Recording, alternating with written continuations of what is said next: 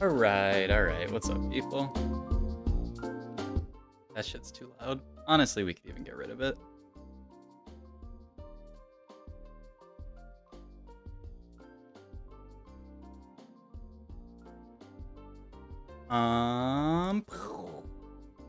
Hello. Back for some more. Yeah, you get the idea. What's up, Stormageddon? You guys excited for the best analyst test of all time? Sylveon plus Joe Bookmark? My god.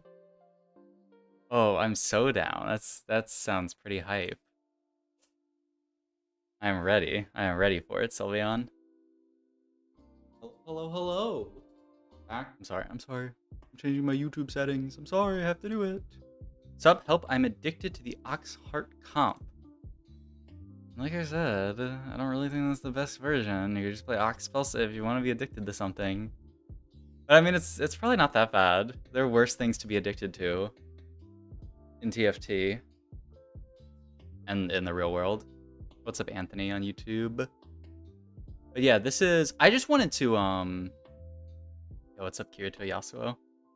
Nice streaming at 2 a.m. Look, it's 7:30 for me. It's prime time.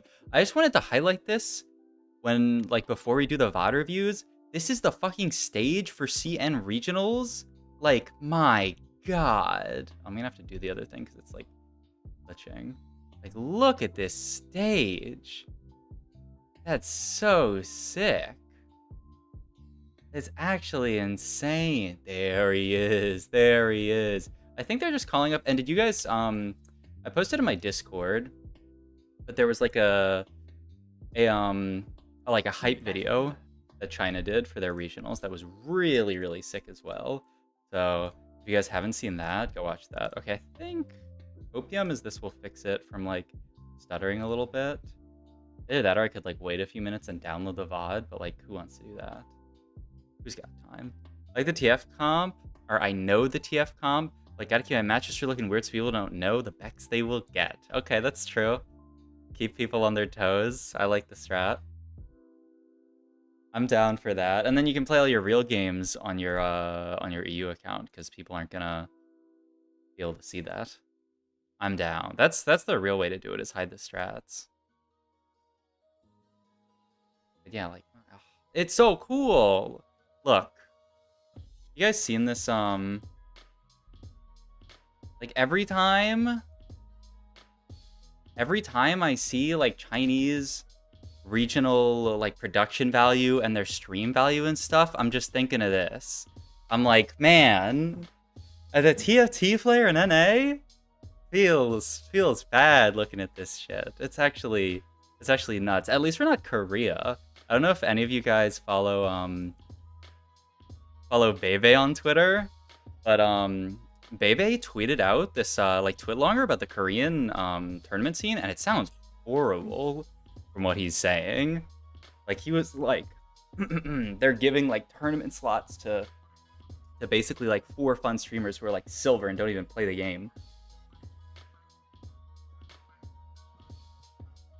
Like actually, and like they don't allow people to like restream it, so it's just like the main broadcast, and the main broadcast gets like 300 viewers. Like I thought NA was bad sometimes, but that sounds really rough. They also have jerseys. So sick. Flancy Pog. My god, Storm again, that 9-month subscriber badge looks so good. They got a crowd too of like 5 people, but still we take those. In any case, this is regionals semifinals day 1, so we'll skip ahead and get to the games. There's like a group A and a group B. Maybe he's a crybaby. Let's keep it real. In his stream he cries every day.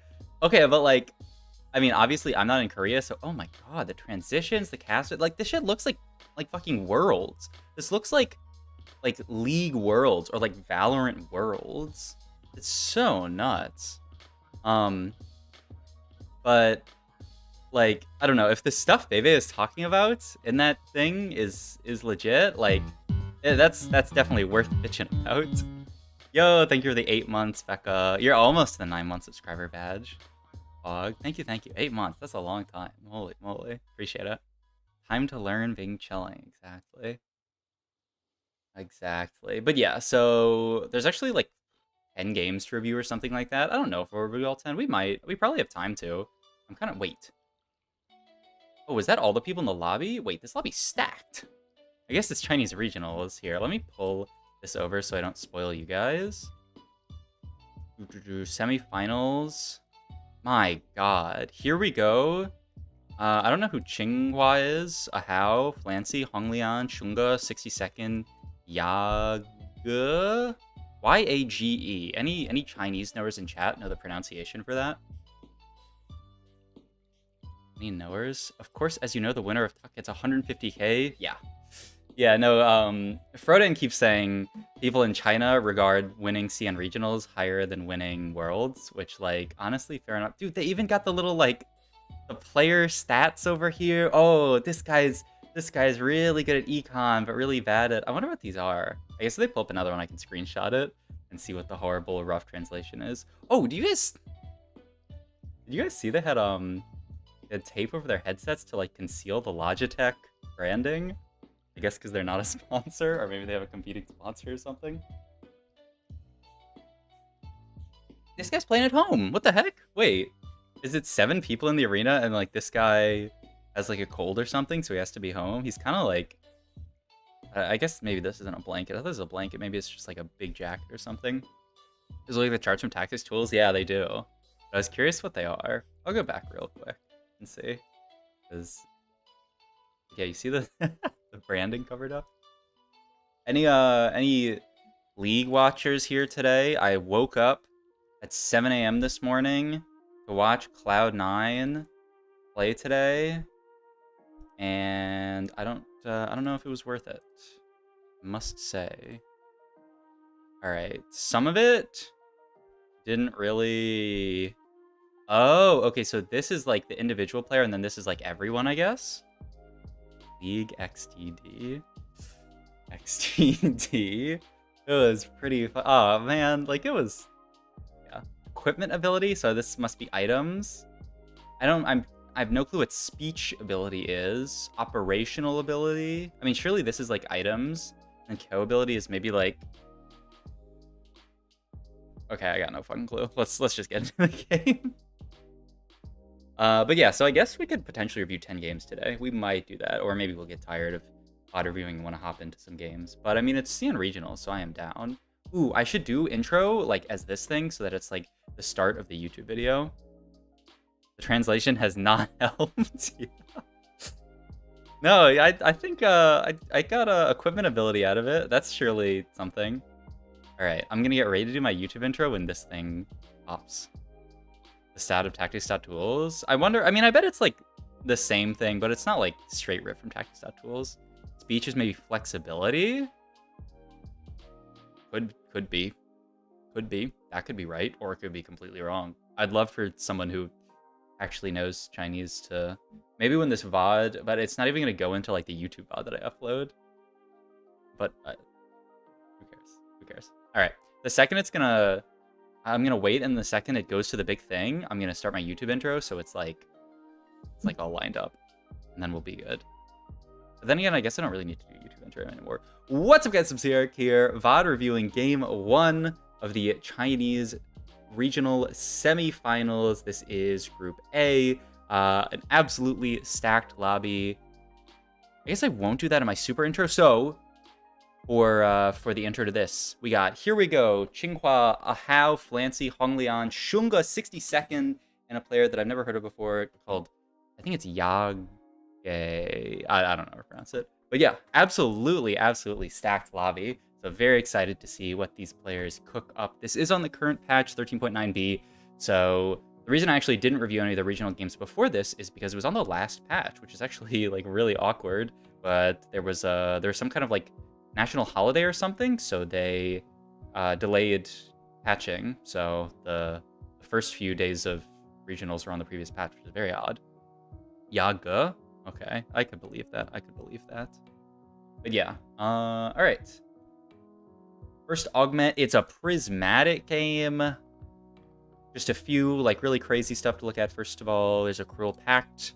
I'm not going to go through them all as usual. Infiniteam, level up, build diff, Star Guardian, Prismatic Double Trouble and March of Progress. Prismatic Prep. Curious to see what people take. A past version of myself would wait and try to evaluate every single augment choice, but come on, let's be real. Grab Bag over here, Radiant Relics up here. Ooh, Prismatic Zephyr. Infiniteam +1 down here. All right, we're looking at 60 seconds board. Let's see what he ends up taking here. He takes March. Okay. I would say March is definitely like the most consistent one there. Got Infiniteam +1 over here for this player. Okay, this is a player who I don't recognize by face, so I bet it's someone... I don't know, it could be a lot of people, to be honest. I really only recognize like Shunga 62nd. I guess now I have an idea of how Flancy looks. Banger to start the tourney? Yeah, this is an absolutely hype start. Yo, this is a Q-Cone slammed right there. That was Q-Cone first item slam with, that was Radiant Shojin, right? Pretty cool. My god. I mean, you just see, this is in-tournament play. Everybody's got an item slammed. Look at the, like this player even slammed BT, which I think is like, definitely sort of like a more hesitant slam usually, but he has the BT Titans, so like the synergy between those items is really, really nice with the Radiant Titans. So pretty cool to see. In the first day of talk, everyone just all in for Kai'Sa, but after a few games, people realize Starguardian player tend to go bot 4. Yeah, I mean, that was like last patch, definitely. Like Kai'Sa was, I mean, play that shit every game, so it makes sense. I should probably a little bit like hard to see the chat. Nah, it's easy enough. It's just like on top of something else. I'll fix it for next game. But yeah, I'm curious to see what this Radiant Shojin Q-Cone. It's probably going to end up being like a Spellslinger board. Curious to see how many Oxforce Spellslinger games there are, because in my opinion, that is one of the strongest, most consistent comps right now. First carousel is eggs. It's like an 8-turn egg. It's not like the super big one. It's either like 6 or 8. You know, now that I think about it, shouldn't I be able to tell from the size of the egg? But like, does that really like change your gameplay that much? And like, I have a general idea. It's not able for us to see it. Okay, who cares then? Okay, so we have... Oh, whoa, that was a really interesting spot right there. They had the Gadgeteam +1 cracked out of the tome, but then they didn't use the second tome. So what I imagine they're doing there is they got Gadgeteam +1 from their first tome off of Prismatic Tome, and they're going to try to tailor even more aggressively for Gadgeteam +1 or stuff that's really good in Gadgeteam +1. Oh, that's really smart. I see most people just crack them both at the same time. Like, if you can afford to, you could actually delay the second tome so that, like, you know, if you have Infiniteam or Underground in, you get those out. It's like My Lobby's TVH, it's misery to play. Oh, with like Starguardian? I don't know. It's like kind of dead. Though, wait. They had that player, that was the Gadgeteam player, right? They had blue buff slammed, and they ended up taking Mascot +1. Okay, they're cooking. I am down to see that board later this game. Is that gonna be like a Vex plus Gadget? We're gonna turn Vex into a Gadgeteam because she's a Yordle? I don't know. I guess we'll see. Looked like a nice 5 loss there for 60 seconds. 68 HP is not the most, but not the worst. There's another 4 loss for this other player, 69 HP. I mean, kind of nice, right? You're 60 seconds, you're 68 HP, 5 loss, and the player's 1 HP higher than you with 4 loss. Pretty sure Gadgeteam player gets top 4 at least. Yeah, I mean, you would think the blue buff is slammed for like a Sona or something, but then I guess they ended up just taking Mascot +1 because it's fine. Like, you're going to end up in Mascots later with Nunu. So that's probably more the angle. Probably not a crazy Vex angle. So seems fine. Early 5 Gadgeteens too broken. Yeah, I had a game. I played 5 Gadgeteen the other day. Oh, okay. So what happened? I'll give you... Look at this. Look at this blue buff slam Alistar, by the way, with just the 5 Gadgeteen in. Just using Alistar to item hold. Just such aggressive play, right? Like, you could see a lot of people like putting that on maybe a different unit just to like item hold, because like... Or even just like greeting it on bench because you know you're gonna roll for Sona next round, but he wants to have like the maximum board strength possible here. Gold tier augments here. We see a tome in the bottom right, a Knife's Edge taken for the Gadgetean player, Makeshift for this Prep Mech Jax player, it looks like. And then last augment here taken is going to be some items, and it'll be some frontline items, so not bad. Malphite's back, heck yeah. Wait, like the little legend, or like actually was someone playing this game? My god, look at this Jax, by the way. This is the Prep Jax player. Managed to get 3 items. He has 3 completed items for Jax already. QSS, Gwynsu, Hodge, all done, and Jax, was he fully prepped there? That is insane. Oh, the little animation? Yeah, it's nice. Makes me want to spend all of my money on a little legend. Time to drop $200, right? No, I have to hold tough. I have to wait so that I can get the new arena. Alright, Radiant Zephyr here hitting the Sona, but this person is just transitioning to a really, really standard 5 Gadgetean board. They're playing the variation because they have the Mascot +1 where you just play an Alistar here. Level 7 could be a Morgana, is what I see most people doing. And it'll be a little bit weird late game because you already have the Mascot +1, so you don't like, you're gonna have 3 Mascot in with Nuno. I guess you could cut Alistar. But yeah. I don't remember what their items were exactly. I was gonna look back and see, but whatever. We're looking at everybody. We're just getting a big view. We're not getting the. Oh wow! They made IE Gnar. I didn't see what their options were on Carousel, but I mean that's considered a pretty mediocre item on Gnar. I remember I was literally coaching Becca yesterday, and we were looking at the stats on IE Gnar in this comp, and it is not very good. It says that it makes Gnar's average placement go up by like a considerable amount. I'm curious if they had anything else, because like obviously you would want like a BT there. So yeah, interesting pick. It's been like 50, I think. Ooh, there's a medium-sized cash out. Also, look at this board. They rolled a bit at level 7 and found Viego too. Probably took a Viego off Carousel, I would imagine, and then they're angling more towards like a Riftwalker board. So like 50 bought 2 egg 10 packs, got in the first one, could have high rolled the stage if I didn't jump the gun. Oh yeah, you got it. You gotta only buy the 10 and then open them all and then buy another 10 and then open them all. At least hey, starting next patch you'll have like the bad luck protection on the basically like the next big drop that you open. Like you're gonna sort of earn those eggs towards that second. Okay, it's confusing, but hopefully you understand what I mean. Gnar with IE is broken since ability crit twice. They fixed it though, yeah. But I mean, surely, I mean, China definitely knows that. So yeah, I'm a bit surprised. But I don't know. We'll see how the game ends up going for him, because I'm always curious to see how a Gnar player does. It's definitely a fun comp to watch. Do I have Viego 2 here so early? Yeah, so they lost it really hard. I imagine they took one off Carousel and then rolled a bit on 7 and found one. Also realized I have my lo-fi on for this game. I guess I won't turn off the lo-fi. I was just like, I don't hate it actually for this game. Maybe I'll just like, sometimes I'll have lo-fi on and sometimes I won't. I mean, it's very low in the back, so all good. All right, and then Hero Augment last. 5 cost, 4 cost, 4 cost as our setup.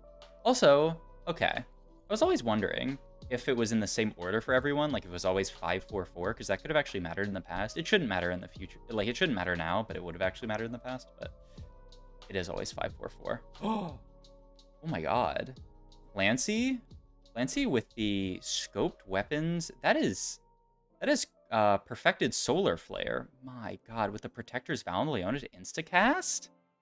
Whoa! Oh man, I love watching Chinese TFT. All right, I'm down to see how Flancy does this game.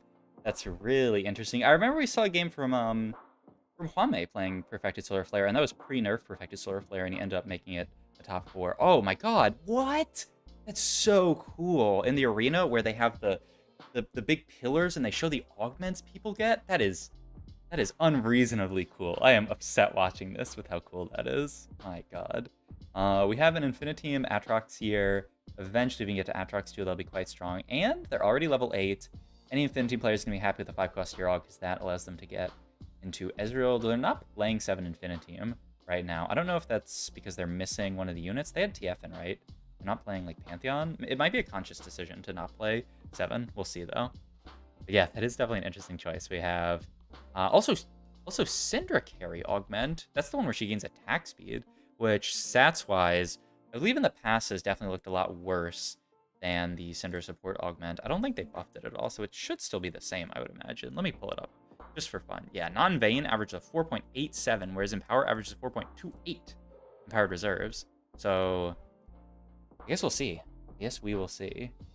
All right, that was I looked away for a second, but all of a sudden, this player has Samira 2 and Atrox 2, so I guess a very fortunate level 8 roll down. And so now the board should be relatively strong. Let's see if this Gnar player already has an R3. So early, and they managed to get to the BT. The IE is doing some amount of work. It's definitely, you know, helping a little bit. It's just some damage. We better get this level of production for NA by set 10. Oh, try like set 20 maybe. I don't know. We need like Mr. Beast to become like a TFT player or something like that. Because right now there's just not the money in the scene. We need like Ludwig to be like, oh, a TFT, that's my favorite game. I started playing TFT and it's awesome. You know? And once that happens, then maybe we can have that level of production. But for now, ain't no way. Where to get info on coaching/VOD review? Just check the description, join my Discord, and there's a coaching info channel where you can see all the information regarding that. All right, so it was interesting, actually. You saw Clancy's board. I thought maybe he's going to be a backline Leona with a perfected solar flare so that she could just get off as many casts as possible. But he's not doing that. He's keeping her frontlined, which means he's actually solo frontline there. I'm curious to see his board again later. Ludwig's already bleeding too much on his moist cornership. I don't think there are any moist moves to TFT. Nah, it's all good. Surely, it's fine. All right, how about this guy's toast, right? He has like a Val team. We could do like disguised TFT. I'm down. And like, I'm pretty sure he's like stressed out about Val because like people like care when you actually lose in that game. But like, you sponsor Sub-Zero in TFT and like I go 8th at Attorney, I can just say I low rolled. So like, kind of all good. Host do like TFT? Yeah, he's from Hearthstone, so like it's definitely like similar vibes. We're about to see the first few people get knocked out. It's actually 5-2 and there's not a single knockout yet. 60-second 10 HP, last place is 8 HP. All right. So this is a Kai'Sa board for 60-second. This is post nerf Kai'Sa, but it is a pretty good setup to play Kai'Sa from, so we'll see how he ends up doing. And he has, I would say, BIS Kai'Sa. Oh my god, but he's going up against this perfected solar flare mech Leona, and there's just no way to get through all these units. Wow. Also, Jax board over here, still just on the Jax too. I don't know if that was cloned because I didn't see any Jaxes on bench there, which could be kind of scary if you're just stuck on Jax 2. That's definitely playing for like 5th. But our first 2 eliminations here. Now we're on to this player who's in 7th place. This is a 7 Infinity Team player. They don't have Ezreal 2. They did manage to go 9.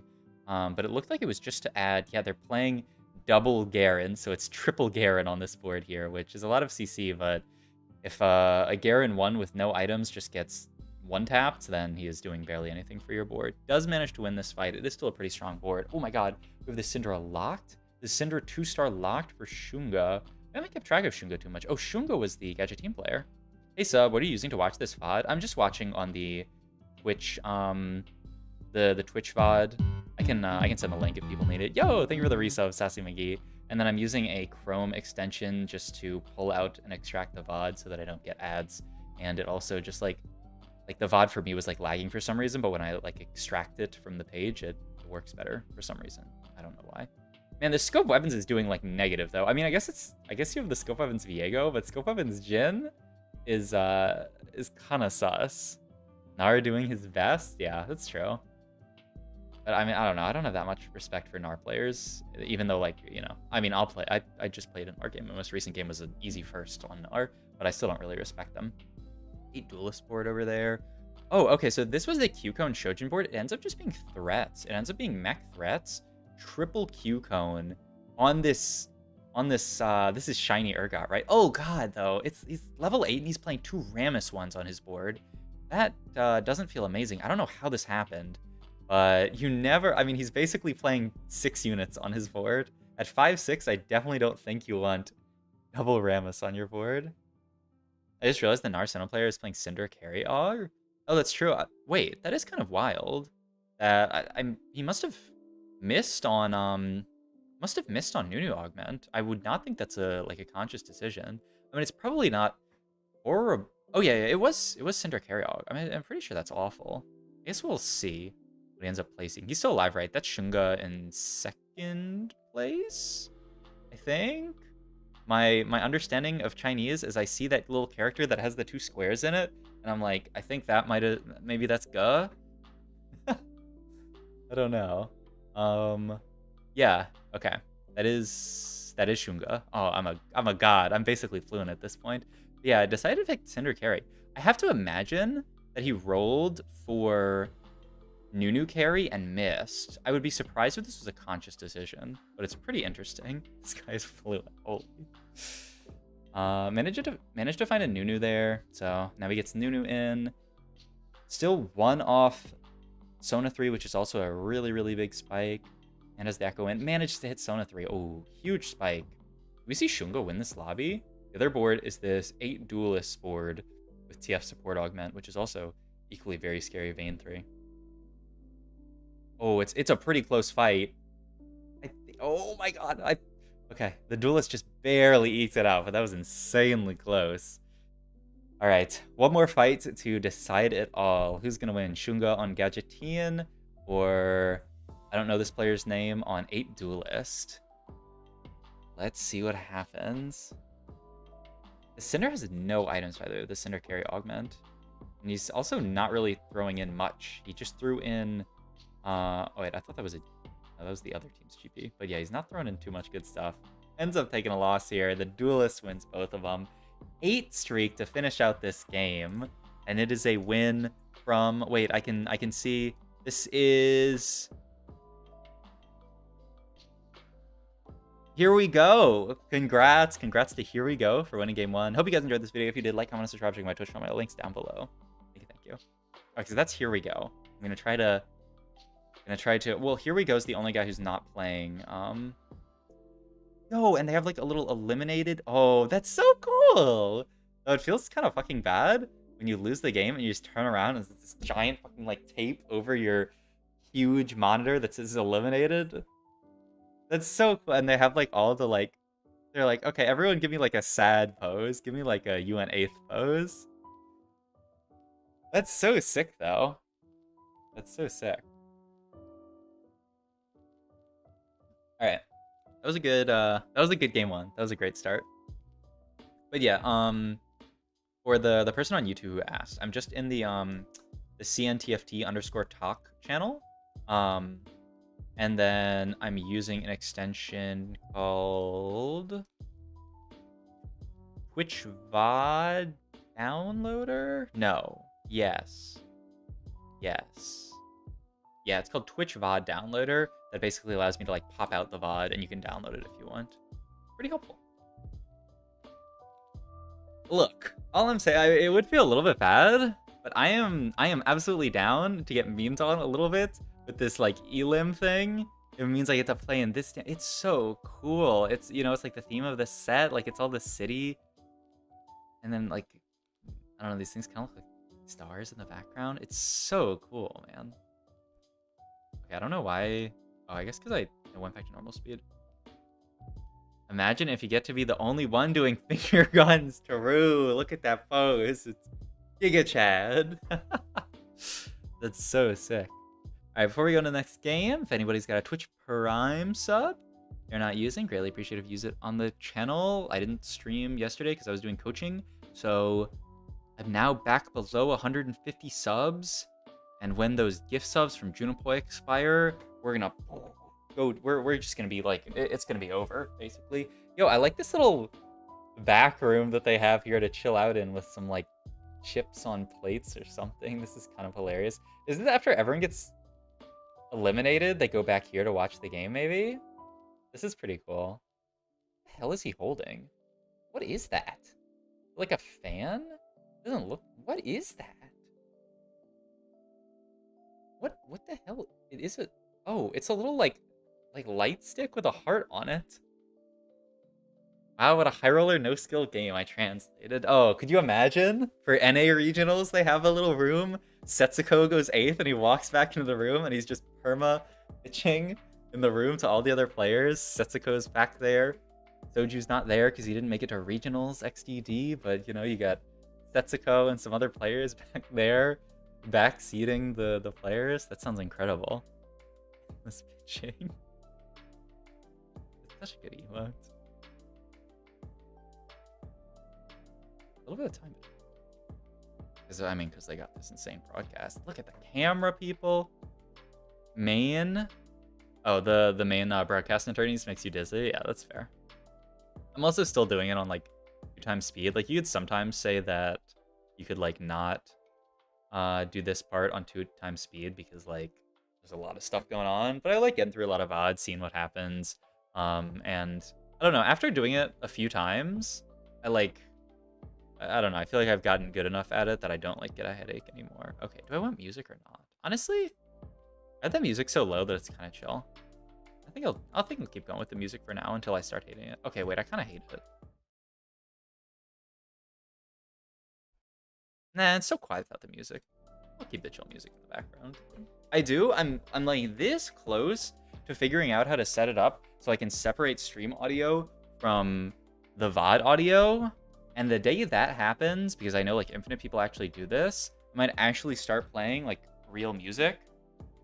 But I don't know.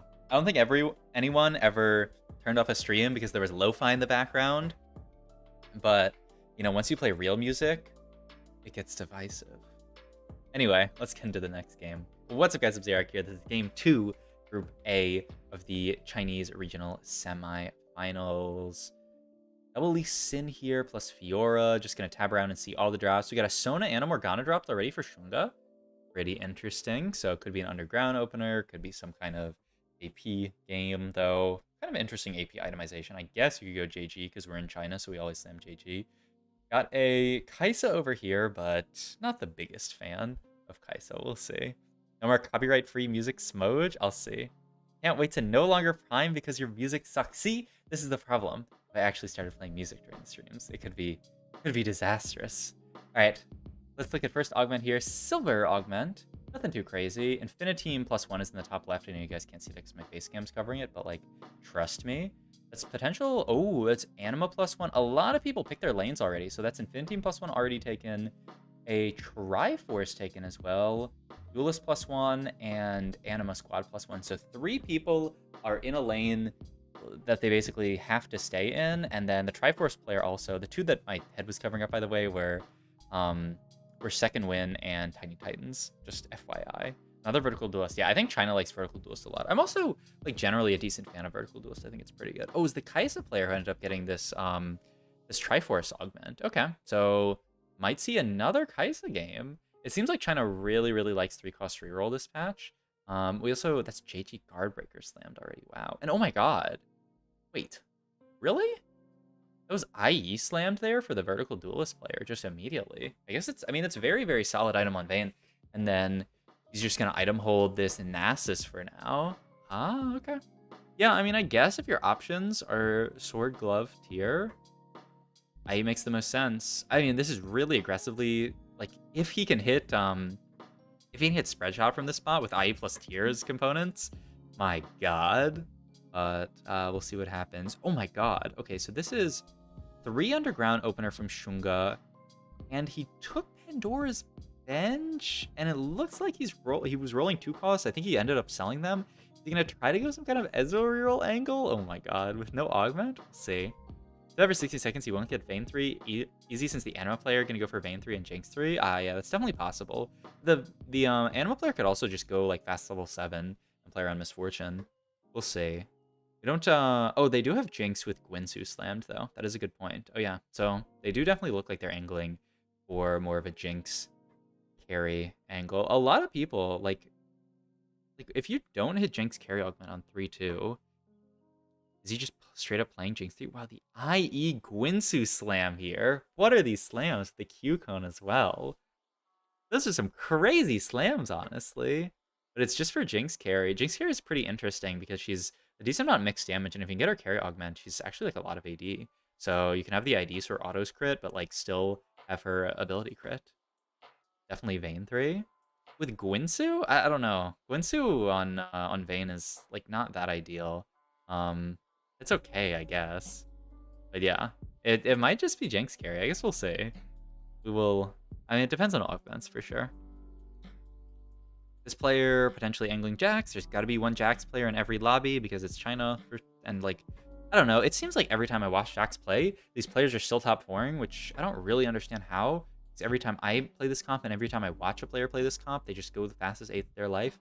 But there is something. I think part of it is just having really strong offensive components to slam early. Like you saw, they already had Gunblade QSS on Jax because it is a tempo comp. It does spike really hard early. So what you want is to be able to hit Jax too early with those items and then win streak the rest of stage 3 and be really, really strong. Also, Shunga in a pretty scary spot here. 59 is kind of low, and I still... And he's got JG Deathcap Slam, gonna sell his Pandora's Bench. Pandora's Bench is kind of an interesting augment in that, like, if you roll really, really low costs, you can actually, and if you're rolling for a lot of units, you can actually end up, like, clogging your bench.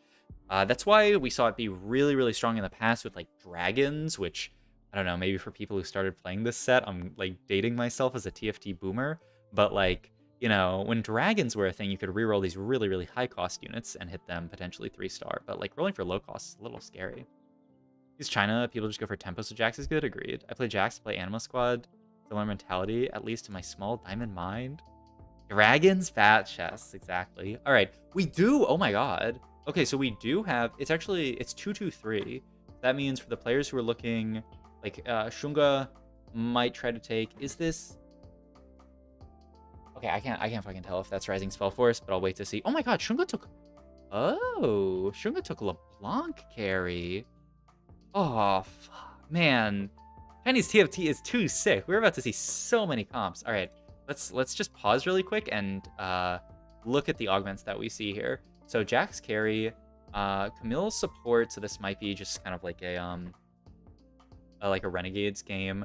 Vi carry augment, so this might be, I mean, it's got to be like Vi 3. Infinity +1 plus Sivir carry, this might just be for Recon, or it might be Sivir 3.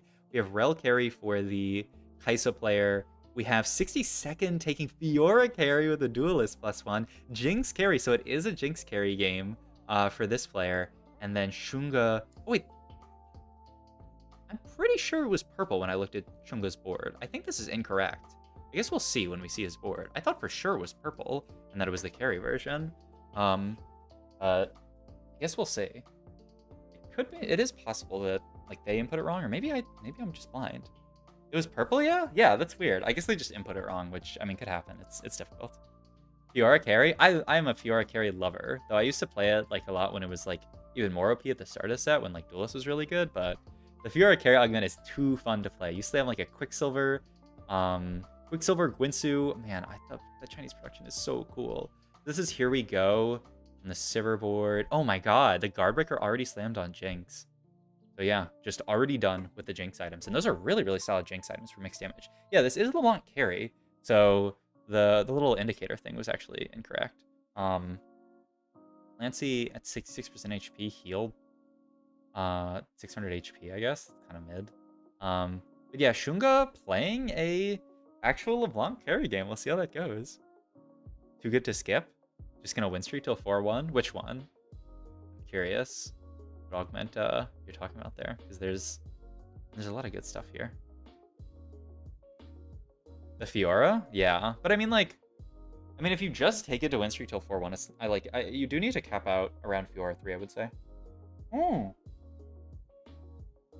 blast from the past. Edge of Night LeBlanc, baby. I don't know what his his admin here is every 5 seconds gain 12 attack speed, I guess. Must be. Which seems fine. This is quite a solid LeBlanc build, the JG and the Death Cap.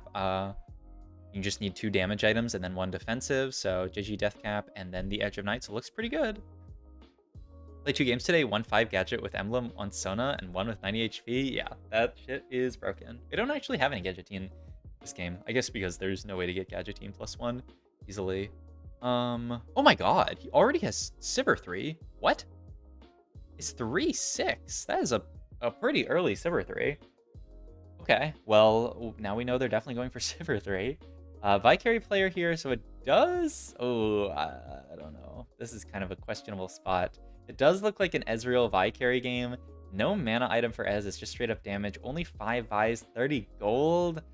I don't know. At least they have a little bit of HP. But that player kind of looks like they're going 8th. We'll see. Also, the Fiora player, nowhere near Fiora 3. Rolled really aggressively at 6 and didn't hit too hard. So, pretty interesting. We'll see. XD the Sivir player? Yeah, kind of nuts. I love Edge LeBlanc. Yeah, it's very good. This is very nice. Alright, this is Channeled Fermency player. Another sort of almost... Wait a minute. This player's holding 2 Fioras on bench just to deny the Fiora player. Wow. Wow. That's some rat gameplay. I mean, it definitely makes sense. This player's still... Oh, that's an Ezreal 2 on bench. They really quickly hit that Ezreal 2. So now maybe there's a shot. Now maybe there's some kind of shot of hitting Ez3, but you definitely need Vi 3 from the setup, right? She's your carry. Also, wow, Shunga already has Pike 3. That was kind of quick. All right, gold hero augment last. We will see what everyone takes. That was Ascension. Oh, we also have a cash out here. Ooh, I mean, you have to take it, right? You're 41. I guess you could maybe read it, but like you probably shouldn't. Ooh, are you collecting your? Is that a Zanya's? Okay, I didn't see. Yeah, it is a Zanya's. Who's the Zanya's going on? I mean, I guess we put it on TF later, but for now, who? I wonder if rage ping others' benches is allowed. Yeah, I mean, I think you're allowed to ping, probably. Probably not too much. Is it 13-8 or 13-9? It's 13-9, yeah. Yeah, their round 1 was played on 13-8, which was kind of weird, but now it's 13-9. Ooh, Jinx is off, but they're level 6, 0 gold. Oh, that's kind of a scary spot for the Jinx player. Right. This is Mech, Hacker, Jax with scoped weapons. And the admin +1. My god. I'm pretty sure they... maybe they just took a spat or something. Yo, thank you for the subs, Miguel. Thank you, appreciate it. Mech, Hacker, Jax, Whoach. And the Jax just gets shit on by this Jinx board, but they're still very healthy, right?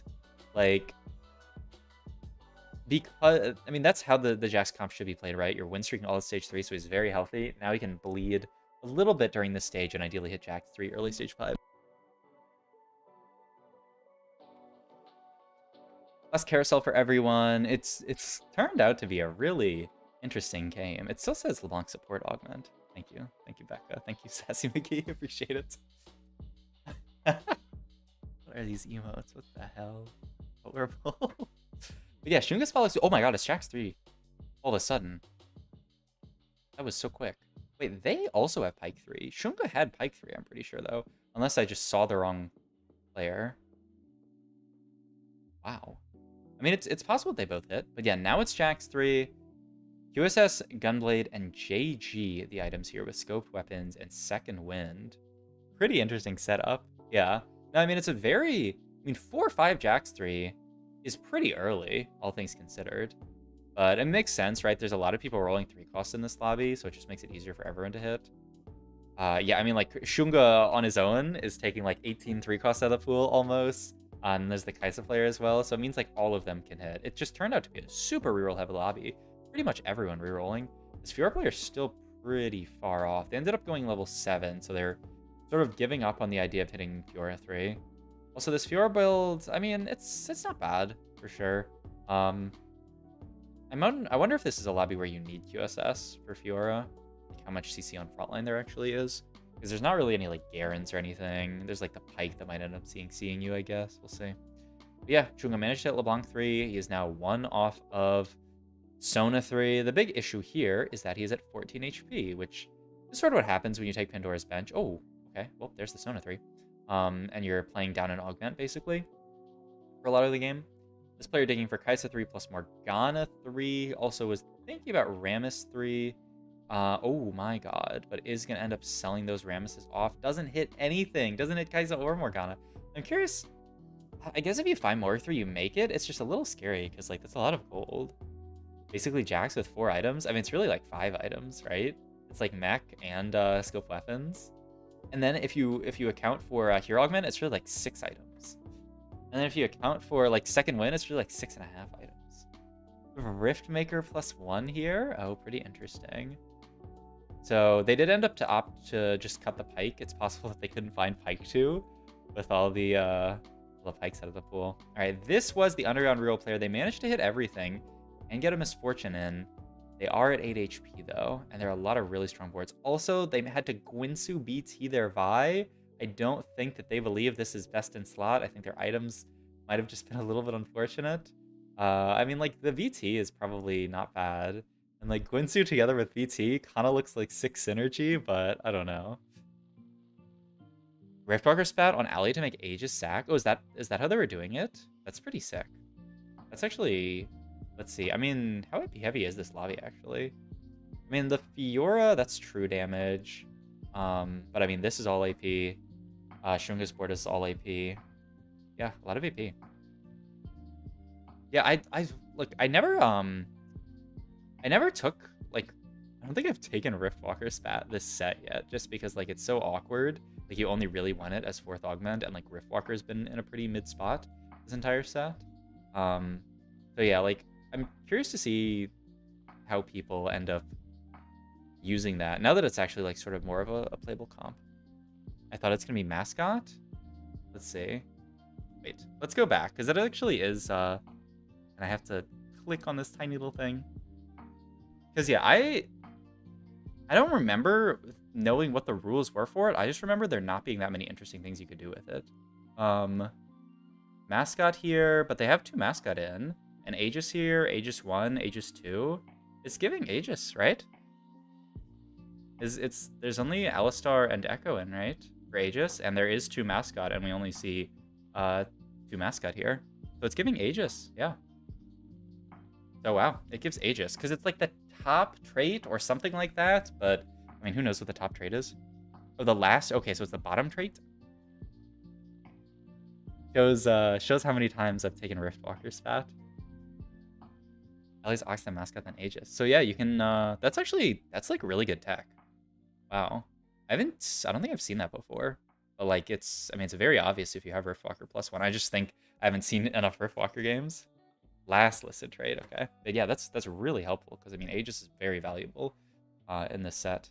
And then it's like really, like, you cut the pike, you leave the Vex in, you get Mascot with Alistar, it fits in perfectly. Oh my god. Wow. Here we go, just allowed to go 9 because he hit Sivir 3 so early with all the extra econ that she's generating. Alright, back over to Shunga's board. He's pretty low, he's 6 HP. Can he beat Here We Go's board? He was not exactly on the right side, but oh my god. Straight deleting those units. Are we live viewing any regionals this weekend? Okay, I won't be able to live view. Actually, I don't know. I might be able to. I have to go to a graduation on Saturday, and then like Friday, I'm gonna be like working when it starts. But I'll definitely review. I'll definitely live view as much as I can tomorrow. And then I have to go to the gym. So I'll probably VOD review tomorrow's games, and I also want to live view the Palace Chalice tournament tomorrow. So I might live view that, and then VOD review any regionals after if I have time. And then maybe I can do Saturday, and then Sunday I feel like I have something. Oh, Sunday's Mother's Day, so I feel like I'm gonna be doing something Sunday for my mother. So we'll probably end up VOD reviewing a lot of the games afterwards. But I am hyped. Quit work, don't go to graduation, easy. Yeah, you got me. That's how it should be done. All right, we have our top 2. Okay, so it is, here we go again, potentially going top 2. And then it's this Jax board. Really cool. How's watch party gonna go hard? Yeah, I'm about to watch my student Becca pop off, Smurf on the entire lobby. It's gonna be sick. Wow, this Jax placement was perfect. It was right on top of the Sivir. And I mean, you can always place it right there because it's Infinitium. Yo, thank you for the resub, Jamin Drok. Hey everyone, miss being in here with everyone. Aw, that's very kind. Appreciate the resub. 3 months, that's a long time. All right, so yeah, I mean, that's really nice for the Jax player. They really want to be greeting the Sex, but yeah, I think you do have to do something like this, though it's pretty early that they made the swap. They can't Here We Go adapt to this now and then put Jax in a different spot. He still keeps it there. But yeah, this is actually the frontline Sivir tech to try to avoid the Jax. And oh my god, with the Mordekaiser, it actually ended up just one-shotting. Oh, that's another Infinitium spat? And that's just a Fawn, usually. Oh, unless he ends up taking a spat. Oh, wait, that was the Jax player. Okay, wait. But the other player did not take Infinitium +1, right? What did he take? It was just Guard Breaker for Mordekaiser for just more damage. Wow. He was winning regionals about 25 with my buddy Dish Soap greater than Setsuko. I do think Dish Soap should be favored. But I would say, like, yeah, Setsuko after that. I would say, like, Dish Soap, Setsuko, Weijin Iverson. Really good player, but Dish Soap seems more consistent. Dish Soap has me feel in some way. Not just since Setsuko troll a lot. I mean, he's not going to troll in tourney. You know, he trolls on stream sometimes when he's, like, memeing, but, like, he's not going to troll in tourney. But yeah, I mean, I think Dish Soap is just, like, I mean, I think Dishsoap and Setsuko are both insane players, but it seems like this set, Dishsoap maybe has put in more work, or maybe the set just clicks with him more or something like that. It definitely seems like Dishsoap has had more consistent performances. The Setsuko won that tourney. I forget which one it was. So like Setsuko has had very good performances. He also had that insane game on ladder, that insane day on ladder. I was like watching him and he had like 8 firsts in one day or something like that, which is pretty nuts. Top 2 good enough for Jax? I mean, what about top 1? Maybe there's some shot? Level 9 with the ace fat Fiddlesticks trying to cap out the board. Maybe we can high roll like Fiddlesticks 2 or something. It's Shroud? Garen 2? Alright, just some extra damage for this Jax. Or some extra HP for the Jax. I mean, the Infinity board is definitely looking very, very capped. And he has the Shroud, though the Shroud isn't really that high value versus Jax. Like, oh no, you shrouded my Jax. Alright, Jax riding down into the corner with all of these units. Let's see if he can do it. His HP bar is covered by the augment, so I can't actually see. He is chewing through everything, though. I mean, yeah, there's no way Sivir can win this fight. They're dead. It's a dub for Jax. Oh my god, the Hacker Mecha Jax. What a game. Hope you guys enjoyed this video. If you did, please like, comment, subscribe. Check out my Twitch. All my other links down below. Thank you, thank you. My god, this Jax comp. That was insane. Alright. This isn't the end of the VOD, it's just in like 2 pieces, which I'll have to put together if it starts before the end of this one. Oh, I'm definitely gonna have to do that. Badge. Like 5 minutes into the game, I'm gonna have to... Okay. It's another prismatic game? Okay, I'm not spoiling myself. I guess it doesn't really matter. I'm not like I'm gonna evaluate all these prismatic options. It's another prismatics game. Pog. Jack's good, but I have to hit everything to make it work. I think the main idea is that you really want at least 2 like strong Jax items to slam early to just spike yourself for 3-2. Like, you want to have at least 2 Jax items slammed by 3-2. Ideally, like a lot of these games, it's 3.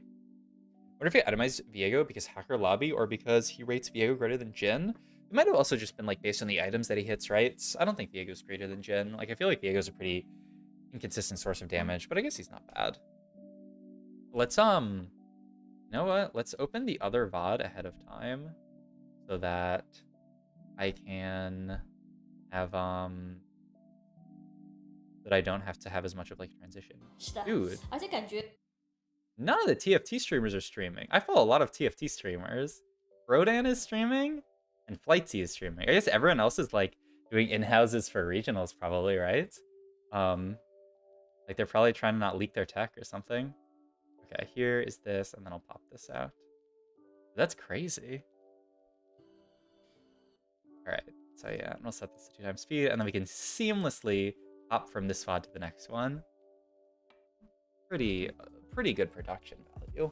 Oh, man, the only downside to these headphones, they're really nice headphones, and I got them for a good deal. But the wire is so long. Like, look how long this wire is.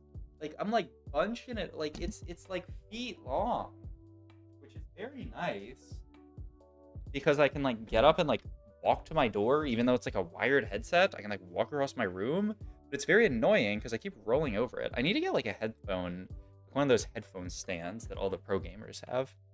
Just cut the wire? Okay, that's a good idea. And then it'll just be wireless. All right, let's go into game 3. If it's an hour, we've gotten through 2 games and also just chilling. Not bad. That means if we want to do 10 games, it's gonna be a 5-hour stream. And for another 4 hours? Probably not. It'll be after midnight my time. We'll either have to pick up the pace or not do 10 games. All good though. I'm having a lot of fun watching these games. Hope you guys are as well. These are some sick games. Let's go into game 3, baby.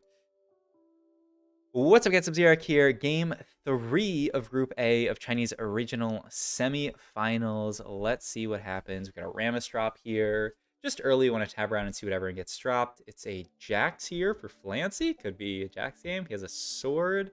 We have a Gnar here and a Lulu. Some kind of Gadgetean game potentially. Vex here. Sona plus Vex. A lot of units dropped out of orbs, and then 2 Kales plus that was a Nasus as well, yeah. Kindness production is 4 times better than NA. That's a good estimate. I like that number. I don't know where that number's coming from, but it's, I mean, it's like if something's at like 1% and then something else is at like 99%, you know, like I guess they're like 99 times, but like if we just increased ours to like 10, it would only be like 9 times, you know? Or like 9.9 times. Prismatic here, another prismatic game. We got a wise spending in the bottom right, radiant relics bottom left, Infinitium +1. Over here, the player that you can't see that I'm covering up is item grab bag or prismatic grab bag. March of Progress is well taken, and then this is gonna be a birthday present game. Oh baby. Oh, they're gonna, okay, they did level. They leveled. They had leveled before we tapped over to them, or maybe it's when I looked at chat or something. My God, happy birthday. Always having fun in twitch.tv/Subzero. Thank you. Stream till midnight, keep me busy till Tears of the Kingdom drops. Oh man, I am not to get off topic immediately when I start a VOD review, but I like am such a TFT. I'm so TFT pilled that I've had Breath of the Wilds for like a while because like I mean that game came out forever ago, but I still haven't even like gotten. I just got a horse. That's how far I am into the game. So I'm probably gonna play Tears of the Kingdom in like 6 months when I end up finishing Breath of the Wild. But it is very hype. I was supposed to go back and finish Breath of the Wild. See, that's where I'm at. That's where I'm at. Is a wise spending golden ticket game? Oh, I don't know. I don't know if we have any dish soap acolytes out here. We'll see. I've had Breath of the Wild since Switch Reach, never finished it. Wow. Okay, one of us. There's so many. Chinese tournament VOD review. Let's go. Yeah, it's you've missed a couple of hype games already, Joshua. So hope I don't know. They'll definitely be VODs on my YouTube so you can watch them. Played against Capped Sona Narg Edge Team one-handed with 4 Prankster. Oh. Watched a cool Humble game. Maybe that's autocorrect or Wanmei or something, where he played Win Streak with Underground and pivot into Viego Jin. It was third but still crazy pivot. Ah. I mean, yeah, but definitely like Viego Jin is a very solid comp to pivot into off of Underground, right? There's a spat here. Who wants the spat? Oh fuck. I have no clue who that is. That looked like the that's the grab bag player, is it not? Did they just get a fawn? I didn't see them with a spat item slammed. I guess we'll see when we go over to them. Did someone say dish soap at chest? Oh my god, wait. The best friends, the birthday present player had a static shift slammed and then they naturaled a Twisted Fate. Gotta pause in here, and yeah, this is a fawn over here. Nancy the Jin Mech God. Alright. A little delay here. I'm gonna skip ahead a little bit. If I can't get to the game immediately, then I'll just... Okay, we're back. All good. But yeah, look at... Wait, this was the birthday present player. I think their TF might have just died immediately. And they were playing Infinitium, so it's actually so chill. Oh wait, unless there's multiple birthday present players. I guess we'll see. Here we go here. Okay, so here we go is the player who has a fawn. Also just very solid Blitzcrank items. This almost looks like a 5-streak board, except it's only 4-streak. They lost their first fight. A little bit rough. March of Progress player here with a Deathblade slammed. Curious to see what that ends up being. Like Vayne reroll, perhaps? Deathblade and Rod. Also, they just got 15-0'd. Wow. 61, not the lowest, but not the highest either. Alright, I'm board with Shunga, Infinitium +1. Oh, whoa! Wait a minute. This is wise spending 4 underground? I don't know what their heist is at. I don't know when they got underground in, but that should be pretty hype. And they got a ton of gold. Oh my god. You could actually make 40 here if they want to sell these. Yeah, I think you should. My god. Was that 4 out of 10? I have to believe that's on the second heist, right? 2 heist? Is there an indicator somewhere? Or are you just a god of gaming? I mean, surely they have 4 out of 10, so it has to be second heist. Next to win streak counter. Oh fuck, they already pivoted off, but I will look at that next time. That is good tech. Thank you, Stormageddon. Alright. Curious to see what Here We Go's board ends up being. I mean, they have static ship slam. Could just very easily be like a TF game. I know loves Underground. I mean, everyone should love Underground. Underground's sick. It's entertaining, and it's very strong. Alright. 3-2-2 for everyone. So the player with the Deathblade Slam could definitely look for like a Vayne game. We have channeled Ooh, power grid game in the top left. Another Sivir. Okay, so it ends up being Deathblade Sivir carry with birthday present, so double econ augment. This is Shen. This is Recursion Matrix, so just gonna be probably more of an Infinity game from 62nd. This ends up being Ezreal's support augment. Interesting. Okay. Why is spending Ezreal's support augment? And they managed to hit a pretty early Belveth on 6. So, not the worst board. It's only going to be a 3-unit loss. Yeah, not too bad. And they're already on heist, like the 3rd level of heist. They're going to keep it going. Oh, yeah, it is right there. Okay. So I guess the 2 means like they're on... I mean, this is their 3rd heist now, I think. Either they didn't update it, or like I think this is heist level 3. I think. Alright. And yeah, Ezreal support augments. When was the last time we saw Ezreal support augment taken? Like, normally in the past you played in like a Kaisa comp. Ooh, that's a bad loss. That is a very bad loss. They're gonna have to stem the bleeding kind of soon, or they might just die. Build different Yasuo support? Oh, I mean, yeah, it's very nice, right? It's a very... The only problem is that, like, build diff is giving you all this attack speed. You don't actually need, like, that much more attack speed. But, I mean, it's not bad, I guess. Vex support, by the way, for one of those players. I don't know if it's going to end up being a Jhin game or a Vex game. We see production again. So cool. So, yeah, it's a Sona carry game, but, like, no, like, Sona augments right now. They just took it to spike their board really hard, it looks like. Any support, obviously insane. Yeah, this player's in a very, very good spot. Just being able to play around CF. The only problem is they're a little low. They're a bit lower than I would expect. They're very, very rich because of the birthday present. Level 740 gold here. So, decent spot. And they 3 lost here. Ideally, they win the next one and keep a little bit of a streak. Yeah, we're on 3 heist here. 28 HP. Oh, he does take it. Oh, Edge. We could have just chilled for another heist. Right. Sorry for your eyes. I'm going to pivot over here. And then mute the VOD. And then boom. Just like that. We had to go from one VOD to another because they're split for some reason. Maybe it's because of the pauses. It's kind of interesting that they start the VOD back up after the pause. Maybe there's some kind of internet issue. Also, looking at Chunga's board for a second there. I just had a double duplicator. Kind of interesting. Oh, that was like the world's shortest pause. Okay, we'll bring it back a little bit here. Okay, they're about to go into the game, surely. That's so cool. They show their points and they're this is so cool, man. Like, I also love the entranceways. Like, it's actually illegal how cool this is because it makes me so jealous. Like, I wish someday NA could have this level of production. We just, I don't know. We need some scam to make TFT insanely popular in NA. Like, we need to just, like, change the psyche of all the people who play, like, FIFA and just turn them all into TFT players somehow. It's just, like, literally impossible.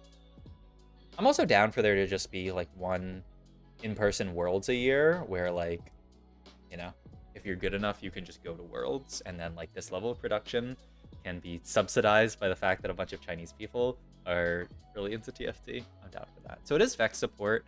Augment into just playing around Jhin. Okay. Makes a reasonable amount of sense, though it's... How does Jhin's spell count for... The Vex support one is the mana on cast, or the AP on cast one, right? Does the 4th shot count as a cast? Maybe. Either that or he doesn't cast at all, and then you just have to give a little bit of AP to, like, Viego. And it's like that. Yeah, I'm not actually sure. Because the Vex, there's so many. Yeah. Endless Darkness, when you feel your team gets 20 AP, 5 when they cast abilities. Yeah. There's so many augments this set, where, like, there's 2 support augments for a champion, basically, right? Like, one of Vex augments is she heals your team, and the other one is she gives your team AP. Where's the carry augments? But there was some more dog thread about that, so all good. So we do see the wise spending player ended up rolling down, hitting quite a strong board, right? That was at least Garen 2 on their board. I didn't see what else they had cooking. I'm trying to find their board on the bottom here. Oh, there's, yeah, Garen 2, Samira 2, Ezreal just giving an Ornn item. MF. Oh, it's 4 Ace. Oh, wow. I mean, 4 Ace is a very, very strong board. I feel like it's one of the more... 4 Ace Mech is like one of the more capped boards. Another, it's interesting that they ended up going for Sivir 3 anyway. Also, oh my god. Wait. This is a I mean, it's like 3 ace, but it's like 2 ace because they're playing 2 MFs. But this is the built diff board. Somehow, they have a Mordekaiser 2 before they have an MF2. Just hit it on roll downs. It's not like they got one off carousel. Maybe they had a duplicator or something. But yeah, Mord 2 at 4-5. But he has no item. He has just the GS, you know? Oh my god, everywhere I look. Whoach. This is 62nd with a mech. This is a mech Aatrox 2-star with the recursion matrix. 5 mech with Belveth carry. Okay, wait. There's kind of an issue here. They have Radiant Sunfire, but it's not on the mech. So they're kind of playing down a Radiant item. Oh no. Oh, we may have flown too close to the Whoach Sun. This is not good. Okay, he's gonna win this fight still, but he's 20 HP, level 7, 10 gold. I mean, he has to like remake Aatrox, or I mean, if he can hit like a, if he can hit a Garen 2 and just play 5 mech and have another Garen 2, that's pretty sick. Oh my god.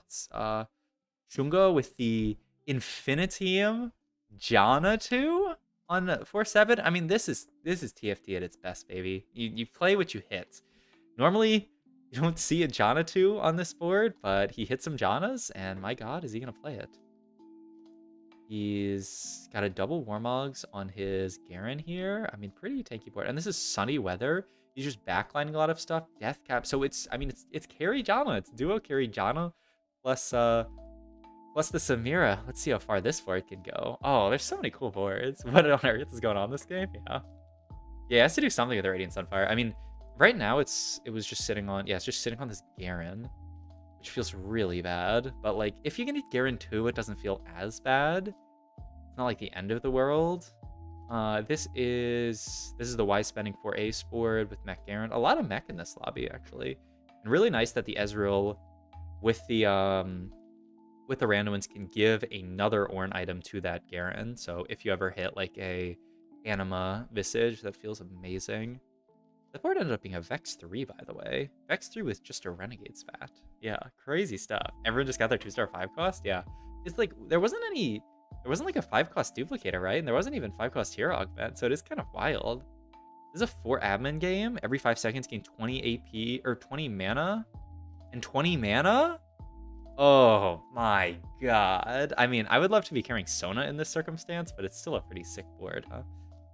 But yeah, this gen board was just the world's most random Vex 3 that he must have hit on like 7 or like maybe even 8. But I mean, she's gonna do work with the Renegade spot. But yeah, it's not like I imagine he didn't roll down actively for Vex 3. Also, no one dead yet until 60-second Dedge. Rest in peace. That the Mecha Aatrox build did fly too close to the sun. It was a pretty sick build, but I mean, basically playing down a Radiant item is not going to work. He also just sort of lacked damage, right? He was only had Belvath, and his Belvath had a JG on it, so pretty rough. It's also just a kind of insane lobby. This is one of those lobbies where you say, I went 8th this game, okay. Maybe I was just meant to go 8th this game. Item here ends up taking a static Shiv here. Yeah, had absolutely no shred, so goes on TF, feels good. It's very, very good. Also has Ascension, so ideally with all of the CC from Garen and Janna, you can just get to your Ascension, though like the first Janna cast is never going to be in Ascension range. You can maybe see the second one. Yeah, the second one isn't in it either. Oh no! Oh, such a cool board, but Shunga ends up going 7th. Rest in peace. It's a very, very cool board. And now we're looking at Here We Go's board. This LeBlanc carry. Icarus Aatrox build, true. This LeBlanc carry game with Sona carry augment. Really, actually, awkward game, right? Surely he was looking to play around Sona from this position, but he just didn't hit enough Sonas. So he opted to play around LeBlanc carry. I mean, very good play, right? To play around a low roll. Normally, you know, you see someone in silver who plays this comp and they don't hit Sona 3 and they say, oh, I got Mort Dog, go next. But Here We Go is not a silver player, so he says, yeah, LeBlanc 3 with items definitely gonna be better than Sona 2 with these items, which makes a lot of sense. This was the birthday present board, ended up just being sort of like fast level 9 TF, which makes a ton of sense. Gonna take a Warmogs here. Second tank item built and 7 backline items completed. This comp just loves having backline items a ton. Wow, 6 Alistars. Wait. He just reforged that, and he reforged the Gargoyles that was on Annie and hit a Death Blade. Would you guys really reforge that? I don't know. That's kind of sus. I mean, I think The idea is that Gargoyles isn't doing much there, but like, yeah, it's very reasonable that you hit an AD item. Oof. And losing that fight, he actually ends up going 5th there. I mean, it's probably not a Gargoyles diff, but like, imagine if some extra tank stats could have helped you kill like a few more units. Maybe there's some kind of shot. Probably not. All right. This ace board, and then that was, I mean, there's the real ace board, and then there's the fake ace board who's using built diff with the Yasuo carry or support augment. And then there's the Sivir blast. A lot of Sivir we're seeing. Oh, but I say that Clancy is dead. So now we have the battle of aces.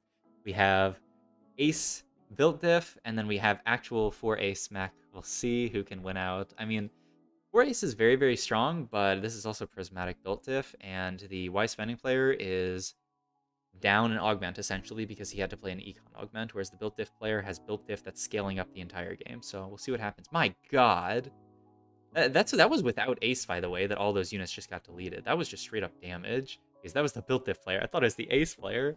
So yeah, it's going to be a win for built diff with Yasuo carry, or Yasuo support augment. Really, really sick game. All right, hope you guys enjoyed this game. If you did, please like, comment, subscribe, check my Twitch and all my other links down below. Thank you, thank you, thank you. Pog. Wow, sick game. It's really sick games. It's been pretty fun that 2 out of 3 so far have been prismatics. I wonder how the players feel about it, but it's very fun. This, I don't know, I can't get over this arena. I just want to like sit here and look at it. It's so cool. More 2 diff, yeah. That I mean, I definitely believe it.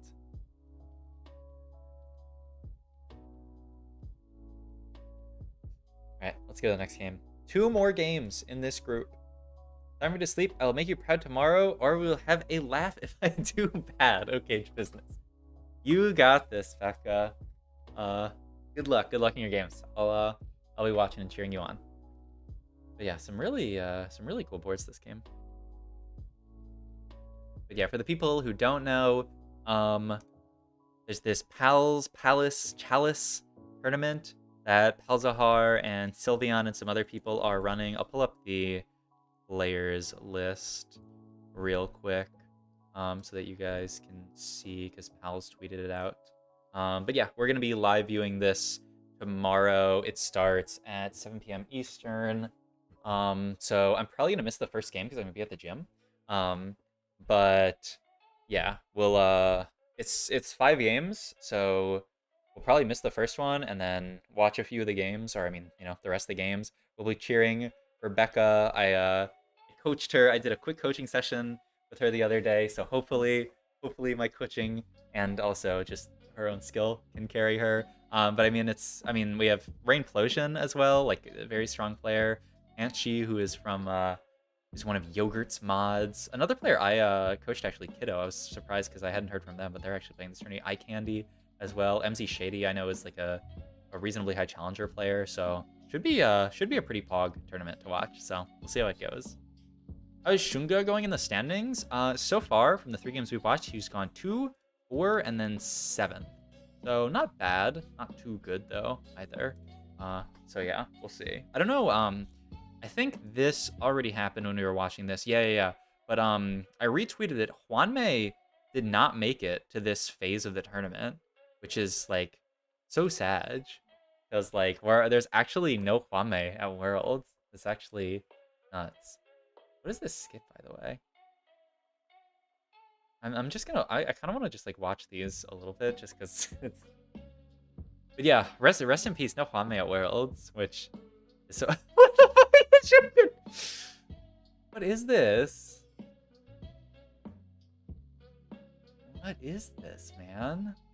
This is so good. These are like these remind me of like the Summit like skins.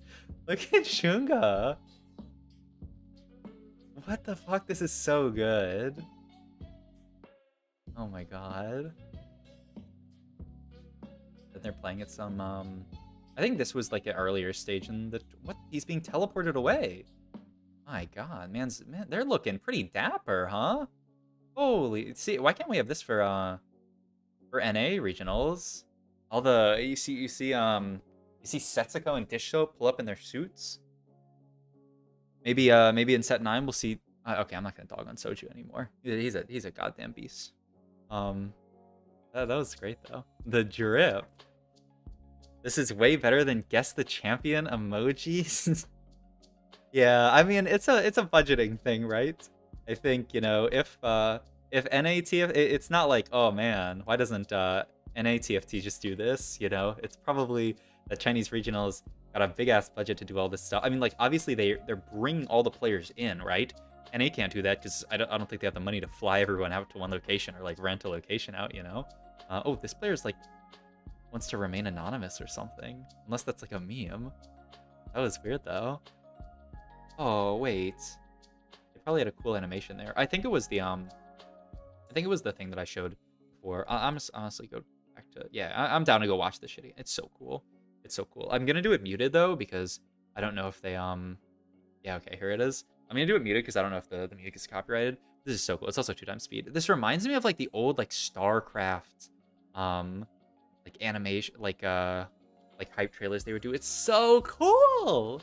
It's so cool. What are you watching this on? It's the that's so cool. It's the CNTFT_talk Twitch channel. So, and then I have this popped out with an extension. So yeah. Is the only tourney POV and a tourney viewership is always divided? Yes. So I believe, unless they're like allowed to stream them, but they don't save the VODs, I believe players don't stream their own POVs. It's just one POV, which I kind of hate, honestly. I would definitely prefer to be like watching every game from Shunga's POV.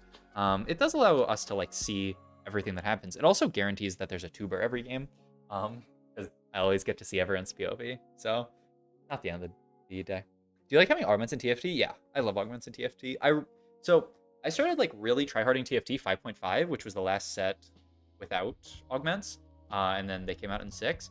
I thought 5.5 TFT was really enjoyable. I thought it was a very good game. I mean, that's why I started tryharding, because I was like, wait, this game's actually like sick. And then I played set 6 TFT, and my mind was blown. I mean, you think about the last game of TFT that we just watched. How many of those boards could have been played, or like, how many of those games were transformed by augments? Like, you had the birthday present player, the wise spending player, all the players with like carry hero augments. You had just having prismatic augments in the game at all increases the diversity of like the games that you can play in TFT by an insane amount. Like I played TFT in 5.5. It was fun. But like, you know, you could play the same game every game if you really wanted to, if there was like a forcible comp. You can 20 out of 20 a comp and you're playing like legit the same game. Okay, I play these units, I put them on my board. Maybe I play a little bit flexibly and like I hit this one unit that I high roll, so I play it. But like, you know, like a built different Yasuo support into Jeweled Lotus game. That game does not exist without augments. Like you were just never playing that comp. Like built different is an augment that makes a comp exist that doesn't exist. So I think augments are great. I think hero augments have some positives and some negatives, so I am down for them to be a set mechanic and see them go. I think we're actually finally in a pretty good spot with hero augments, where like I think the sets actually looks very good. But I do think that like for a while hero augments were kind of rough, and like obviously like hero augments shouldn't stay in the game forever, because like there's definitely some tough stuff with like balancing them. Rolls, like all the rerolls are like hard to balance and to like figure out a way for you to be able to get the hero augments you want, but also like not be guaranteed to get exactly the same hero augment every game. Yeah, that I like augments a lot. I think is a great addition. Agreed. All right, game 4. What's up, guys? I'm Zarek here. Game 4 of the Chinese regional semi-finals, Group A. This is do or die for a lot of players. Only the top 4 make it. Oh, and look at this. Oh, I thought they were going to show off their points. But you know, anyone who is lower in the points right now, Yaga is pretty low, Hong Lian pretty low as well, Ahao pretty medium start, Shunga about the middle. They have to start picking it up here, or they are not going to make it further. So yeah, we'll see what happens though. Tabbing around to see who's got what. Anything crazy high rolls. What about Yasuo here? Oh, I'm down for Yasuo augment in that spot. Gadgetines, moving Morgana. Yeah, nothing too crazy yet. Okay. I like augments, hero augments. I like 2, but I think probably takes too much time away from the overall balance and negative overall. Yeah, I mean, I also think, well, let's look at augments here. And look, Speed the Devil, we got hero augments. Whoa! It's a 2-1? 3-2-2. We got 3-cost hero augments at 2-1. Oh, this is gonna be something. All right. Sivir, another Sivir carry. People love their Sivir carries in China. We have Morgana. I don't know what that one is. Like, if it's support or carry, because they don't have Morgana on the board yet. Shen. Look at the number of 3-cost taken. A Jax carry augment. That person is uncontested Jax. Ooh, okay, no. They're cleansing safeguard. I think they're uncontested Jax carry. All right, let's look at what we got here. Ram is carry. Jax carry. Lee Sin carry. Ooh, a Time Knife game. 2 Morgana support ones, and then Flancy with a Vi carry, and then a Sivir carry. Okay. All right, we got a game on our hands. So one player is playing uncontested Jax carry with RFC already. What an illegal opener.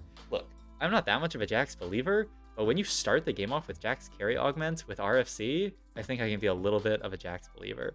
Yeah, the Time Knife angle should be pretty sick. The Rammus carry angle I'm interested to see, but there is a decent amount of AD in the lobby, so that makes a good amount of sense. I'm just curious if he ends up going for like 3-star Rammus. I feel like you kind of have to, so you actually get value out of it. But yeah, Time Knife there with just a tier slammed. Then we have this Morgana support. That's Gas Giant Slayer. Okay, so we got this Rammus board over here. It's just the Rammus with 1 Chain Vest slammed and then a Gwinsu slammed. Interesting. I wonder what it's gonna be.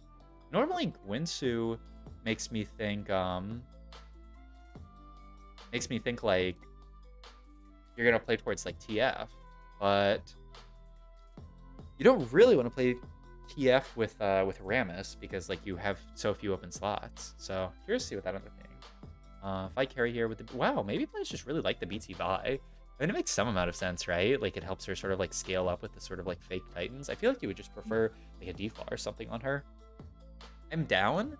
Tactics.tools explore this on the other monitor real quick. The Vi, I mean, maybe I can do it on the main monitor. Unrelenting Force.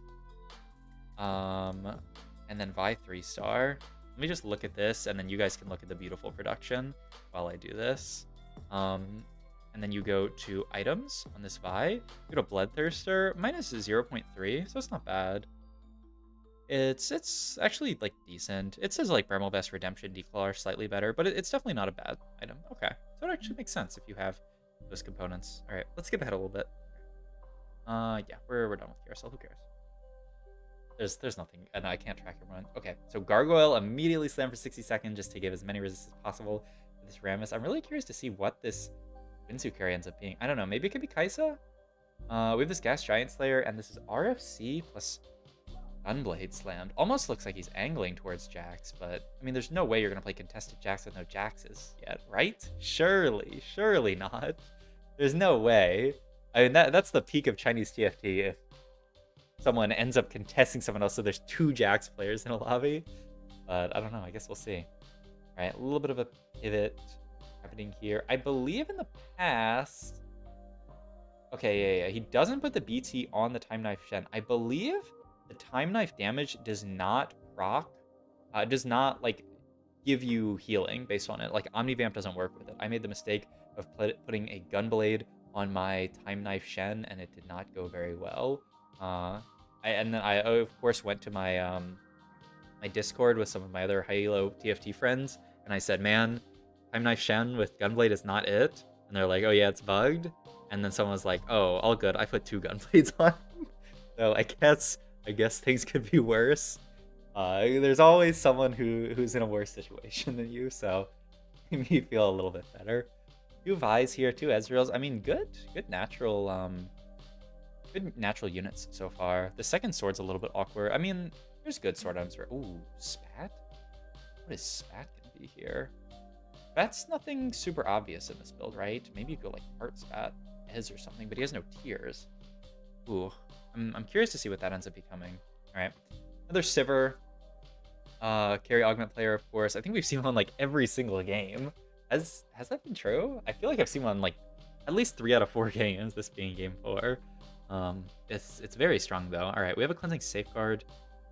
Cleansing safeguard, and then just I wonder what this admin is. They don't have the pop-up for it. It might be. It looks like every 5 seconds. I wonder if it's every 5 seconds gain max HP. It kind of looks like what it is. Unless that's like mana. Oh, wait, maybe it's gain mana? I would have to go back and see. But either way, that's a quite solid admin if it's either mana or gain HP. Silver augments here. Oh, defender +1 for the Time Knife Shen player in the bottom right. That's huge. The Jax player got Thrill. Pandora's items here for the Vi player. Makes sense, though he ended up slamming Sunfire, which is, I would think, a pretty suboptimal slam on this Vi. Like, I think you would much prefer, like, real items for Vi, definitely. We'll see. But just, like, you know, stuff to make her as tanky as possible.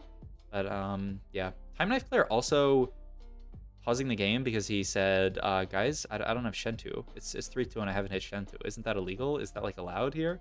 He does have 6 defender, though, so I don't think he has room to complain. All right, yeah, decent amount of pauses. I guess because, I mean, they're in a huge arena. Like, it's...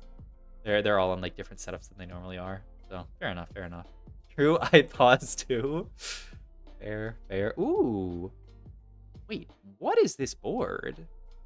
Cleansing Safeguard Hacker LeBlanc?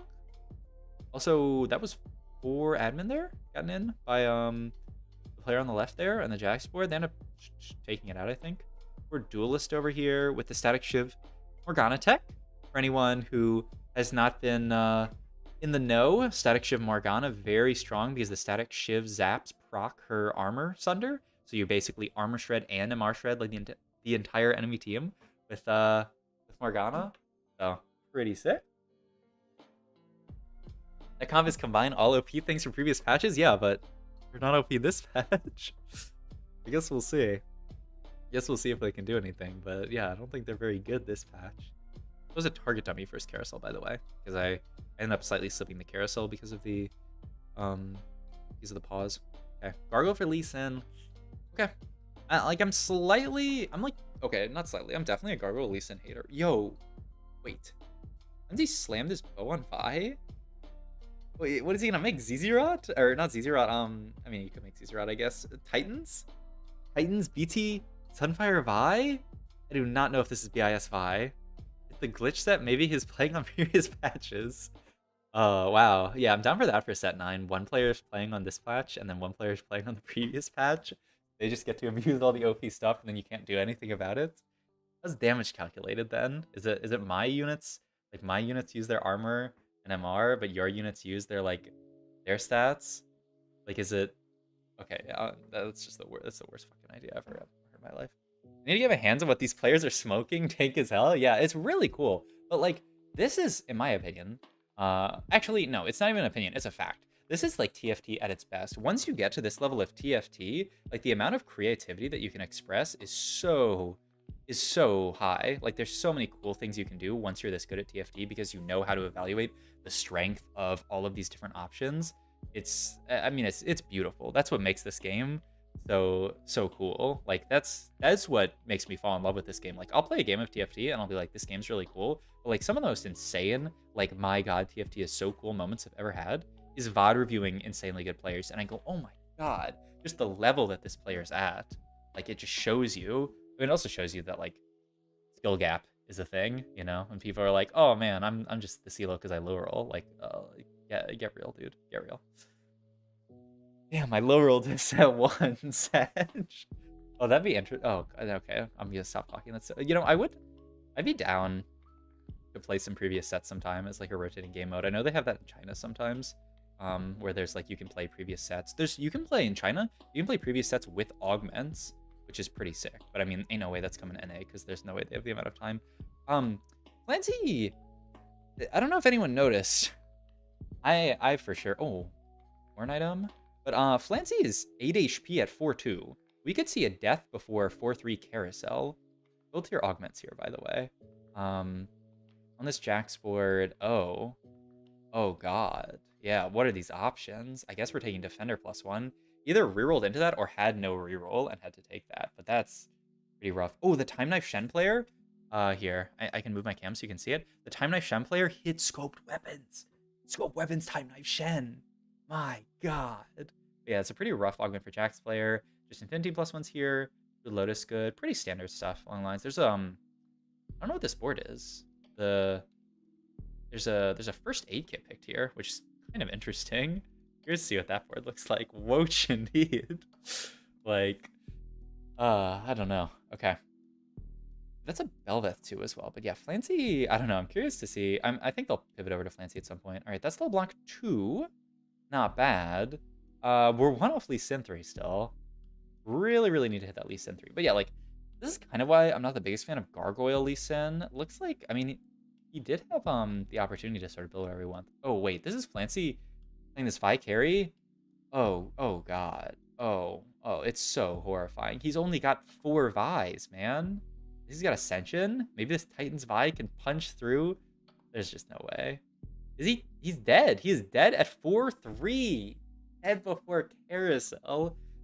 It's fortunate for Shunga, because Clancy was holding some of those Lee Sins, but still Shunga's really low as well. My god. It's crazy to think of how high the theoretical skill cap of TFT. Oh yeah, I talked with Archon Pro about this. Like, the best players make infinite mistakes. If you watch any high elo player stream, like, you will see them make so many mistakes, and like, they'll acknowledge it. They'll be like, oh yeah, I didn't. Especially when there will be like a chatter will say something like, oh, wasn't it this here? And they'll be like, oh yeah, I just missed this, or you know, like, because there's so much stuff always going on in TFT. So like, yeah, there's no one really who's playing like perfect TFT right now. Like, we're still so far off from that. There's no and it's not like we have like a TFT engine like in chess to like accelerate our ability to know what's perfect. So we also have to just sort of like figure that stuff out on our own, you know? So it's wild. Man, Chunga, he likes the hackers, huh? He also played that LeBlanc game earlier. Yo, thank you for the sub, Wildy. Wildy, appreciate it. Thank you. 2 months with the Peepo sit. Thank you. Appreciate it. But yeah, like, my god. What a lobby. Who's the person who's 81 HP and win streaking? I don't actually know. 33 gold, level 7. Like, they're in an insanely good spot. This is a very, like, top-heavy, bottom-heavy lobby, right? On one hand, we have someone who's 81 HP, and on the other hand, we're gonna have 2 people dead stage 4. 2 people dead stage 4! Last time, in, I think it was the first lobby, we didn't see someone die until, like, 5-3. Insane. I mean, this board looked kind of sus. Oh, okay, so one of the win streaking boards is 7 Infinity Team. This is Sivir 3. Man, if there's anything that's, anything veg about this patch, apparently it is Sivir carry augment. We have seen one like every single game, and I think it's top 4 like every single game. It's I mean, these are disgusting augments though. He even gets the Infinity Team +1. Thanks for the positive vibes, Miso Shiro. Appreciate it. Cat Jam. Of this game, does he get ruined by solvers? Yeah, that's fair. That's fair. That's what really discouraged me when I was playing poker and chess. I mean, I don't know. I still think there's a lot of beauty to like chess. I don't really play poker, but you know, like especially if you watch, like, I don't know, if you watched the most recent World Championship in chess, like, there were still a lot of mistakes made. So it's not like it's like people are playing perfect every single game, especially if you go to like lower time controls, then like even more and more mistakes end up getting made. You know, it's interesting, like TFT, you know, it's an auto chess. Part of what makes TFT this is 60 seconds board, so we did end up going for the Rammus 3, and the Gwinsu ended up getting, I think, reforged, because I didn't see a Gwinsu on that board. Unless I just missed it somewhere. But yeah, like, TFT is sort of like part of the reason why so many mistakes end up being made in TFT is the low time control, right? Like, you're trying to roll down and like pivot your board, and you just don't have enough time in a round. Another death here, so we are on to our top 5, almost to our top 4 here. Like I said, really crucial for a lot of these players. Shunga took a bad, had a bad game here. He went 7th, so now he's in a pretty bad spot to potentially advance. Kind of scary. I don't know if Shunga gets eliminated here, I don't know if there's like a way for him to get back. Oh yes, there is a last chance after this stage, so if Shunga gets eliminated here, all good, all good. We could still praise for him in the last chance semifinals. But, man, all I'm saying is, if Worlds this year doesn't have Hwame and Shunga, I mean, I'll be sad. But also, go NA, like, if we allow China to defeat Hwame and Shunga, then I'm sort of thinking that NA might have a chance at Worlds, because I feel like those are definitely the two goats in China. But I mean, I don't know. China's bench of players is very strong. All right, so this ended up being a Morgana support, and they're just playing it on a standard Rift Maker, Rift Walker board. There's another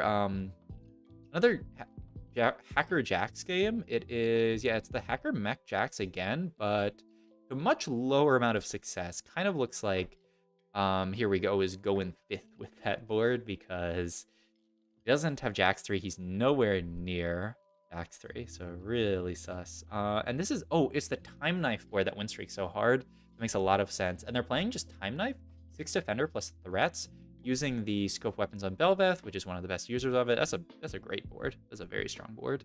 Makes a lot of sense. They just become more about memorizing lines of play instead of creativity. I mean, the nice thing about TFT is you're never gonna be able to memorize lines, you know? Like, you're never gonna be able to be like, oh, okay, if I hit Nasus plus Kale opener, then I'm always supposed to sell the Nasus and hold the Kale because 56% of the time I'm gonna get dropped these duelists. Like, you know, you're never gonna be able to solve for that in TFT because there's just too many like branching outcomes, you know? Like chess, it's like I play this and then you have like a few different moves. TFT, it's like anything could happen in like a single round. There's so much variance. Rolling down for Jacks 3 here, but I mean we're pretty far. Oh, rolling down to remake to move JG. Okay. So you have a slightly better Jack side. I mean, he's definitely just playing for 4th this game, right? This is not a game that he can ever play for top 2. So he opts to cap out his board just to save a little bit of HP, but I mean, still, I mean, there's no way. There's no way. That board is too bad. Ooh, another player almost dead, but we have our top 4. Mort's talked about chess bots versus TFT, and how TFT ones could never due to its insane complexity. Yeah, like, I think that's true. I think that makes a lot of sense. I mean, chess is a very complex game, and, you know, like, they've been able to have, you know, computers learn chess, but, like, TFT, like, not to say TFT is a harder game than chess, but like it kind of that's an entirely different discussion. But yeah, the level of complexity is so high. Ever seen Hacker Mech Jacks before? Cool stuff. Oh, you should see I think game 2. I'll end up putting it up on my my channel, but it was like an hour ago in the VOD. Someone played Hacker Mech Jacks to a really solid performance. Won't spoil anything, but yeah. 2 different game trees. Poker solvers can't even manage solving pots with 3+ players. Yeah, so like in TFT, I just think there's infinite complexity, so it's it'll probably never be solved, which, you know, to some players I think is definitely a good thing, because then it's just based on, you know, human intuition. Some people think having like stats is too much. All right, so we have the Shen board versus what's that other board? 42 HP. It was the other win streaking player, right? Hand over to this board so I can see it. Oh, it's the Infinity. Oh yeah, the silver board. Okay. Wasn't Dota solved by bots? I mean, I think Dota's even like a little bit easier. And I don't know if it was, I mean, someone can, because I know they did have a computer play Dota.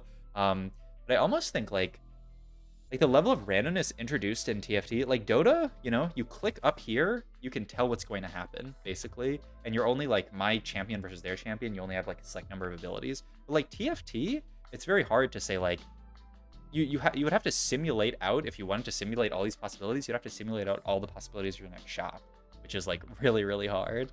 And then like there's the added complexity of like you can level whenever you want to, you can roll whenever you want to. So I'm sure some kind of like AI or computer could give us some insight about TFT, but I don't know. It seems very hard. Man, this Sivir board is cranking. This Shen board win streaked up to here, but this Sivir board level 9. Ezreal 2, Infinity Fiddle 2 with Gunblade Morellos. 2 Fiddle 2s on the board? Wait, you could actually go for TFT, or TFT. I read TFT while I was talking. They could actually go for Fiddle 3. This actually could be a Fiddle 3 angle. You know, the one thing, okay, it's not even anything, but like, what if when the clone spawned, like the second Fiddle, what if the Fiddle's just like combined, you know? Rolling down for Fiddle 3. Still a decent amount of gold. Yeah, we're nowhere near it. Rest in peace. Rest in peace. No Fiddle 3, sadly.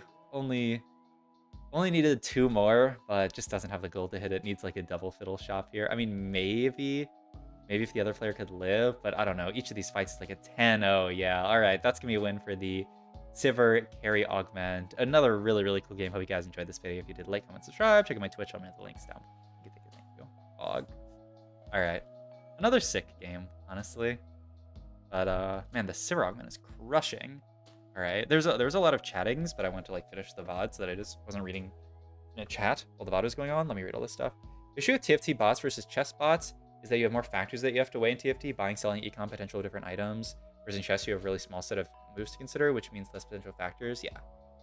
Does make it way easier to know the meta without playing every augment, every patch. I do think that's true. Like, stats sort of level the playing field between the people who play, like, 200 games versus the people who, you know, like, just come in and, like, haven't played any games on the patch. So, I think that's a good take. You also need access to the source code of the game so that you can allow bots to simulate infinite games all at once. No rides can allow that. The best you can do is train AI on streamers' decisions and relate to how they make their choices of placements.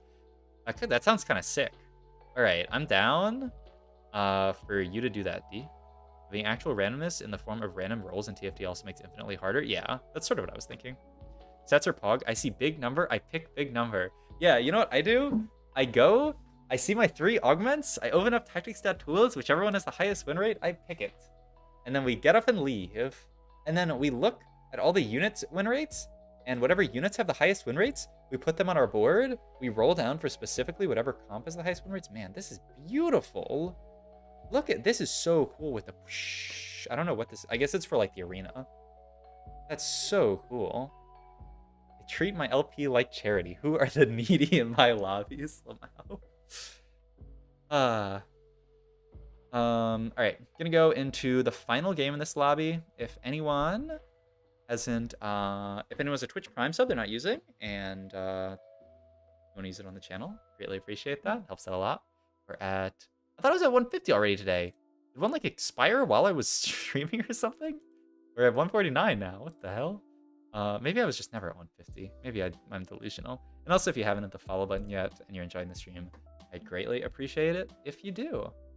Let's get the last game. I think you're supposed to pick the small numbers. Okay, yeah, like the big numbers. Like the big numbers, the big win numbers. Sure, if you want to play on easy mode them out. God, that arena is so beautiful. And then they do the like it's like I'm watching like main broadcast of like an LCS, like a Worlds or something like that. Oh, we went too far. Let's go back. No spoilers on augments, but it doesn't really matter because it's not like I'm analyzing every single augment choice. All right. What's up, guys? Sub-Zero here. This is Game 5, the final game in Group A semifinals. 4 players from this lobby are going to go on to the rest of the tournament, and then 4 players are going to have to drop into the last chance qualifier. So none of these players will be eliminated today, but obviously he would much rather make it out. Oh, it's actually only the top 2 from this lobby, now that I look at it. 2, okay, so it's the top 2 go on. 4, the middle 4, so 3rd through 6th go on to last chance, and then the bottom 2 get eliminated. Okay, so that's how it works. So you really don't want to be in the bottom 2. So it actually gives someone, like everyone, something to play for, which is pretty cool. All right, first augment 222. No 1 costs here. All right. Like I've said before, it takes too much time to look through all these. We see Flancy rolling really aggressively. He's already rolled thrice. Quick roll we see for the player in the middle right, and that is a Sivir carry augment. We get one of these every game. You know what's something interesting though? A lot of these, oh, I want to move that.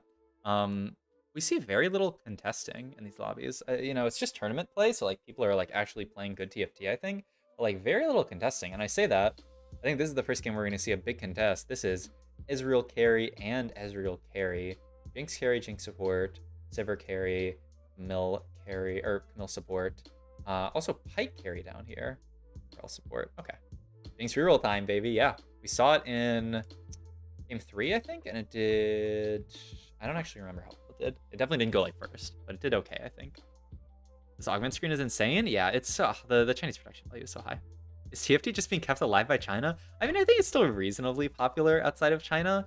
It's not like it's like dead in NA, right? Like there's a decent number of people who play in NA and like it, and you know, there's like maybe not like a thriving pro scene, but like a mid-sized pro scene, you know, which is pretty cool. I mean, there's very few like just straight up pro players, you know. There's no one who just plays TFT for the income from tournaments, but like, you know, a decent amount of people watch on Twitch and that kind of stuff. So people are allowed, like Soju and like Dish Soap and Setsuko are allowed to like play the game full time because of that level of support. But yeah, like I think TFT is definitely like doing better because China likes it so much compared to like if China hated TFT, we would definitely be in a worse spot. I will agree with that for sure. But I don't think it's like if China didn't exist, TFT wouldn't be dead. It would just definitely be a lot smaller. I don't even want to think about it now. Now that you say that though, it would definitely be smaller.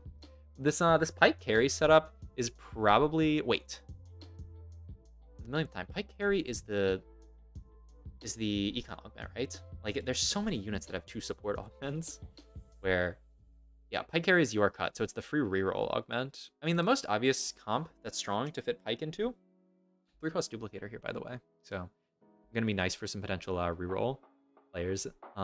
So that should be cool.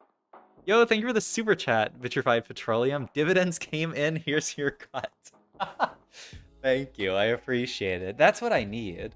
I just need to get a lot of my financially savvy fans to say, okay, every time they get a distribution for their dividends, just send me like 10%. All good. And you know, then someone is like the heir to the Kraft Foods company, and they just get like a 200K distribution every quarter, and they're like, oh, here you go, here's 20K, all good, brother. But yeah, thank you for the super chat, Petroleum. I appreciate it. Thank you. The consolidated streams gotta help funding versus Soju stealing all viewership. I mean, maybe to a degree. That's possible. That like having all of these people really heads up play by here we go here on the left. By the way, to frontline is Zez too. Gotta lose that fight. If you win this fight, your game is over. So have to lose that fight. And you see, he's not even holding a lot of the supers units because he just wants to make econ. Because yeah, it's him versus that other supers Ezreal player. He does already have Ez2 with a tier though, so not bad. And there are these duplicators, so he really has 4 Ezs already. The Jinx support, Q concept, and they already have what? Why don't my Anima Squad games look like this? They have 5 Anima at 2-7? And they have 2 Rivens? Maybe they already had, like, they'd already high rolled, like, Riven, maybe even Riven Vein when they took the Jinx augment. It's very possible. Distribution of trolley gummy worms, true. Oh, Shunga here, so it's, man. Alright, Shunga, if you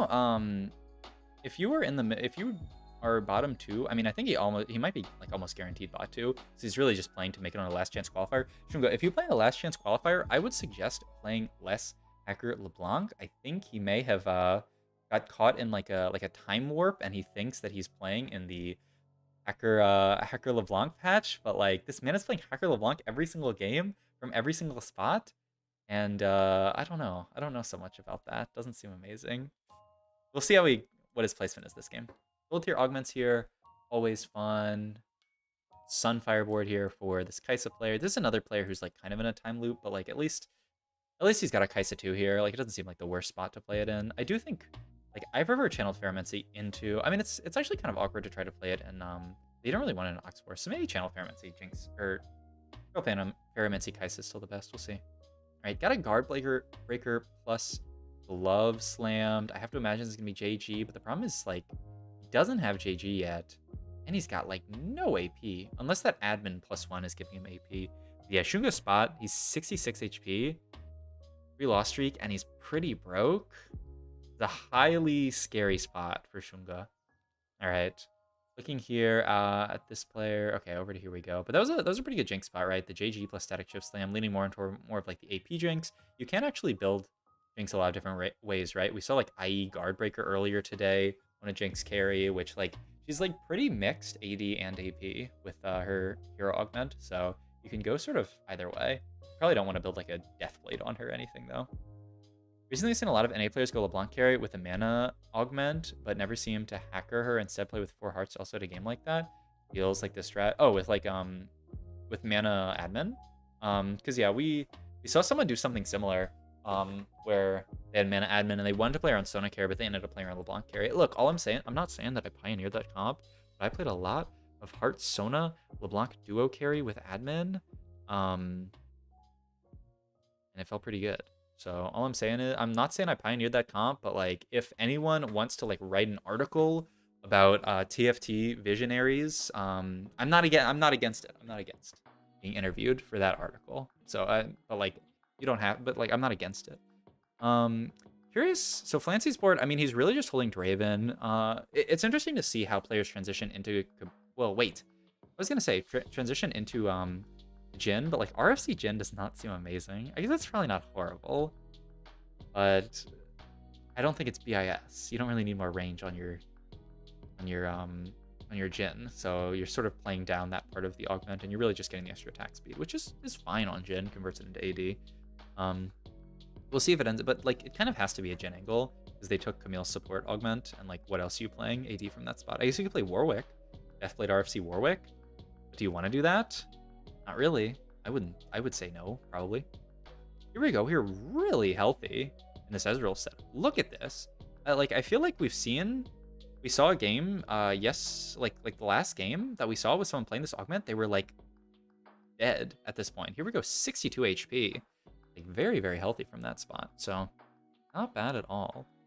Jinx player, a lot of gold. Not too many Jinxes. I mean, I don't know. Actually, I'd take that back. 5 is a decent number. All right, roll down here from 62nd here. He's 82 HP, and he's just rolling to try to like win streak, basically. He has no streak though, but he's just rolling to spike really hard and ends up hitting an Echo 2 with Warmog's Gargoyle. This Echo 2 is gonna do work. And we're just sort of back in like the Star Guardian Kaisa days, and he seems to be doing pretty well with it. Maybe it's Star Guardian +1 here. This spot's illegal. They moved the display immediately, so I didn't get to actually see. But yeah, look at that. Here we go, already with Ezreal 3 there, and still very healthy. That's such a good spot to be in. Anytime you're playing Reroll, okay, so he didn't hit Star Guardian +1. I think he actually might have rerolled to look for it. Oh, this is 62nd, right? Yeah, not here we go. I was gonna say, yeah, because it's. Wait, where's Here We Go at? Losing my mind. Whatever, we'll look at this board later. What do you think you put Rel in the back left corner in the fight? It's probably Hacker. It's probably anti-hacker tech. Similar to like when Hacker was really. Oh, stage 4-1. Yeah. It's probably anti-hacker tech for Shunga. Like similar to when Hacker was really scary, you would like tuck a tank in the corner there so that it walks out and then gets aggroed on by the hacker. So I would have to imagine that's what it was for. I don't remember exactly what the positioning was like, but that tends to be so that the hacker ends up targeting a tank instead of just shredding through your entire backline. All right, Jinx player still only on 5 Jinxes. Wait, you think they're gonna hit Riven 3 before Jinx 3 this game?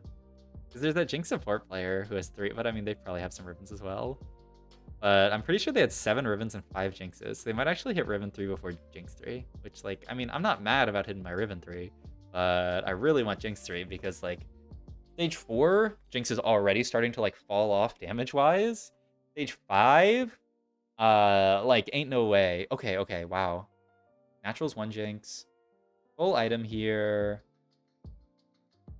Yeah, whoa. Okay, he already has Static Shiv. He ends up, oh, Removers moves the Static Shiv so that he can go just full damage on that Jinx. Wow. I was thinking just like a Warmox for, I mean, it's definitely Ionic if you don't have Static Shiv, but he's already got the Static Shiv, so he doesn't need Ionic. I was thinking just like a Warmox for, but I think the idea is that like he's gonna have enough HP. Like you don't actually really want to build flat HP onto this Riven. All right, over to Shunga's board. He is 27 HP. All right, and over to Here We Go's actually taking some bad losses. 34 HP. Yeah, a bit lower than I would think. Because he's, I don't know. I thought he was a pretty good spot. He had Ezreal 3 really, really early.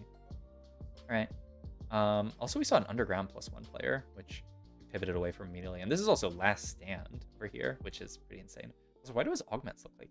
Why do his augments have a health bar? I've seen that like bug before, but I don't know why that happens. It's probably just like it's a broadcast thing, surely, right? Hitting 2-cost 3-stars feels really hard because people don't play 2-costs on their boards often now. This happens with Jax when you play Draven. Yeah, I mean, I can see that. Like if there's not a lot of people rolling 2-cost 3-stars, like there's not that many out of the pool. Yeah.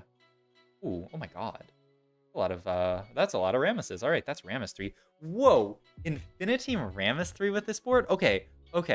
I'm not gonna say that I patented this, but I did play a Sivir reroll game where I played Ramess 3 as my front line. I didn't have Infinity spat on him, but like that's just like Riot Games trying to hold me down. But all I'm saying is like I've played this line before. It makes so much sense, right? Because you're rolling so deep for Sivir. If you natural a bunch of Ramesses, you can just stick them onto the board, and like he can be a really solid front line for you. So I can actually play your experience here. Though he is he's not hitting Sivir 3 and he's 1 HP. So maybe I should not be saying that this is my tech, because I think he might go 8th. But still, I think it's legitimately good, and he just hasn't hit Sivers, and I don't know what happened to the rest of his game. I guess, okay, so this is the other Ezreal 3 player who is really low, 12 HP, with the Axiom mark for the Ezreal, though. The problem is chewing through this huge Riven 3. Can he even get through the Riven 3? Oh, he does, but then Jinx ends up finishing it off. The Jinx player managed to hit Jinx 3 and Riven 3. Oh, no. That was his fight to win. It was so close. The Kai'Sa player, nowhere near Kai'Sa 3, ends up just being sort of a Star Guardian Misfortune board. Really, really similar to how you would see it play last patch, where you're actually, like, this is how people would play when they were super contested Kai'Sa. They would just, they would just play it and then, like, not go for Kai'Sa 3 and just play fast 8. Also, I'm realizing that, the Infiniteam player did have Last Stand, so it's not as dire as one would think, because they have that buff from Last Stand, so it's not like they're gonna die immediately. Probably. They do really need Sivir 3. Do they have it? Looking for Last Stand. Yes, they did hit Sivir 3. Okay, so that's a big spike for them, and that's gonna be a ton of econ for them. Renegade spat there for, I would have to imagine that's for the player who took the Camille support augment, Flancy, playing around Jhin, who still doesn't have Jhin 2. Just rolling it to 0 every round, looking for something. We have the eliminated animation here, but yeah, they managed to hit Sivir 3. This is still a Morgana 1 sitting on their board, and they still have this TG stuck on Ashe. It's very cute though. Looks like they cycled the TG to find a Shroud, and then they have this on this Ashe one, and then you can cycle it again to like look for items. But oh my god, they're gonna die! Oh, not cute enough. Yeah, their board just having a Morgana 1 at that phase of the game on your board feels horrible. I don't know what happened that made it such that they had to have that on their board. Looking at Xunga now, by the way. Oh, he is very, very low. They tabbed right over to a Windstreaker, so it gave me hope that Xunga was Windstreaking here, but he is not. He has 3 HP. He did hit Axiom, though. I'm curious what his admin is. I don't think they showed it. Also, these 3 items, Pike, RFC, Edge of Night, Pike, and a Woach. But I mean, this LeBlanc should do work. Can't she? Oh, no! She actually just got one shot by the Jinx through Edge of Night? How does that happen? Maybe her Edge of Night got procced by Jinx autos? Because she shouldn't be able to just get one shot. Oh, my. All right. Rest in peace, Xunga. That is Xunga out in 6th and Flancy out in 5th. I think that means Xunga is going to go to the last chance on, I don't know when it's going to be, maybe tomorrow or something. And so he will have one more chance to make it to the final lobby for regionals. So middling performance from Xunga. A lot of just so much LeBlanc played. I feel like his read was that LeBlanc is broken, and after watching him, I feel even more convinced that LeBlanc is not broken. But all good, all good. We'll see how this Jinx player does. They have quite a strong board. Like, one would think that this board is more capped than, like, say, this board that he's fighting. We'll see, though. He's very, very low. So any bad fight, if he mispositions, if he has bad fight RNG, or if he just fights someone really strong, he can die instantly. But yeah, look at this. This fight is not so close. Jinx still full HP. And Ribbon's still, like, 20% HP. So not a very close fight. Cycling the Shroud every round. He is just playing for every placement that he can. Trying to potentially make it to that top 2 so that he can just auto-qualify to the final lobby. But yeah. And then another, this is the Jinx support player who just ended up playing Vertical Anima, 7 Anima as well, with just like a Q-Cone, is Fortune, which definitely not bad. And then an Ezreal player as well. He's so much quick draw in this lobby now that you think about it. Oh, the Ezreal player actually just completely smurfs on that Jinx board. The Ezreal manages to delete everything. Wow. Wow. All right, so that is the Jinx 3 board, Dedge, and 4th. Cool game. I don't know if anyone's watching, but that's 7 Garens. That is 1 Garen, well, 2 Garens off Garen 3. He has the 3 cost duplicator. When is the 4 cost duplicator coming to TFT so that we can duplicate this Garen? Because he really wishes he had that right there. And man, this Ezreal board, oh wait, they have ultimate Ezreal in, so Ezreal is getting the huge ults as well. Oh my god. They did bug fix that, right? Because in the past, Ez was bugged, where if you got in ultimate Ezreal with his carry augment, you would actually lose the carry augment, like the casts wouldn't count anymore. but he has actually managed to slot an ultimate Ezreal here. It is bug fixed now, I believe. Morgana 3, Vi 3, Ez 3. And look at this board. It's just the quick draw units, this ultimate Ez, and then Flex, baby. We're playing a random Lee Sin just for Brawler for this Vi, and then a random Fiddlesticks just because Fiddlesticks is a cool guy. So no supers, nothing super specific. It's really just play what you hit. There's a close fight. Oh, Ezreal has no healing. Oh my god, but the MF lives! 60 second down to 3 HP. Oh, that was 60 seconds fight to win. It was so close. This was 1 HP. Oh my god. I am so shocked that he won that fight. That really looked like 60 seconds fight to win. And this is just 60 second. Playing this Rel support augment into just like a Kai'Sa MF board, playing like its last patch. No even Star Guardian +1. I'm a bit surprised to see that board perform so well. Ez shoots 1. Oh my god, that Ez ult is going through everyone. And then the big Ez ult. This Echo, we're stuck on it for a second, but oh, it's not even close. Wow.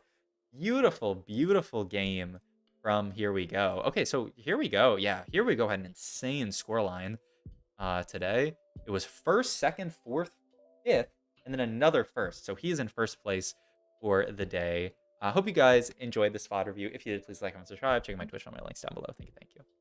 Finger gun's too strong. At least 60 second can't cap with Kai'Sa 3. Yeah, it's a rough. I'm surprised that one fight was actually so close. All right, so that's day 1, done and dusted. Let's see if we can watch some games from day 2. I mean, I'm not seeing it. I know. Okay, so day 1. Now we've seen all the games. No spoilers. First place was Here We Go. Second place was Tsinghua. Then Ahau, Flancy, Honglian, and Shunga in the 4 middle places. And then 62nd and Yaga eliminated. 62nd eliminated. Wow. 62nd was rank 1 for so long this set. But I believe that means he can't make worlds, right? I believe, yeah, it's just the top 5 from this tournament. Oh, yeah, okay. So just to show you guys the tournament structure. Top 5 go to worlds, also first place. It's $150,000, $140,000. So people definitely try harding these tourneys because there's some decent prize pool on the line. Even second place gets $60,000. That's a big chunk of cash. What's up, the Lordio one? How's it going? How's it going? But yeah, so top 5 go to Worlds, and then 6th and 7th go to Eastern LCQ. So those players can also potentially qualify for Worlds. And then I feel like there's one more. I feel like trying to get 6 Worlds reps. I don't know where their last.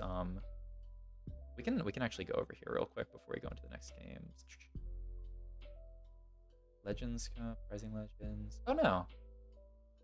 This is okay. So it's only 5. They only have 5 Worlds reps, and then like the people who go to Eastern LCQ. So yeah. So we will get to see Shunga play in the Last Chance.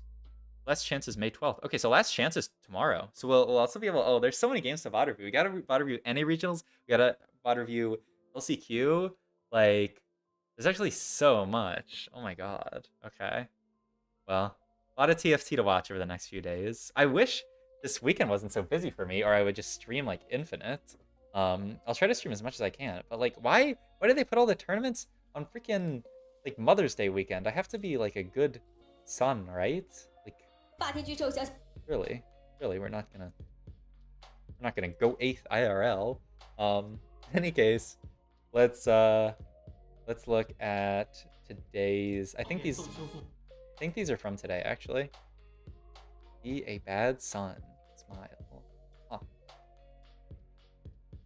All right, here. I'll leave whatever this is on for you guys. Looks like they got some cool stuff. I'm gonna go get some water and go to the bathroom, and then we're gonna VOD review the next few games, unless they have some cool like skits or something. Actually, I'm down to skip to like the start, because they'll probably have some cool. Look at this. It's kind of cool. I did like a YouTube video. Hog. Like they'll probably have everyone like walk on a stage and stuff, right? Yeah. Okay, so you guys can see this. This will be cool.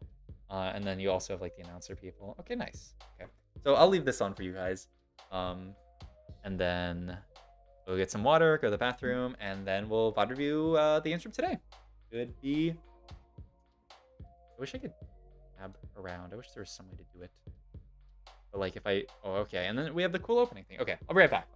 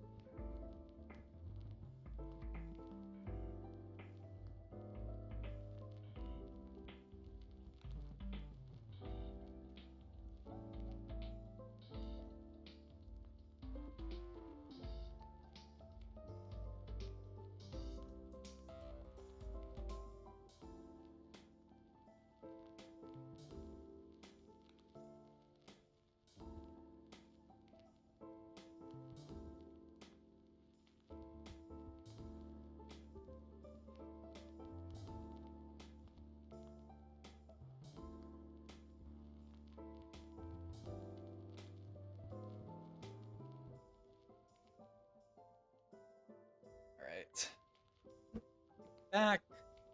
Hydrated up. Is Ashe the only viable one cost reroll? Yeah, Lulu is good. Yeah, you can play Lulu without hero augment. Like one of the games that I watch from one of the games that I watched from Dish Soap, he played it without hero augment. I think it's decent. What are the other units? What are the other one cost units? I mean, there's definitely some. There's a lot of one cost reroll that is not very good. Like GP reroll, not good. Oh, Kale reroll with hero augment is fine. Lucian's garbage. Lulu's good. Do not play this shit. Nasus, probably not. In Pantheon, you play like with Lulu. Poppy 3 with like your hero augment. Renekton 3, I still think there's some kind of chance of it being good. But like, I did have like a really good spot for it and I ended up going like 7th or something. Never played this Wukong unit ever. I mean, yeah, not Wukong 3. No shot. I mean, you can go here and look at the 3-star placement. And then like scroll down to one costs, see what has the best ones. Like it says Renekton, Nasus, Pantheon. So Pantheon makes sense.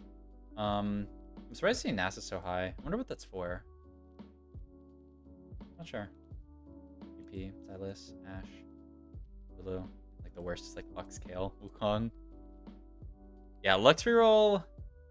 I mean, like you would only play with the augment, and the augment averages like a 5. So yeah, just never play this, I would say. Like, I would say, like, you should probably play it if you start the game with, like, 6 Luxes. But, like, it might even still be bad. It might even still be bad from that spot. So yeah, just do not play Lux carry as a unit. There's no way. I was Cyclone last week, GM lobby, but had 5 Wukongs opener. My god, what's the stats on Cyclone? I haven't got it, but yeah, Cyclone's about the same. I feel like the issue with Lux is the projectile itself. It mitches too much. I mean, the issue with Lux is that they changed Lux so that she always targets the front line. So she never has the possibility of high rolling and one-shotting backline. Because like that's what used to happen, is that she would high roll, one-shot backline with Lux carry on. But now she has to chew through the front line. And they like nerfed this, right? Like it used to be more 150% damage. Like if she has to go front to back, then they need to make it do more damage. But like, I mean, I think we're just in the point in the set now where they're not going to buff it because like they don't want to like what if they accidentally buff it and make like Lux 3 the strongest comp in the game, then like we fucked up the whole game, whoops. So makes sense. All right, who is in this lobby? I do not read Chinese, so we're gonna go pull up the Wikipedia page. Chuyin, Liluo, Luli, EBY, Xian, Huanan, Ning Li 3Z, and Light YGO. Lightygo, maybe? Okay. I know Liluo and Luli. Which Liluo was the person who won set 6 worlds, and Luli is the one who did. Luli went second. So Liluo was set 6 worlds winner, and Luli was set 6 runner up. Luli also did really well at the Douyu finals recently. Liluo won something as well, I feel like. What is this tournament? Seasonal LCQ? The Legendary Cup? Yeah. Liluo won the Legendary Cup as well. Remember the game you took it and you were just crossing your fingers to hit a Bel'Veth? What?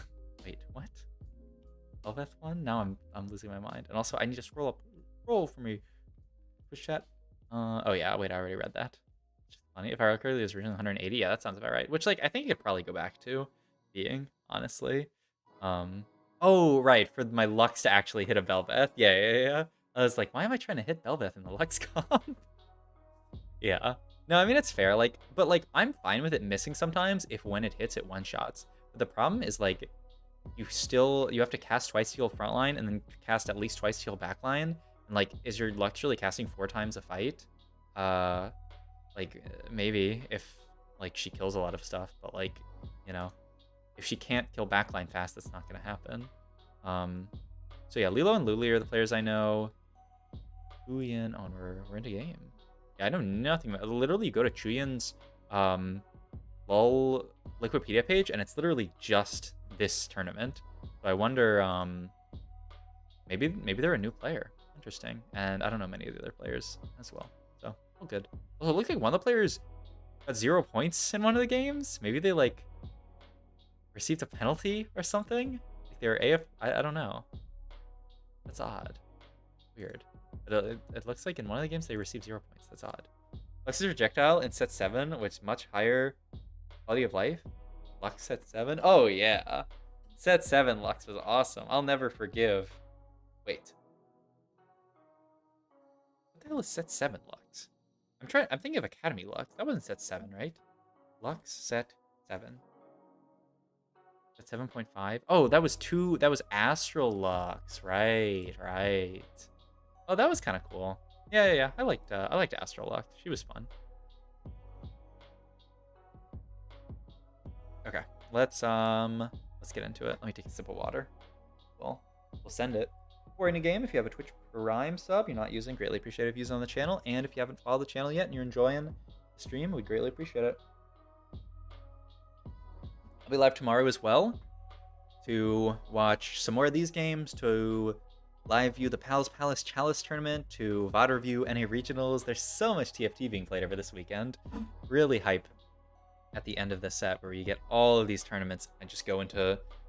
I think I've made this. Well, I've made a similar reference before, but you know, there's the Seinfeld bit where George says I'm shifting into soup mode. I think only Zoomers watch this stream, so everyone's like, no, actually, only Boomers watch this stream, so you're all gonna get this reference, surely. I'm like shifting into VOD review mode now, where like I can't participate into any of these tournaments because it's just like regionals and like insane Chinese tournaments. So we're shifting into VOD review mode. Your YouTube content never caught you streaming. Thanks for this analysis. Yeah, I appreciate you watching on YouTube, and thanks for joining the stream. Yo, what's up, Roman OV? How's it going? All right, let's send it. What's up, guys? Sub-Zero here. This is game 1 of Group B of the Chinese regional semi-finals. A decently stacked lobby. All these lobbies are, of course, going to be stacked, but Luli and Lilo, the winner and runner-up of the set 6 worlds, are both in this lobby. Also, DYS, who is this player we've seen before. He's the player who always has like the really intense stare. And then some of these other players I'm not super familiar with, but we'll see. We'll see what they do. The games from the previous day were super hyped. So much diversity in comps. Really cool stuff. It feels like this meta is really solid. Just so much stuff can be played. So excited to see what they play today. So yeah, looking around, I didn't see any like too many really high roll 3 costs that people have hit, or even like high value 2 costs. We'll see. Change the stream to black and white before you make your next Seinfeld reference. Okay, you got me. I'm sorry. I'll just. You're right. You're right. Honestly. All right, we got 222 as our hero augment here. That was immediately by the player in the top left. Immediately took a Sivir augment. I imagine it's Sivir carry. Yep, Sivir carry. I think every time we see 2 cost augments, we're going to see at least one Sivir carry. We see Fiora carry, bottom middle. This is Lee Sin augment in the top middle. I don't know which one it was. They're going to show in a sec. I'm gonna preemptively move my head over here so that you guys can see when they pull up the thing on the side. Like surely they're going to pull up the thing and I'm not going to look like an idiot. We also see another, look, man, like every 2 cost reroll augment lobby has had an Ezreal reroll game in it. I feel like there's so much Ezreal reroll. Okay, I guess I'm gonna have to move my head back until they pop the thing out. Sorry. I really thought they were gonna do it, but all good. So we saw Sivir carry, Ezreal carry, there's a Pyke carry. This is Lee Sin. I don't know, they're not playing their Lee Sin yet. Can you put it, okay, Cleansing Safeguard. Yeah, I mean, Cleansing Safeguard is definitely the better one, stats-wise, right? I mean, it's definitely the better one, like, cap-wise. Ooh, finally, Yasuo carry. We didn't see any of that. I'm actually curious. Lee Sin. Cleansing Safeguard actually is worse than Invigorate stats-wise. I think it has a higher cap, though. But, yeah, it's actually worse stats-wise, just in general. I guess that makes some amount of sense, because if you can't hit Lee 3, then it's definitely better just to have Invigorate. Rel augment there. Don't know if that's carrier support. Carry. Wow. It's like every single one. You think the S carry augment's popular because of the Leduc bug video, or in part because of that vid? I don't think so. Because like Leduc was talking about playing like hacker Ezreal, which like no one is really playing. Like, I mean, and yeah, to like actually abuse the bug, he has to ult a melee minion, which like most of these players are not like playing for that. So I think they just think it's a very solid comp. You know, there was like the Frodan video of him analyzing, I believe it was 62nd, playing Ezreal reroll. I think China just regards Ezreal reroll pretty highly. with the carry augment. So, I mean, and it seems to be performing very well in this tournament. So I can definitely see that. Another clip of the beautiful stage on the bottom right. It's so cool every time I see it. But against my diamond lobbies a couple of times, they're not quite doing it right and keep going bot 6. Yeah, it's a very high variance comp, right? Either you're hitting Ezreal 3 and you're like going top 3, top 2, or you are not hitting all your stuff, or you're hitting with like 10 HP left and then just dying. So yeah, like we saw it win the last lobby that we watched, the final lobby of day 1. But we've seen also players like bot 4 with it. It's also like you have to ideally play it uncontested. If you're contesting each other, then one of you is definitely going like 7th or 8th. Yeah, it's almost like every player has a carry augment here. There's so much carry augment. Interesting. We'll see how it ends up going. That's a Sona 2, by the way, at 2-6, but you can't actually make it, right? Really heads up play by BBY to not make this, though. You gotta be careful. Like, look at the other lost streaker. Wait, they're this person's on a 5 streak, or am I crazy? No, they're okay. They had the thing at the top. It looked like they were 5 streaking. I was like, why are they selling their units to crack their 5 streak then? See, I not like Laser Core. Everybody, including me, loves Warwick and NA here. Oh, woo. I mean, I think yeah, we haven't actually seen Laser Core yet. I think it's a solid comp though. But there's just been a lot of like 1 or 2 and 3 cost hero augment games that I think most Chinese players that we've seen so far in this tournament have opted to just to play reroll. Also, we see here the number one thing that you do not want your stage 2 to happen in TFT. That was loss, win, loss, win, loss in their stage 2. It feels really bad for that player, but it's good to know. It happens even to the best. Sometimes you just go no streak and you gotta live with it. This is already a Fiora 2, by the way. Pretty small amount of rolling, I would imagine. BT is not my favorite item on this augment. I would prefer, but it's a little bit hard. Like, you can't really greed 4 components. I guess it has to be BT, and he's streaking with it. Like, I definitely prefer QSS usually to a BT, just for the attack speed and the ability for it not to get CC'd. But, like, you can't really greed the QSS there. Ooh! Hero into Prismatic. God. Grab bag. Oh, double tomes for the top left player. Just +1 new recruit. Oh, I do this every time. And we see, oh my god, double trouble Yasuo carry. Oh, and finally they do the little pop-out thing. Oh my god, I'm pulling everything away. All right, let's look. Tome here. Golden ticket for the Fiora player. Oh, this is V-card. High-end shopping for DYS. That's kind of interesting. Double trouble here. Another tome here. Earth's grab bag here. New recruit here. And then Radiant Relics for the Ez player. Whoa. I mean, that's very high cap potential, right? Curious to see what Radiant item they end up getting. That could be an insane item onto Ez or onto just like a tank. I think Laser Focus Asheral was more popular in the patches. Laser Plus 1 could still drop re4 too. Yeah, I mean Asheral I think is still very solid. We haven't seen too many 1-cost hero augment games, but I think it's still very good. So yeah. It looked like Radiant Declaw is what he ended up getting, which is really nice if you can hit like a Vi through with Radiant Declaw. Oh my god, double Sure Shot emblems drop. This is gonna be like a 5 Sure Shot game for this player. Wow. Okay, and he's 96 HP and win streaking with this board. Wow, really heads up to just play. Like, look at this board. I think this is a board that not a lot of people would make. They'd be really obsessed over playing around like more Infiniteams. But he just has a Fiora 2 and Annie 2 on his board, and he's win streaking with it. This is flex TFT, baby. These units do not make too much sense in this comp, but he hit an Annie 2, a Fiora 2, and he's playing them, and he's win streaking with it. That's just some good TFT. Love to see it.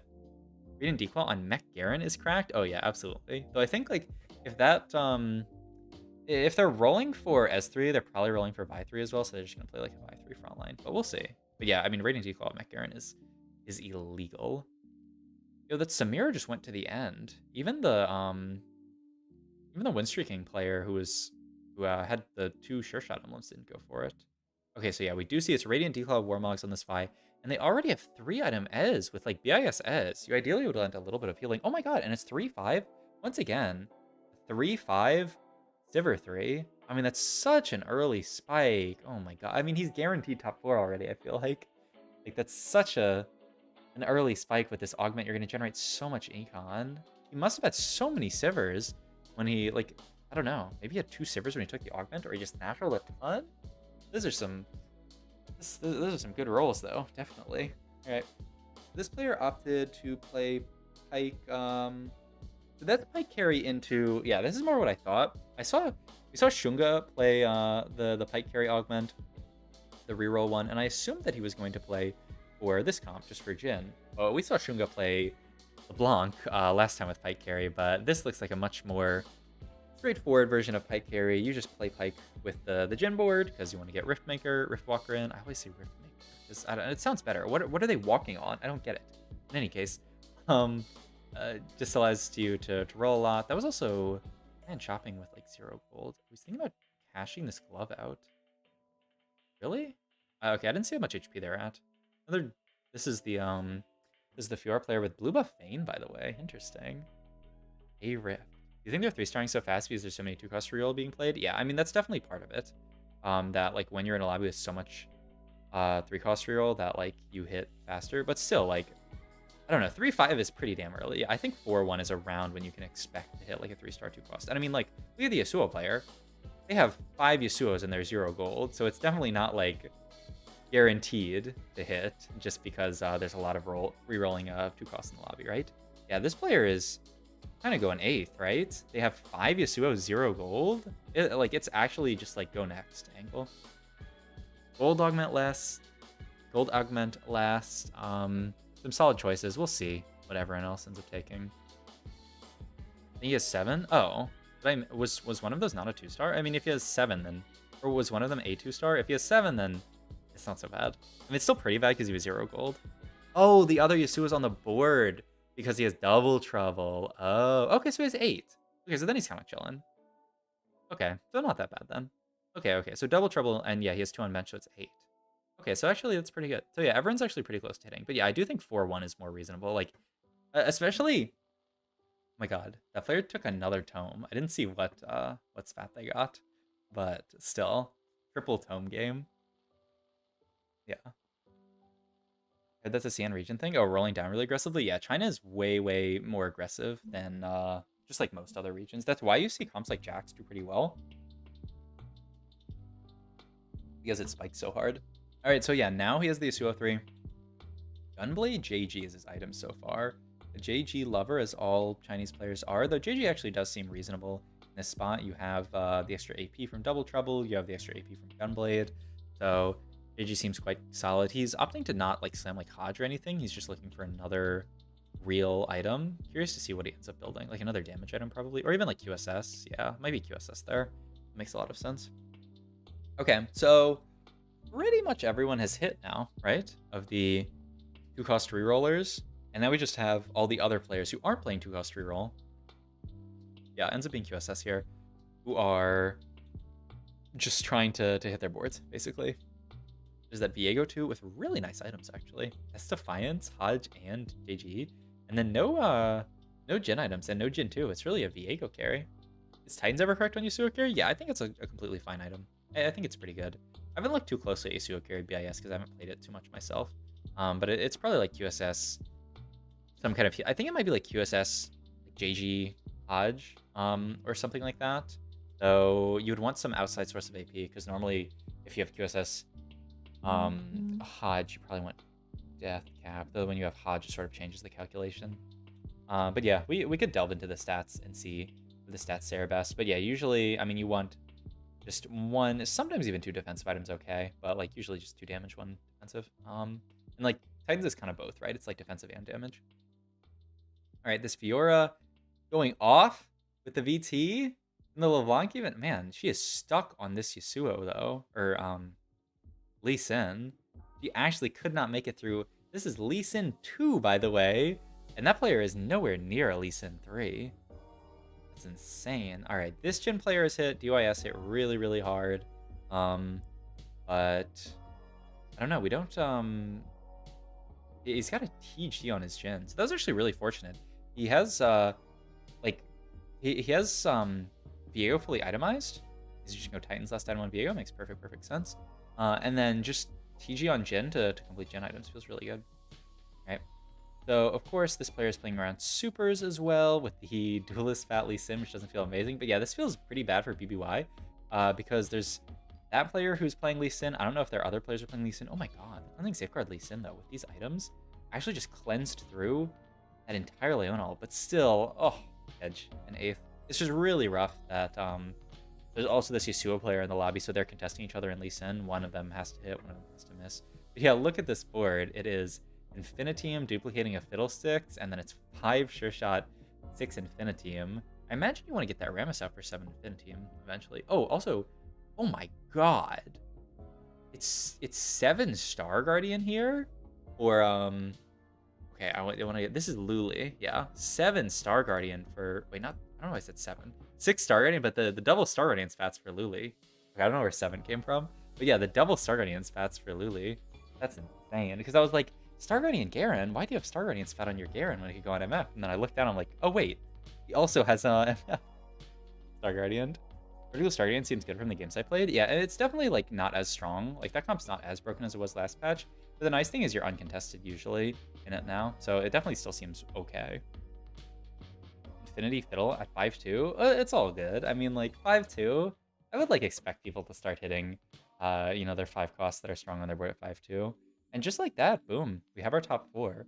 A ton of people getting eliminated in the last couple of rounds. 2 people died, and oh my god, they tied. Very, very rough. All right. So going into the last few, we have, of course, this board, which was allowed to just go 9. We have this Rift Maker board. Also, my god, look at these Leona items. With the high-end shopping and the Pike Augment, just allowed to hit Leona too, so that he can play. And he's not, he's actually playing a 4 mascot variation. That's interesting. I kind of want to see that board again. Maybe we'll go back to that later. I hope so. They're only playing 3 Renegade. They're using the Rift Walker to duplicate mascot. So they're playing Alistar, they're playing Vex, and then they're playing Nunu here. So they're playing 4 mascot. Interesting. Because I would normally think like you cut this Nunu and just play 5 Renegade over 4 mascot. Maybe they think they have enough damage, or it's also possible that they just haven't seen a like a Camille or something. But I guess Camille is like a way worse unit than Nunu when you think about it. Yeah. Is that the Sivir Gold augment? Yeah, it is. We have seen that augment perform so well in this tourney. Like every single lobby with 2-cost tier augments, there's someone playing it, and they're usually going like top 2, just because they hit Sivir 2 really quickly, and then they're just allowed to go 9. Feels amazing. But yeah, okay, so now they've swapped over to the 5 Renegade version. Makes sense. I feel like that version is stronger. So maybe they just hadn't hit the Renegade in time. Oh, they even have Renegade Spat, so they don't even need to play like a bad unit. They can just play, oh wait, this is a different player, right? Okay, now I'm losing my mind. No, it's Yasuo. No, it's not a different player. Unless DYS was playing and got eliminated. But that player is definitely playing the 5 Renegade version. A lot of comps going around. We're flying around to all the different boards. That's why I don't go 5 Renegades with Gen Viego unless you get Renegade Spat, because the low-cost Renegades are fake units stage 5. I mean, yeah, they're definitely bad units for sure. You go Sivir 3 or stick with Sivir 2 to late game with that augment? It's mostly we've seen Sivir 3. Definitely. Ooh, that's a Fiddle 2? Okay. And now move the Renegade Spat over and we Renegade Fiddle 2? And we're TGing just like Mordekaiser. Double Warmock's more not bad. But yeah, we've seen like pretty much everyone who plays it. Oh my god, and the Leona casting on that Fiddlesticks is huge. Why? Why does the VOD lag? Like right when this fight starts, bruh. Alright, Yasuo board popping off. Someone might die here. Alright, we have our top 2. It is this Yasuo carry board that, I mean, he actually rolled down to 0 to try to find Yasuo 3. Didn't hit it, but then ended up finding it a round or 2 later. So a nice sort of like comeback. And then it is the Infinitium board with Sivir 3. So just a game of rerolls, which makes sense when you have all these 2-cost rerolls, but like basically no one, very few people took 2-cost sort of like supportive augments and played for like the more just like level 7, level 8 boards. So pretty interesting. That for fun. Leona? Aw. I don't know. There could maybe like oh, all the Leona players are dead though, so you would only be able to like mech Garen. That seems pretty bad. Even just the Windy Janna here, just onto the Ezreal. Oh, this is really... Okay, yeah, it's actually just gonna go onto the Sivir here and onto the duplicated Sivir, as long as she doesn't spawn on the like left But yeah, you don't really want to clump up at all versus this board because the chance of Yasuo just one-shotting your carry is so high. Oh, all right. It is going to be a win for the Double Trouble Yasuo board. Really, really cool game. Hope you guys enjoyed. If you did, like, comment, subscribe, check my Twitch channel. The link's down below. Thank you, thank you. Yeah, no, that board was really sick. The Double Trouble Yasuo board. I feel like Yasuo is like a board that, or not Yasuo. I was gonna say Double Trouble. He's like not very much play, but like man, it's like China plays it a decent bit. Like, I feel like a lot of NA players that I've talked to do not like Double Trouble. I think it's pretty specific, the spots where you can play it, right? There's like a lot of comps you're either like you need extra slots, and like having those extra slots is like sort of hard to come by. So yeah, I don't know, but I mean, regardless, a cool game. Yasuo. Where's like the XDD Yasuo variant? I guess Yasuo was like not broken enough this set for there to be like a Yasuo DD. But there could be. All right, going into game 2. Give me one sec.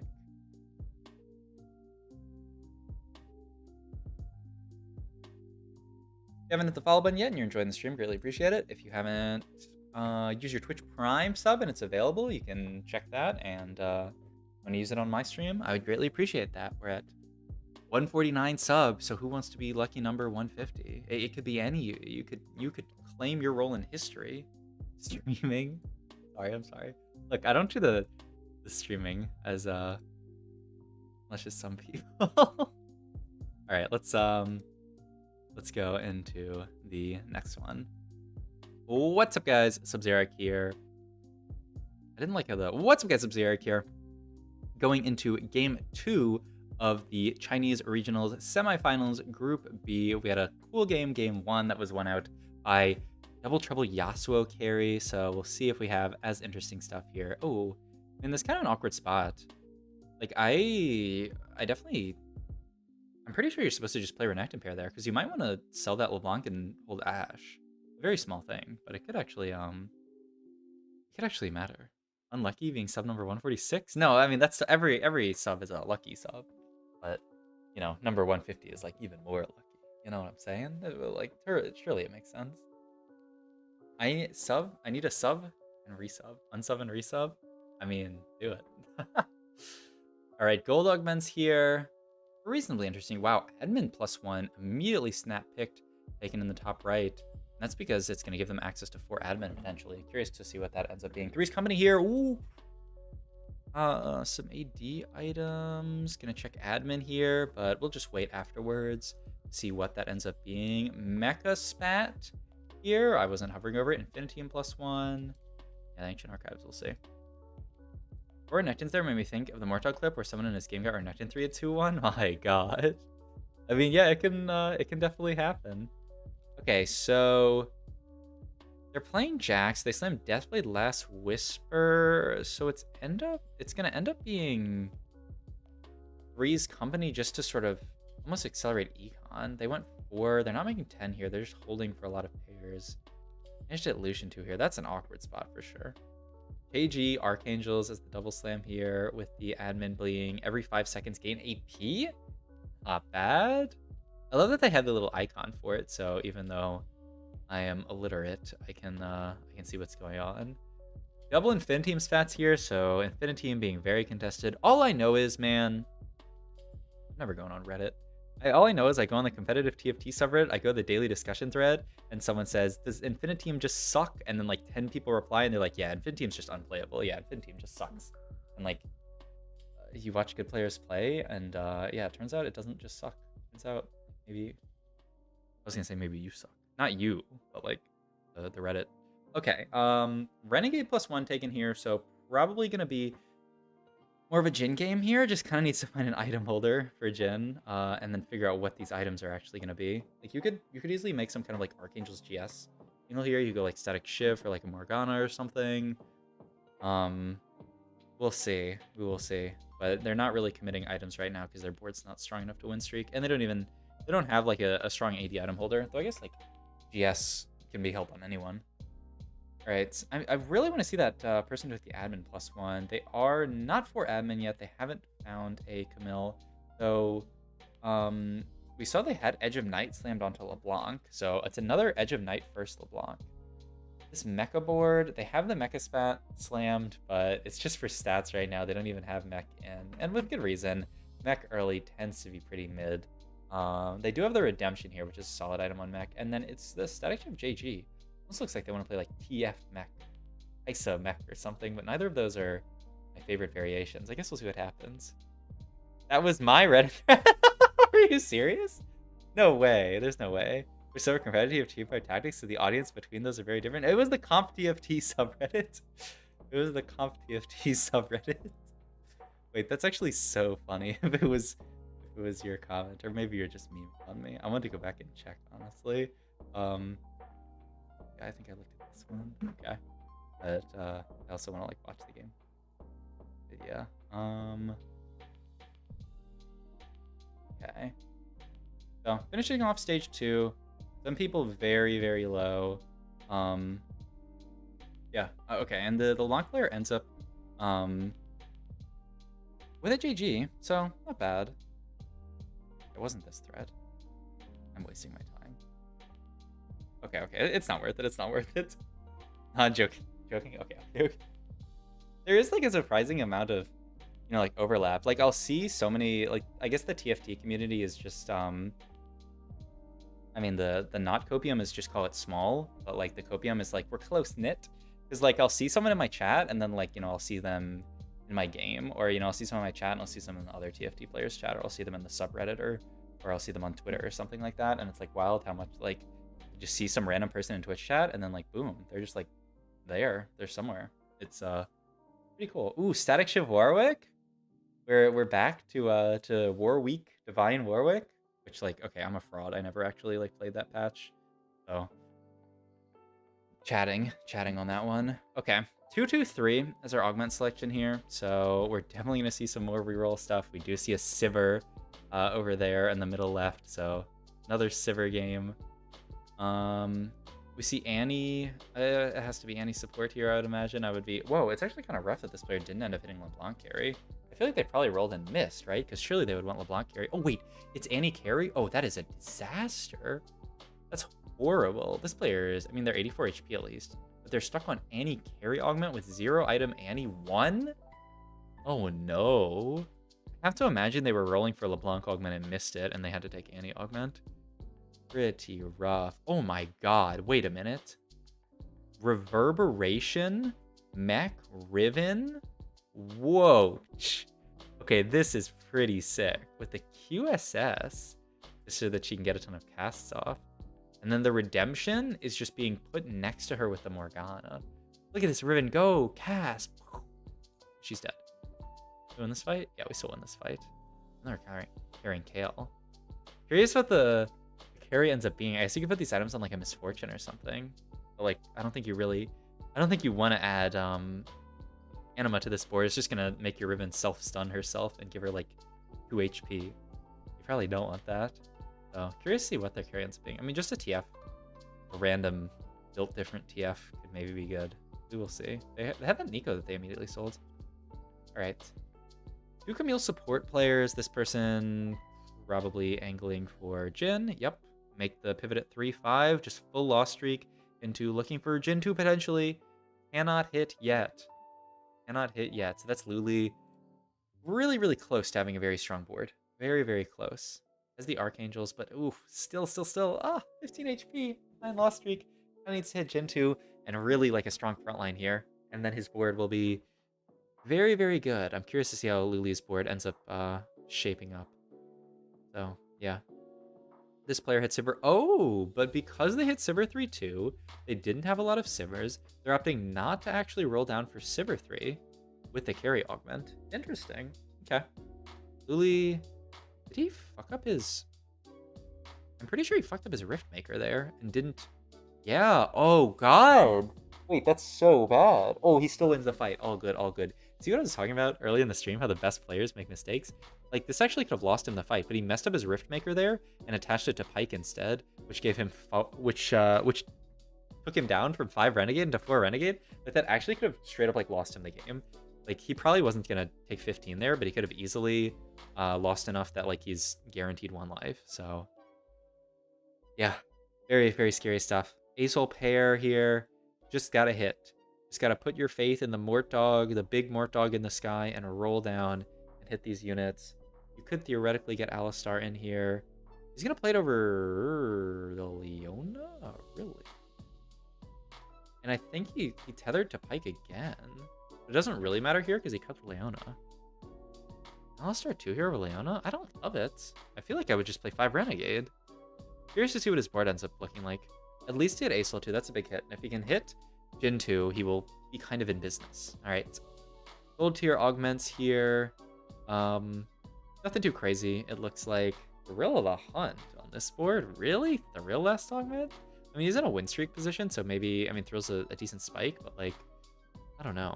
It also looks like he went 7, and now he's rolling for Sivir on 7. So he went 7 to keep his streak, and now he's rolling for Sivir there. Interesting.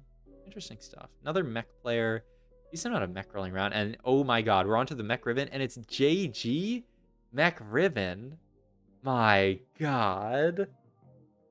I don't know how good that is, but she is kind of one-tapping when she autos. And it is, so the JG ended up going Riven, and the static shift is just on TF. Your target is the set Zippy for you. You keep saying the wrong thing, bruh.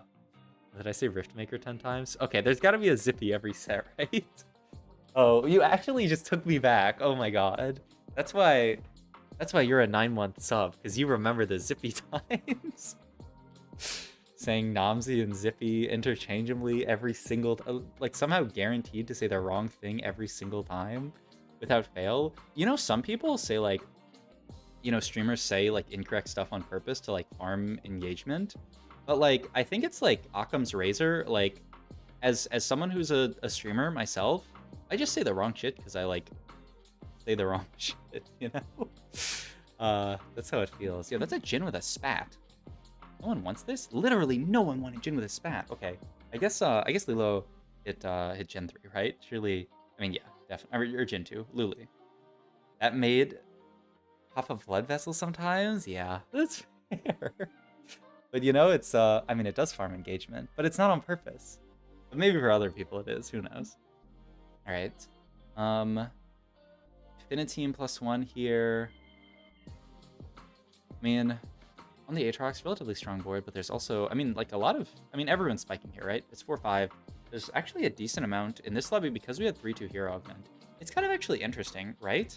2-2-3 this game, but we've had like a 3-2-2 in the games from yesterday. There were more rerolls in the 3-2-2 because you can actually commit at 2-1 and play more for like reroll. But a lot of these 3-2-2 players at 3-2 hero augment were sort of like not committed to the reroll comp. They didn't have a lot of the units already. They decided, okay, we're just gonna play more like a fast level 7, fast level 8. It's so interesting. Like, man, hero augments, like there's some bad parts, but like the way that like different hero augments change like the lobby tempo and like the way that certain comps can be played is really cool. Like hero augments have some really cool bits to them. All right, so yeah, I mean, 5 HP in a dream, Luli, with a very strong board, all things considered. It is not a weak board by any means. Pretty good items on Jen. That played Hodge, very insane in slot, and then has the Morgana, so he doesn't have to build any kind of armor shred. Though it would be nice to like have static so she could hit the back line.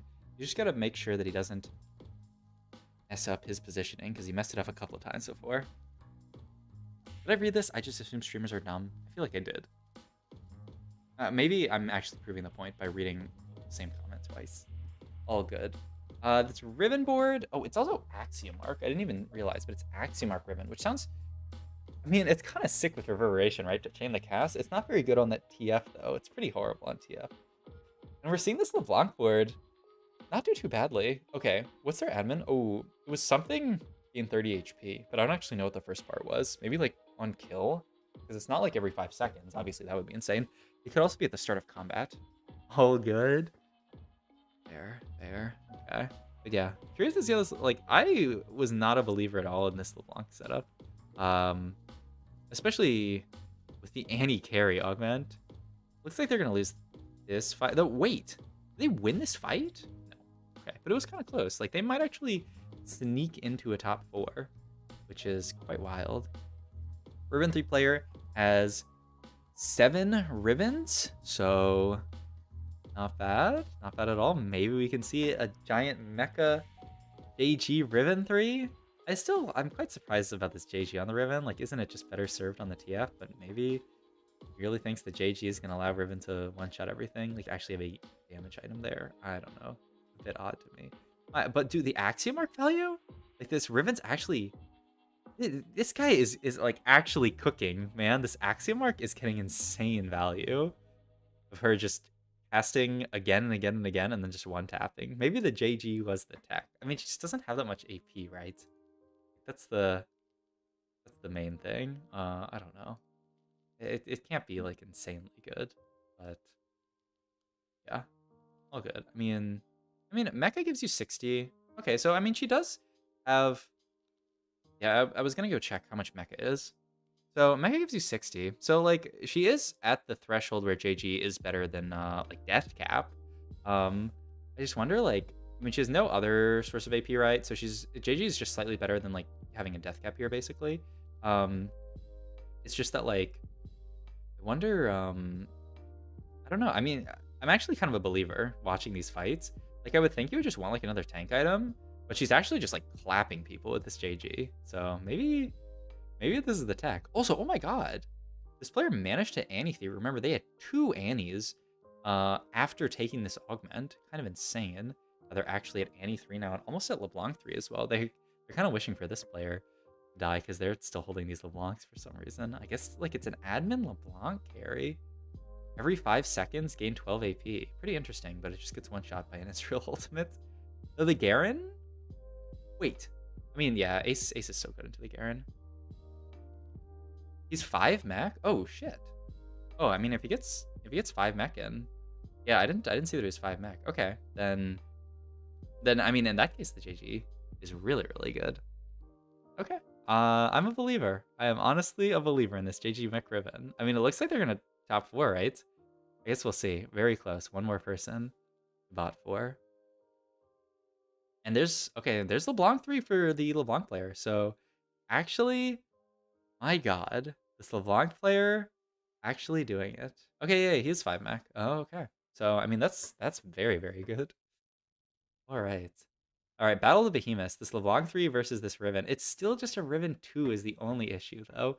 And look, she's having a lot of trouble just getting through this front line. She can one-tap units, but if she's ever fighting a unit that has more HP than her, I wonder if that's the case with that Blitzcrank. Oh, no! He actually died there? Oh my god. Oh, it was such a cool game, honestly. That is so rough to see him die there.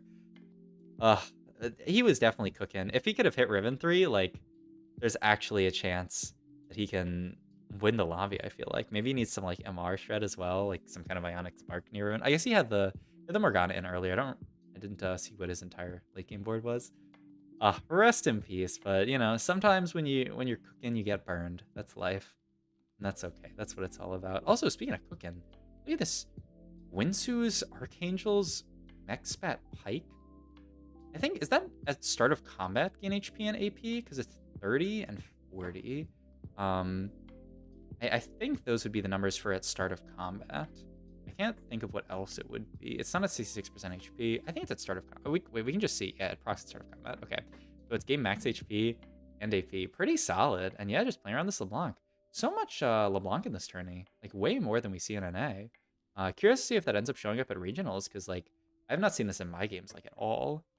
Not get him out of the kitchen? No, come on. It was so sick. It was beautiful. Right. One more fight, potentially, to determine who wins this lobby. This Sivir player with Sivir 3, but it's actually not the Sivir carry augment. It's Recursion Matrix. And then this LeBlanc player, who I thought was in a horrible spot, but they actually managed to hit everything. With this admin, have scaled up their board to be really tanky and do a ton of damage. And, oh, the LeBlanc got canceled by the Shen ult. That's really unfortunate, but still she's one-shotting. It's nice that this player split their carries, but my god. It's actually so hard for them to get through all the tanky units.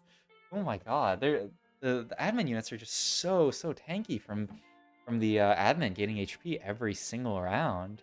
30 is a lot. I also, this is Sunny Jana, right? And that's Sunny Jana just onto this random Acel.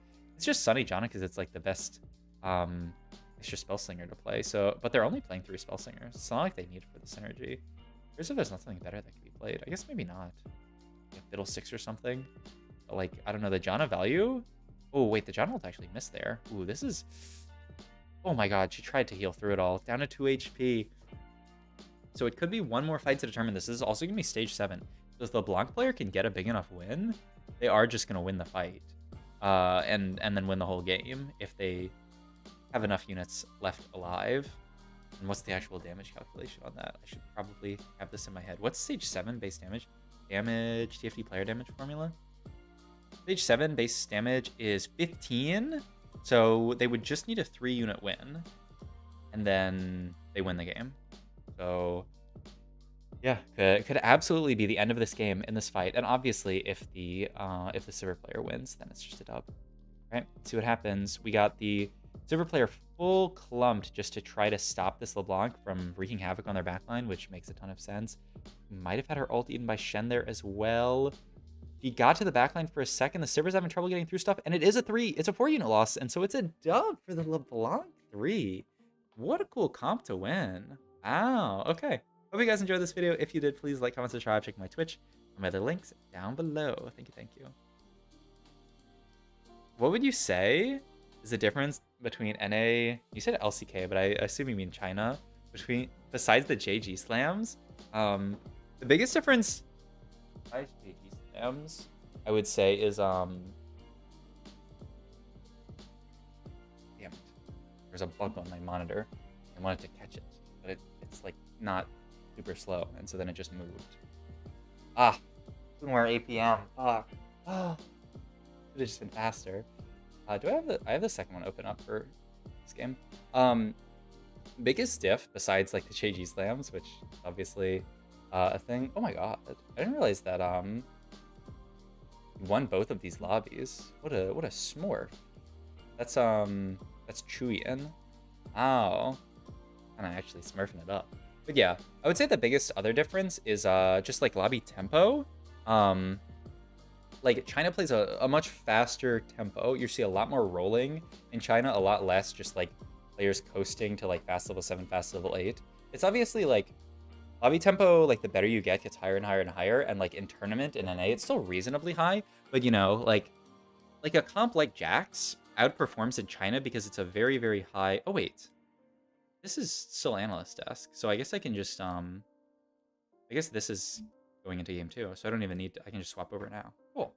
But yeah, like in China, Jax performs really well because it's a very high tempo comp. You spike really hard on 3-2 and then win streak. And like saving HP during stage 3 and just win streaking during stage 3 is really strong when all the other players are trying to play really aggressively during stage 3. So yeah, it's just like very aggressive gameplay, like not a lot of like super greedy fast 8 or like, you know, ever fast 9. You see Chinese players always rolling really deep. Like I remember the VOD that we reviewed of, I forget what player it was, but they were playing Gnar and just rolled it to 0 at level 6 to try to find Gnar 2, didn't hit, and then rolled it to 0 again at 3-5 to find Gnar 2, and they ended up finding Gnar 2 and like being able to hit Gnar 3. It was actually kind of like nuts how aggressively they rolled that game and like how they just spent all of their econ, but I mean, it worked very well.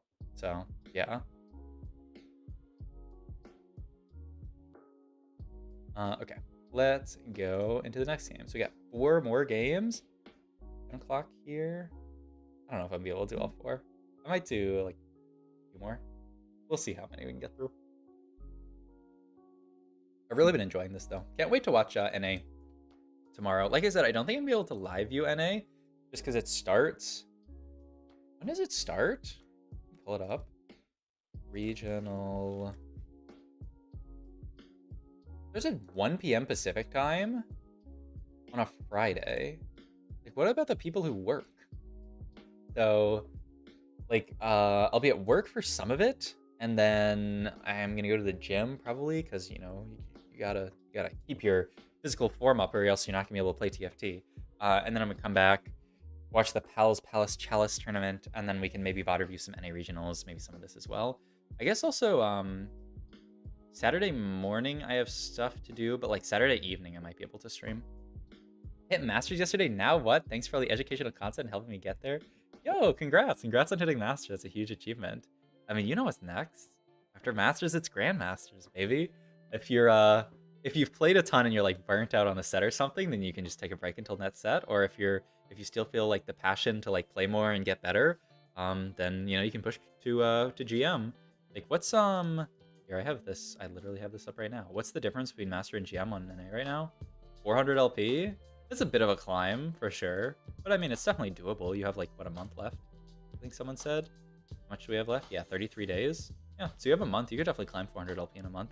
And it's also just like, any skill in TFT is, if you're like getting better at the fundamentals, is transferable. So you'll always be a better player for set 9 if you grind even more during set 8.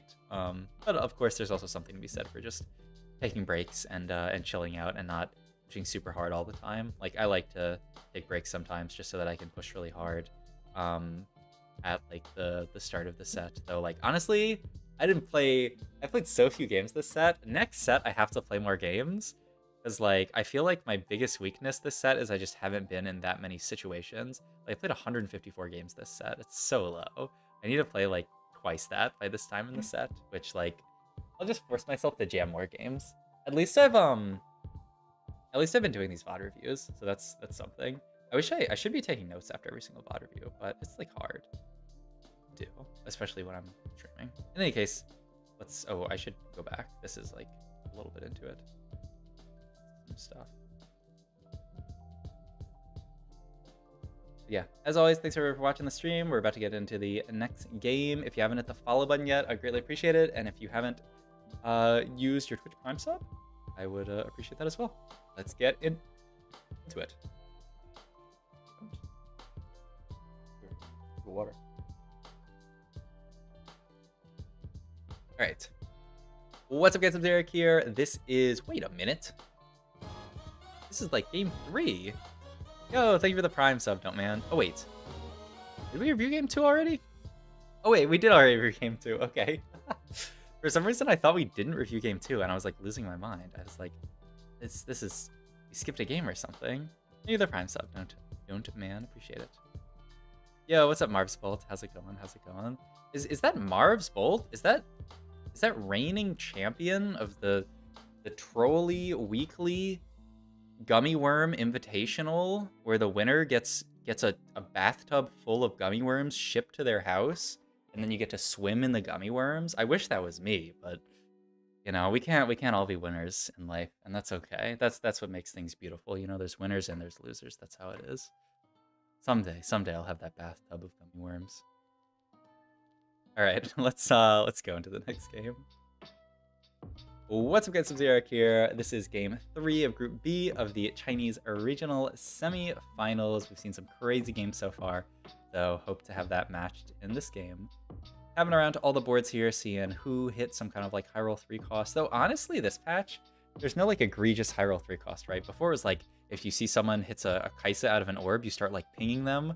Now there's nothing super like that. In China, maybe it's Jax, but even then, I don't know. This player already has admin in, has LeBlanc. We've actually seen a lot of LeBlanc out of China today. So curious to see if we end up seeing another LeBlanc game or maybe something else. I mean, it's already blue buff components. We got gold augment here. There was, I did see an admin +1, but I don't know if it was on that player's board. Duelist +1, Jeweled Lotus, Second Wind, Calculated Law. Oh, wait. There's no way, right? I saw Calculated Loss, and they had what looks like what I would call in the past a Lucian reroll opener, but I do not like Lucian reroll anymore. I think it is very, very bad. So I'm curious to see if they end up in Lucian reroll. I'd love to see it. Tome here, tailored quite well. Okay, so Ezreal is such a broken unit because he gives you Parallel and Quick Draw in, which means these are 2 traits that you get in for free, but that the Tome can't hit. And he also has supers in here, so he's basically allows him to tailor really aggressively for Gadgetean, Duelist, Underground, and an Infiniteam, and I think and Heart. Ends up hitting the Gadgeteam +1. Ooh, with a glove and a cloak already. That's really, really good. Mascot here already. Duelist here. I mean, Gadgeteam +1, I think might be the most broken spat in the game. The most broken uncraftable emblem. Just because 5 Gadgetean, especially because you can't get it from Augment anymore, which means that like you're never contested, right? This person who got it off Tome, there's no way he's going to be contested unless someone hits like it on 4-2 or on 4-1. But to be playing it at 4-1 means or 4-2. I mean, I said 4-2 and I second guessed myself in my head, and then I'm like, wait a minute, there's no way. Is it actually a Lucian reroll game? I don't know. I guess we'll see. Like they have like the Lucian reroll port in, and a bunch of, was that 6 Blitzcranks on bench? Curious to see what their admin is once they get that in. But we might see a Lucian reroll game. Oh, and I thought that comp was like kind of mid, and then they nerfed it really hard, and now no one plays it. Curious to see what they end up doing. I'm holding the Pantheon with the Gadgeteam +1, which makes a ton of sense. I've seen people do this a lot. You can even put like a BT on this Pantheon, so definitely not bad. Those 6 Blitz on bench? My god. Alright, so that could be a very early Blitz 3. Isn't Lucian reroll pretty weak? Yeah, I think it sucks. I think it's really bad. So, curious to see. Prankster Emblem is probably the only one that feels close to as good as Gadget. Oh yeah, that's true. Prankster Emblem also has insane stats now. So, yeah, that makes sense. There was a JG and nothing else on a random Lucian. We have another, oh my god, 6 Silas, 6 Blitzcrank. You can make gold here. You just have to sell the Ash. I mean, surely they're making 20, I would imagine. Unless they have some kind of reason for holding that Ash, which I can't imagine. We'll see. Static Ship Slam here with an Anima Squad opener. We'll see if it ends up actually being an Anima game. Definitely doesn't have to be. But right now, they're just trying to win streak with Thrill Behunt with this TG Nasus, which is just bonking heads. Oh my god. It's double Gnar here. Oh no. That actually feels so bad for the Gadgeteam +1 player. What if that player has double Gnar and they hit Gnar Augment and just want to commit to it? I mean, it's not the worst thing to do, but like, I mean, they probably shouldn't. Like, I doubt they're going to try to commit to Gnar from their spot with like Static Shift TG slammed. Alright, and then this player actually full open. So there's two 5 lost players who didn't ever fight each other. So fortunate for both of them. This is China's personal overlay, or is that an app? I've totally use that when I play. If it is, yeah, it's an overlay that the main broadcast uses. That was 3 Silas. Okay, but that was not this player who just hit 3 Silas. That'd be insane. Yeah, it is. It's just an overlay that the broadcast uses. I know, like, wouldn't it be so insane if you could actually have this? But no, this is like a team of people behind the scenes entering in all of this information, I'm pretty sure, and then constantly updating it. Unless they have like some kind of tool that like like automatically, maybe some kind of like image recognition software, but still like some of this information has to be entered in manually, I think, which is kind of insane. But yeah, it's really, really cool, right? We'll have this in an A and probably like set 24, maybe set 25. He goes the Onyx Spark on Blitz. I want to know what his admin is. Somebody tell me. I mean, I should just be looking closer at the fights to see, but normally the broadcast will like have a little thing that shows admin. All right, Augment's here. Oh, speaking of admin, he's offered admin +1, but it's actually kind of awkward to get in. Just takes TG for Silas. Yeah, makes a ton of sense. So it is actually a Lucian reroll game. I could have lost Lucian reroll. Pretty sick. And I mean, makes sense, right? He's already hit Blitzcrank 3 and LS3. So now all that's left is the Lucian 3. I mean, you could even abandon the Lucian. The problem is that Lucian is kind of the unit that bridges the gap between those units, so it's quite hard to just manage Lucian. Second row Lucian. Maybe there's a hook taken or something like that. I'm a bit surprised that this Lucian's this far up. I don't really understand it. I don't think it gives like a great angle or something. I don't know. Odd. But yeah, okay. This Thrill player, double Exiles player. I love it. Augments like Exiles that sort of like give you a condition that you have to meet to get them are often strong because you have to meet that condition. So taking a second one feels really good. Double Battle Mage, double Exiles, that kind of thing. Even though you're stacking the same effect, which tends to not be that good, just the fact that like if you're already getting single Exiles, then like getting a double Exile is basically free. Like you don't have to change your positioning at all. So it feels really, really nice. The mascot player losing to the duelist player. Wait, was that Lulu reroll? I think I just saw a ton of Lulus on the player's bench. I thought they were going mascot into Whoa, wait. Are they like rolling Gadgeteen units or something? I don't know. They're carrying the Nasus right now. I'm curious to see what DYS's board ends up being because it looks kind of odd right now. I assumed it was just gonna be some kind of like Vex game, but maybe not. Whoa, fastest level 7 in the West here for the player in the little like live screen down here, just rolling on 7. This board looks kind of okay. At least they hit the McGarren, and they have really good ASOL items. But I don't think they have a 2-star unit on their bench or on their board, except for the Jax 2 that's getting sacked for Garen HP. At least ASOL with these items should help clean up. But they're playing like double Morgana? Yeah, kind of a rough board. Kind of a rough board, but that's okay. Regulated Lost player says, hey, there's a bug. I'm not hitting my Lucians. I only have 5 Lucians. Can we please get that checked out real quick? I love this arena, by the way. We'll skip ahead in a sec, but just take in the arena. It's so pretty. I'm like, every time I see it, I like, how insane would it be to actually like be there and like watch in person or like play, like be one of the casters? That'd be so cool. Getting to like see, all like turn around and see the arena. It's so sick. Look, all I want, because I know we're moving to 3 sets a year starting in set 10. I want like 1 Worlds a year. I want it to be LAN and us to use all of this production value to make a really sick LAN Worlds. We don't have to do every single Worlds LAN because like I know that'd be really expensive to do like a Worlds every 4 months, but like 1 Worlds every year LAN, and then the other 2 can be like still like Worlds and like same prize pool, but like it's not LAN because it'd be hard to organize. But just 1 Worlds a year LAN, and we have like this insane production value, and like all I have to do is get to Worlds as an NA player, and then I can you know, experience this. That would be so sick. Like, because as it stands now, as a poor NA player, all I have is like a pretty vibrant competitive scene with a lot of cool streamers, which is like pretty sick, honestly. You know, I much prefer that to like some of the other regions. I talked about this at the start of the stream, but I don't know if anyone saw Bebe's post about the Korean competitive scene, but the Korean competitive TFT scene looks like it is horrible. Like it looks like there's some serious issues with that. So at least NA is not that, I guess. But yeah, okay. Going into 4-2 augment here. Another gold augment. See some rolling, which tends to happen. Top left here, my camera is covering it, but it was a portable forge. It ends up being a collector. Whoa. Okay, we'll see that board later, I guess. This player spending a while on this augment, and it makes sense. What the hell are you supposed to take there? Nothing crazy.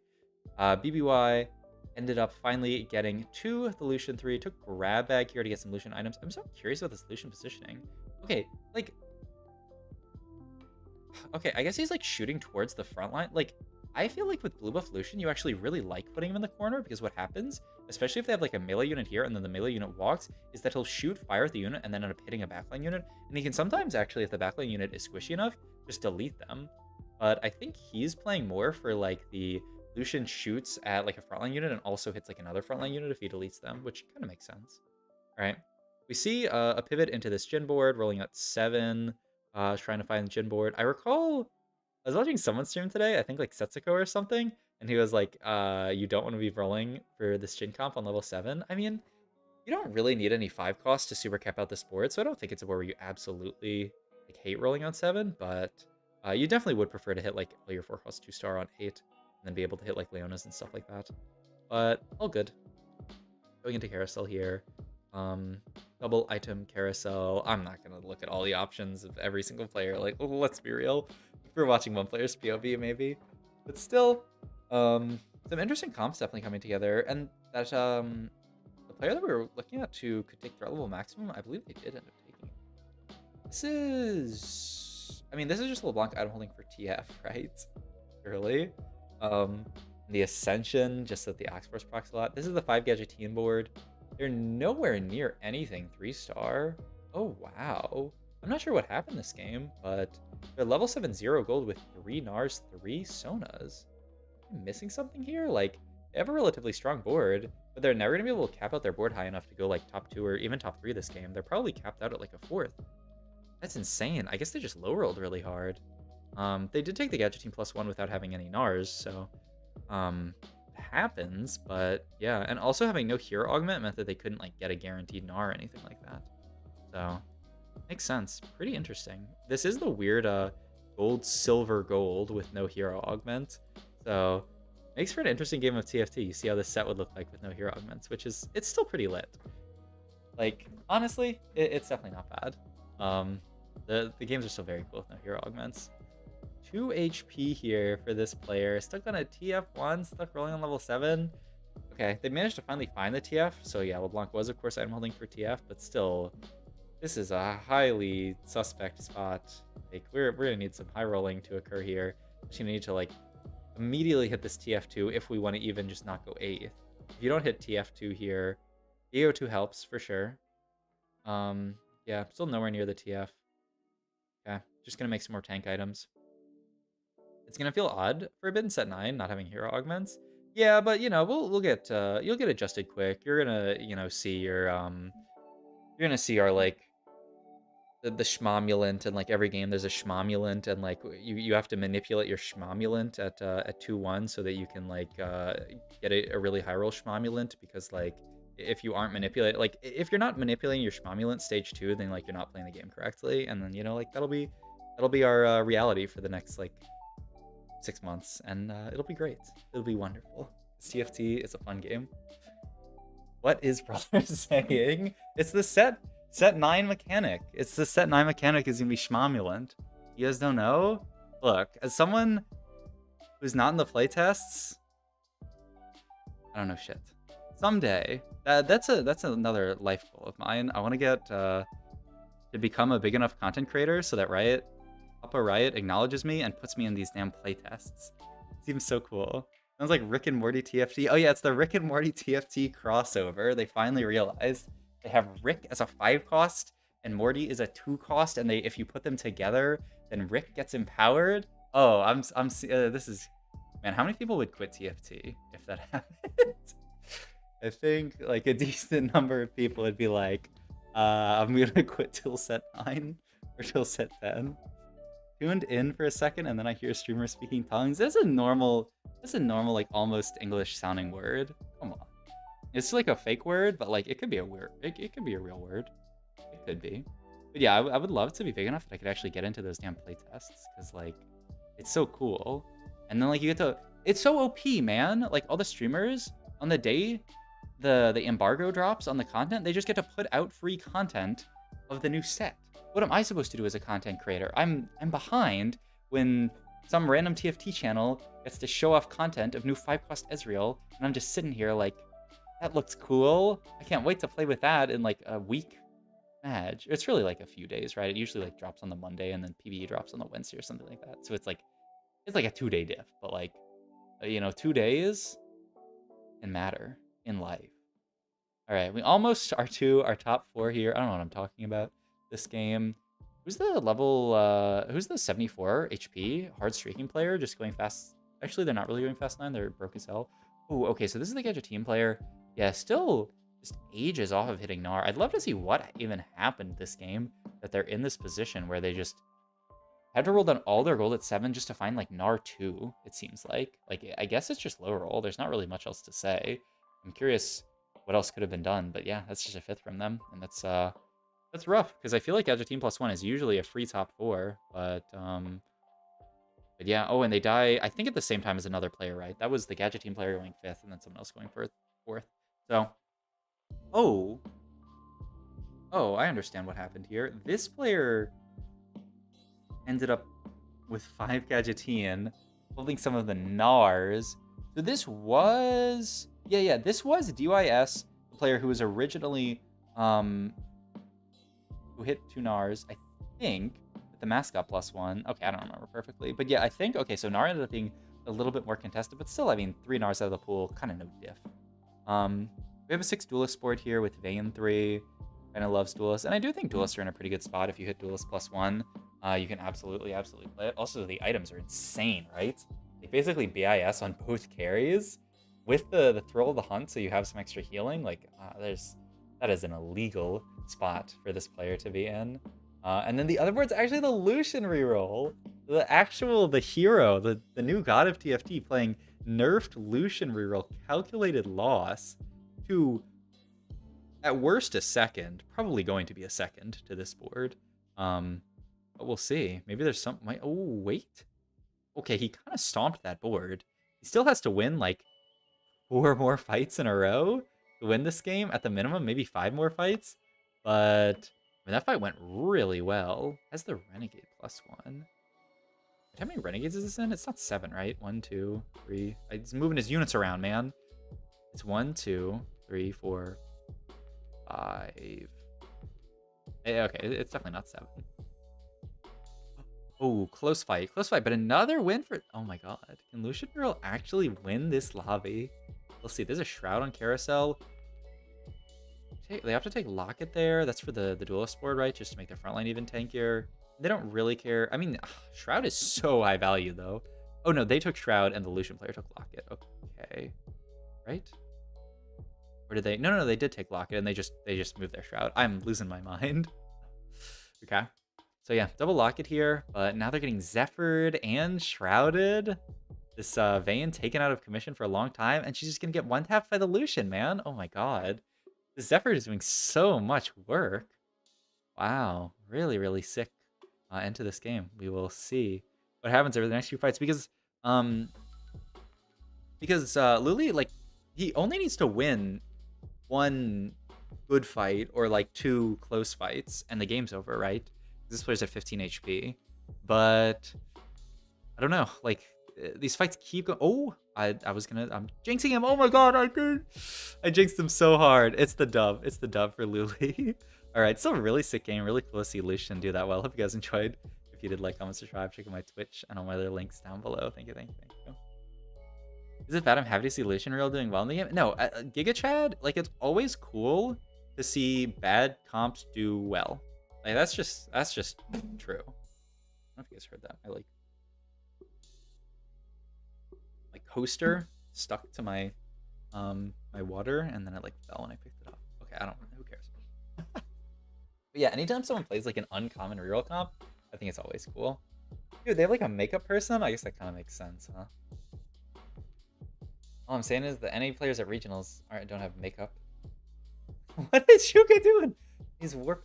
Man, I like these. Shunga, quick draw something. Oh, okay, this is the one we saw where he's like a bike driver. These are so good. G2's like a street vendor. What is he? Like, what's he like, what is he supposed to be? Is he like a Uber Eat? What the fuck was that? And then Achen's just like a hot guy at an office or something like that. I don't really understand. And he's being like harassed by women, and like that's his... But he's like doing his spreadsheets or something. This is so good. Okay. I already saw this. Okay, let's go to the next one. We need like some other company to do some kind of like TFT NA summit, so we can have more like skits like that of NA players. Like that, the Chinese one was so good. It's like so well done. Like the summit ones are like almost a little like scuffed value, but like these look like I'm watching like a show. It's like so well filmed and stuff, and like they have so much content, you know. Like it's like Junga's like riding around the city. I don't know if we're ever gonna get to this level of stuff. And dude, this is me at work. This is me at work talking to my boss while I try to pivot into Jin, and I'm just like going 8th because he's like, "Can you do this spreadsheet?" And I'm like, "Fuck, man, fuck! I've lost 2 rounds for no reason." Is that a dead body? Oh no, it's just trash. I don't know what this one is. I had the easiest first of my life with 4 heart, 5 gadgets, Sona carry with gadgets fat, 75 HP first in time without hitting Sona 3. My god, yeah, it's pretty insane. It's actually nuts.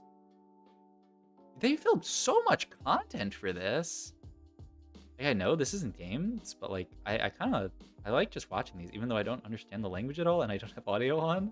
You know, you get a lot through just like, man. Like, should I just Duolingo Chinese so that I can, like, there's so much Chinese TFT content that I want to consume, and there's only so much you can get through Yandex translating and saying this this admin child gains 5 swords, you know? It's like, it's kind of difficult. Okay, let's skip the next one. I think maybe they had technical difficulties or something, because like there's actually a pretty big pause. Nice that we can skip it. Now you know it's real esports because there's like big pauses, you know?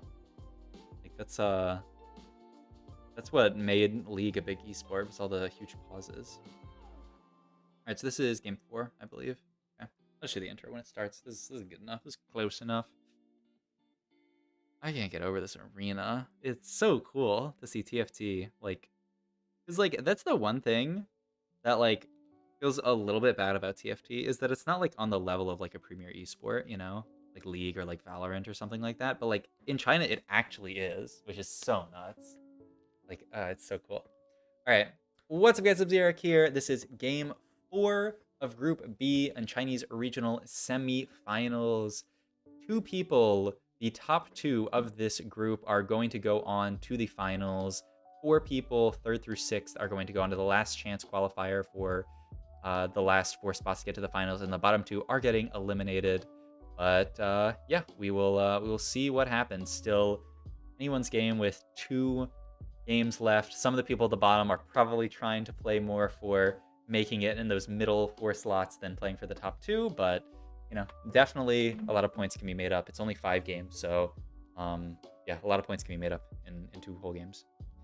I brushed up on my Chinese/Spanish by watching TFT. I feel like it's the best way to learn a language. Yeah, I don't know about that. All I know is like the Ga character in Shunga has like 2 little squares in it. That's all I've learned from months of watching Chinese TFT. So yeah, I'm not I don't know completely about that one. Here's company taken. Middle left, we have a makeshift here. Makes a ton of sense, right? With all offensive components in this situation. Levels up here is kind of an awkward board, right? Doesn't even have like a duelist to put in with that Kale. So he's just playing like double Lux backline, I guess. Yeah, double Kale backline looks decent here. Gonna make the Gunblade instead of something like a Guinsoo. Kind of interesting. I like Guinsoo Slam there was fine. The problem is I guess you're left with a sword. There's like Gunblade Static Shiv makes a ton of sense. Yeah, okay. After evaluating it, you'd probably prefer Guinsoo plus... You probably prefer Gunblade Static. Gunblade Sword to Guinsoo Static, especially because like Gunblade Static is like more BIS than like Guinsoo plus like Blade. Yeah. Over to another duelist board with 4 duelists in here. China loves their duelists, and I do think it's a very solid comp. Whose company board is right now LeBlanc board. Their admin is every 5 seconds gain 12 AP, it looks like. Definitely not bad. Yeah, every 5 seconds gain 12 AP.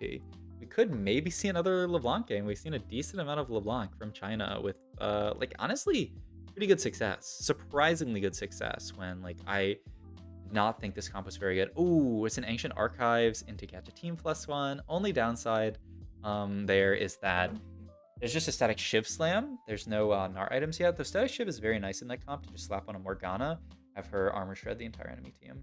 So, yeah. No underground here. The intentional loss streak really, really hard here at 2-3. Bit surprised to see the frontline Sona. Also, double sword, double chain as the items. Did they have some kind of... No, there's no Pandoras. Kind of awkward items to be holding like Sona for. I guess maybe they could take like Ezreal off Carousel and try to play for underground, but it's like... It's kind of late if you're already 80 HP to try to get underground in. But we'll see. 3Z... That's a different player. Okay, so it's not the player who we just saw. So they didn't take the Ezreal. Okay, so yeah. Makeshift here with the Gunblade. I mean, yeah, completely fine. Oh my god. Okay. But I'm pretty sure. I mean, maybe they hit 1 vein. I'm pretty sure this player just like natural 2 veins. Maybe they had 1 vein off the Threes company. I didn't remember them even having any. But now their spot looks really, really good. Oh, they also had Ribbon 2 somehow. It's like they rolled. I guess they got 1 off Carousel, and then they had the 3-cost Duplicator. So they probably ended up taking 1 of them off Carousel and then using Duplicator, but I'm surprised to see both. Curious to see what that board ends up being. If it's 3-cost Tier Augment, you can very easily go for like a spread shot game and have a very good spot. Oh my god. This is pretty sick from Luli. Okay, so we're playing... We have the Gadgeteam +1. We're not actually playing Gadgeteam. We're going to Lost Streak with Underground here, and then take probably like a 2 heist cash out and then roll. The only problem here is that you really want to have Gadgeteam in for hero augment odds. Because if you just have Underground in and you don't have the opportunity to hit like our Hero Augment, it feels pretty bad. I guess the upside though is you always want to play Sona, so you could always just take Sona Hero Augment. That's kind of an idea. That is kind of an idea. It doesn't actually even sound that bad. Okay, well, yeah, I could definitely see that being it. But I mean, I would personally want to have Gadgetina in just so that I can hit like Gnar Augment odds, but we'll see. It also might just not be a Hero Augment. That is very possible. But yeah, with 3-cost duplicators plus potential 3-2 Hero Augments, this is a game that has a ton of potential to be very rerolly. Yeah, so he's not going to get Gadgetina in here. He's just going to play Spellslinger plus Underground plus... I don't recall what the last synergy was in. He had Annie. So it's like very likely that he can hit a Sona Augment here if there's 3-2 Augment, which is fine, right? The problem is I don't think he had like great Sona items, but hopefully I guess you'll get those. Okay, we do... Oh my god, it's 4-3-3. So a lot of people are going to want to roll for 3-cost. We already see that spread shot taken for the Vayne player.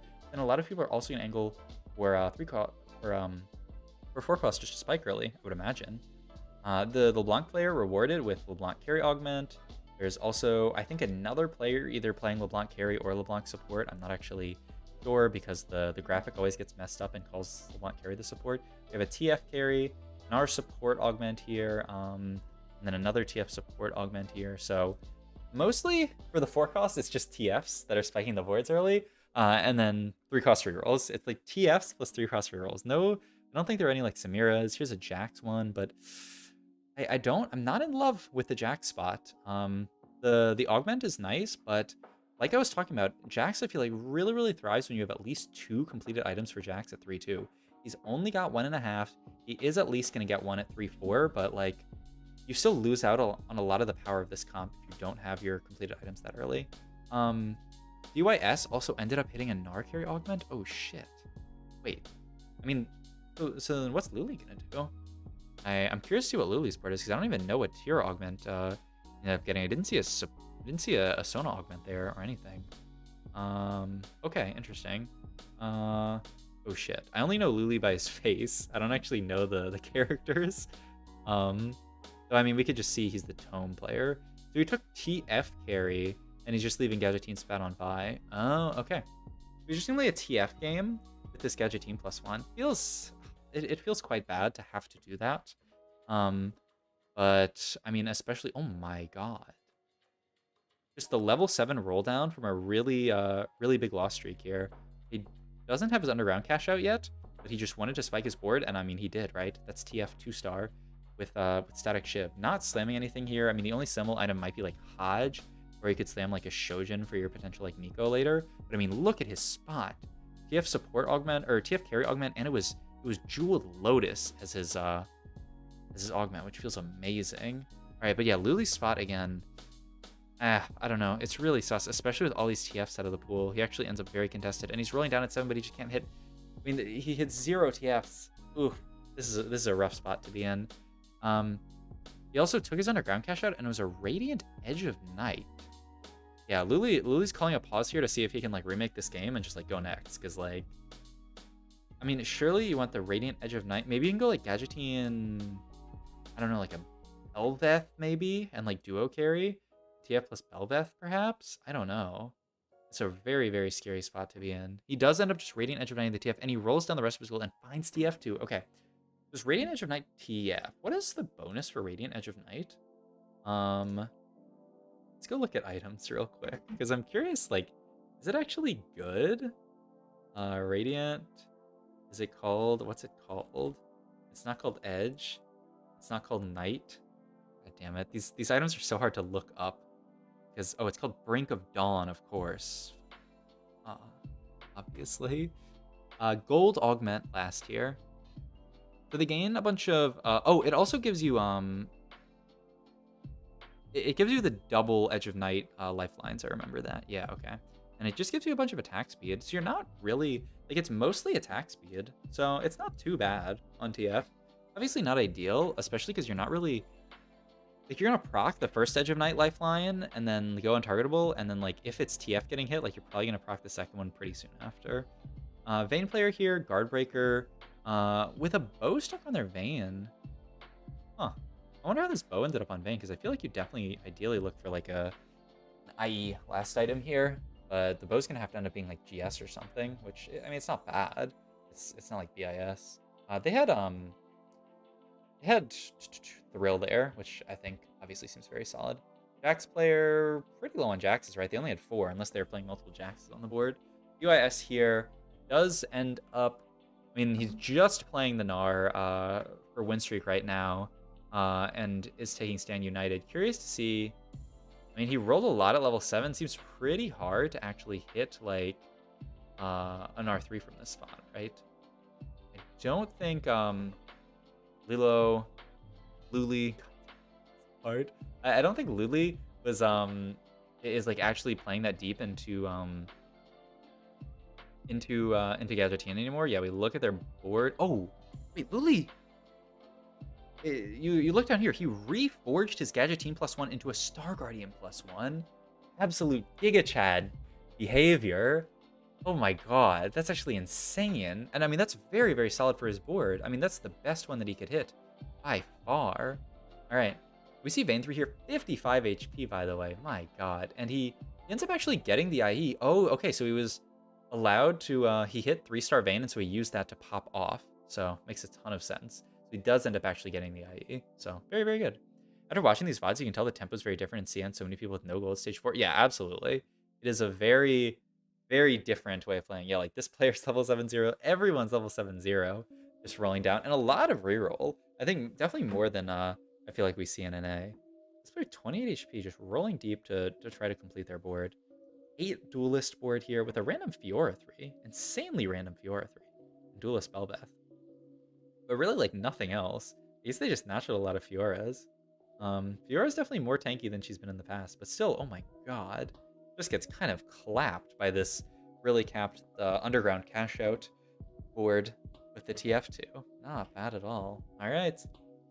Another Jax here. Oof, but it's still 4-7, only 5 Jaxes. I mean, you have to high roll to hit Jax 3 anywhere soon. I was curious to see what their HP was, but I didn't actually get a chance to see. 6 LeBlancs for this LeBlanc player. So this is the other LeBlanc player, right? There's 2 players contesting LeBlanc in this lobby. This is so insane. Brings me back to when LeBlanc was actually broken, but it feels like China still thinks LeBlanc is good because like they're playing LeBlanc from like these type of spots. All right, Lily here hits the Nico 2 with Duplicator, and yeah, the Star Guardian +1 onto the Janna. Don't put your Star Guardian +1s on Twisted Fate. I tried it and it sucked. So just I test out the bad stuff so that you guys don't have to. But you can just put it on Sona, and then eventually late game you're gonna hit a Janna. Star Guardian Janna is gonna feel amazing. So that's all in good. But yeah, everyone hitting strong boards here, starting to begin capping out their boards, and a few people probably gonna start dying here. The people who are very low. DYS here. This Gadgeteen board, like I've said in the past, I'm not the biggest fan of playing this board without Gadgeteen +1. I mean, it just seems very difficult to play here.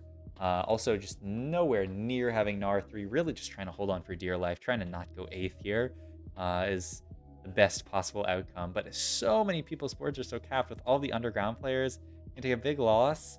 That's delayed damage. He's definitely lower than, yeah, he's, okay, so he's 7 HP. Then there's a player at 2, and a player at 1 HP, and a player at 10. We could legit, if the top 4 fight the bottom 4 here and all win, we could legit see 4 people eliminated here. It probably won't happen, but it could legitimately happen. All right, let's see where the eliminations happen. Surely at least one person is dying right here. My money's on DYS definitely dying. His board looks just not strong enough when you look at the rest of this lobby. But that's definitely one player dead. DYS is also dead.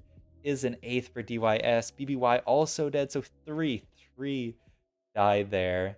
One more dead for top 4, and then we'll have that. But yeah, wow, crazy. And yeah, I mean, really interesting game for Luli. I mean, we literally, there was like a break because of they're having technical difficulties.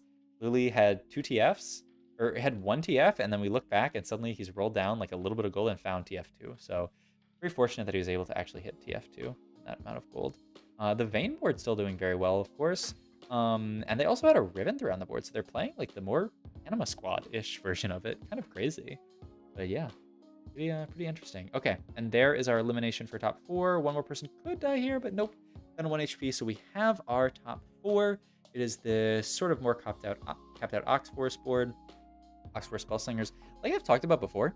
And this is sort of validating my opinion that if you hit Ox Force +1, I'm pretty sure you just play 5 Ox. Because you don't want to cut any of these units. So we see here with the Ox Force +1, he's just playing 5 Ox, 5 Spellslinger, which is pretty wild, but I think it might actually be the strongest board. Alright. The Vayne board, oof. It was close, but going to eliminate that player. Yeah, the Vayne board is just doing crazy work. And this Edge of Night, Brink of Dawn, sorry, TF4, doing work, but is finally going to get eliminated in a third. So now we just have this 5 Ox, 5 Spellslinger board versus the Vayne board. Both players win streaking. It's a 10 streak and a 5 streak. Somebody's streak has got to end here after this minion round, of course. Curious to see who it is. Level 9 on one side, and then the Vayne board can potentially go 9 this game, but actually just going to opt to roll it down here to look for Echo too. Okay. Yeah, I mean, there's very few fights left. You would have to win fights to like actually go 9. So at that point, like, what are you actually doing? And I mean, yeah, it's also, I didn't see that Elsu only had MF1. So like actually, ooh, he opts to lock for the MF here and still holding on to the possibility of hitting Neela 3. What items are on Neela? I want to go look back and look at his board because I'm curious that he's that interested in hitting Neela 3 because like hitting MF2 is obviously a big upgrade here. Just Declaw, I mean, yeah. He has the duplicator though. So he ends up hitting one more Neela, and then boom, that's Neela 3.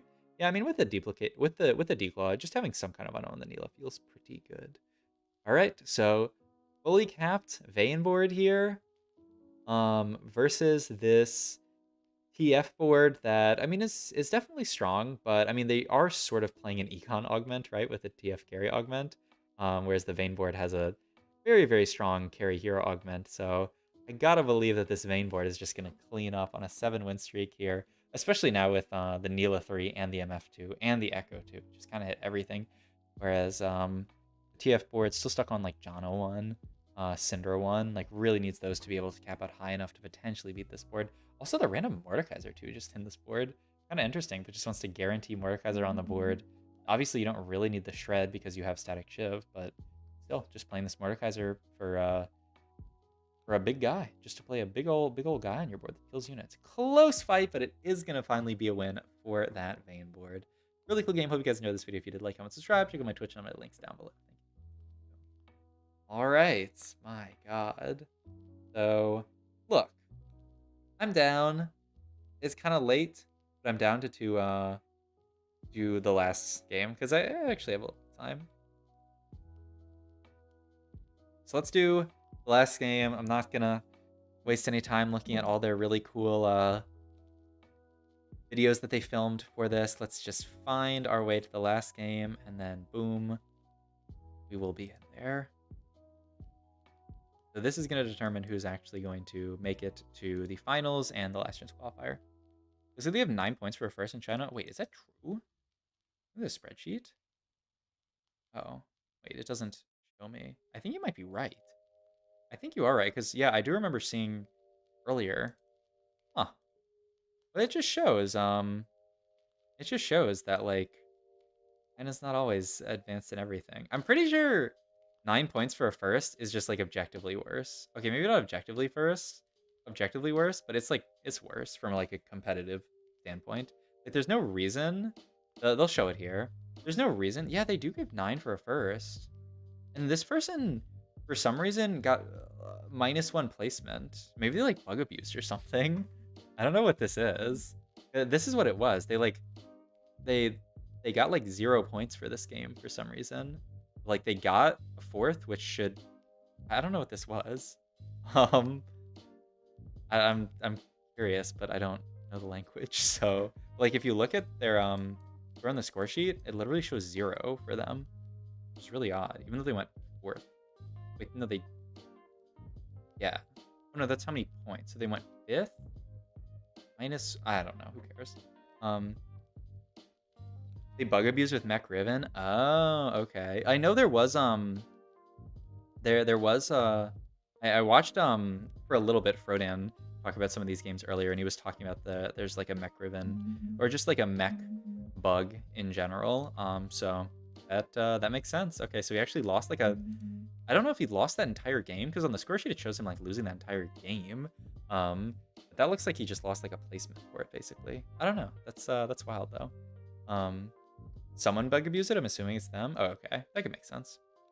Yeah, but yeah, I do feel like 9 points for instead of 8 for first is just worse, because like, wow, they have this really cool like center area. It's almost like the the start of the game where you have all the people going around the center, except they're like obviously laid out in a way that looks better for production. But yeah, that's pretty cool. Yeah, but I do think 9 points instead of 8 for first is just like so bad, because like first is often because you high roll. Like obviously you have to be a good player to get first, but you have to be a good player plus high roll. Why would we reward high rolls better? Like some of the most well played games of like the player who played Lucian Reroll, who went second, I feel like that player probably played infinitely better than the player who went first playing Sivir 3. You know, like let's be real. Let's be real for a second. Like that's so wild. Mario Kart style point system. I don't even know what that means, but if it means that you get 9 points for a first, all bot 4 get 0 points. There have been tournaments like that. I know there have been a few tournaments before where it's like it's just who goes top 4 and who goes bot 4, and after that it doesn't matter. And that's similar. That's how the Gummy Worms tournament is for the first two games until you get to the finals. It's legit just top 4 advance, bot 4 get eliminated. It doesn't matter if you go first or it doesn't matter if you go first or fourth.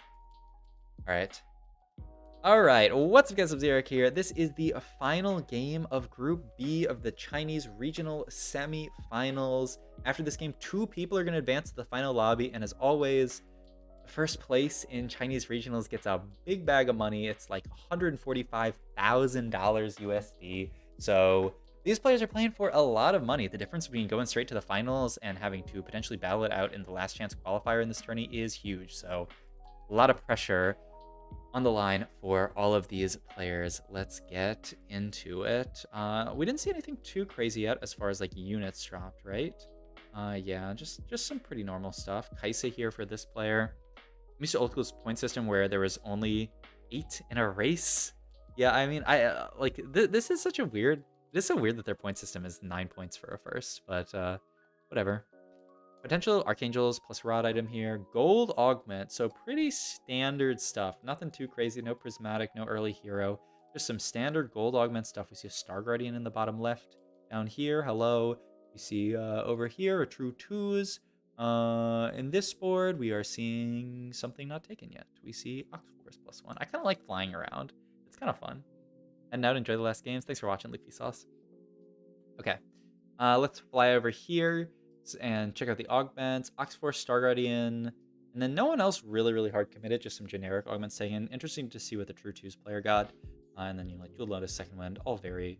That player with the Metabolic Accelerator is definitely likely to play for some kind of loss streak, but we will of course see. It is possible to play loss or win streak with Metabolic, but it doesn't feel great. Guardian plus 1 plus Warmog slammed, so no real direction. And this player ended up taking Jewel Lotus and just slamming a Death Cap here. Okay, so that was the person who I was thinking about potentially slamming Archangels, but they're with the Jewel Lotus just gonna slam Death Cap and play for streak here. Interesting.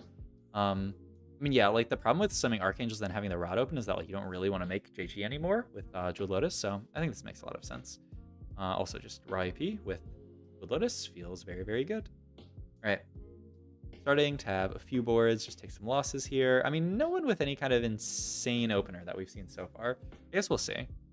As we pan around to all the players. I E-slam for one of the players. Ooh, and that's a rel too. Okay.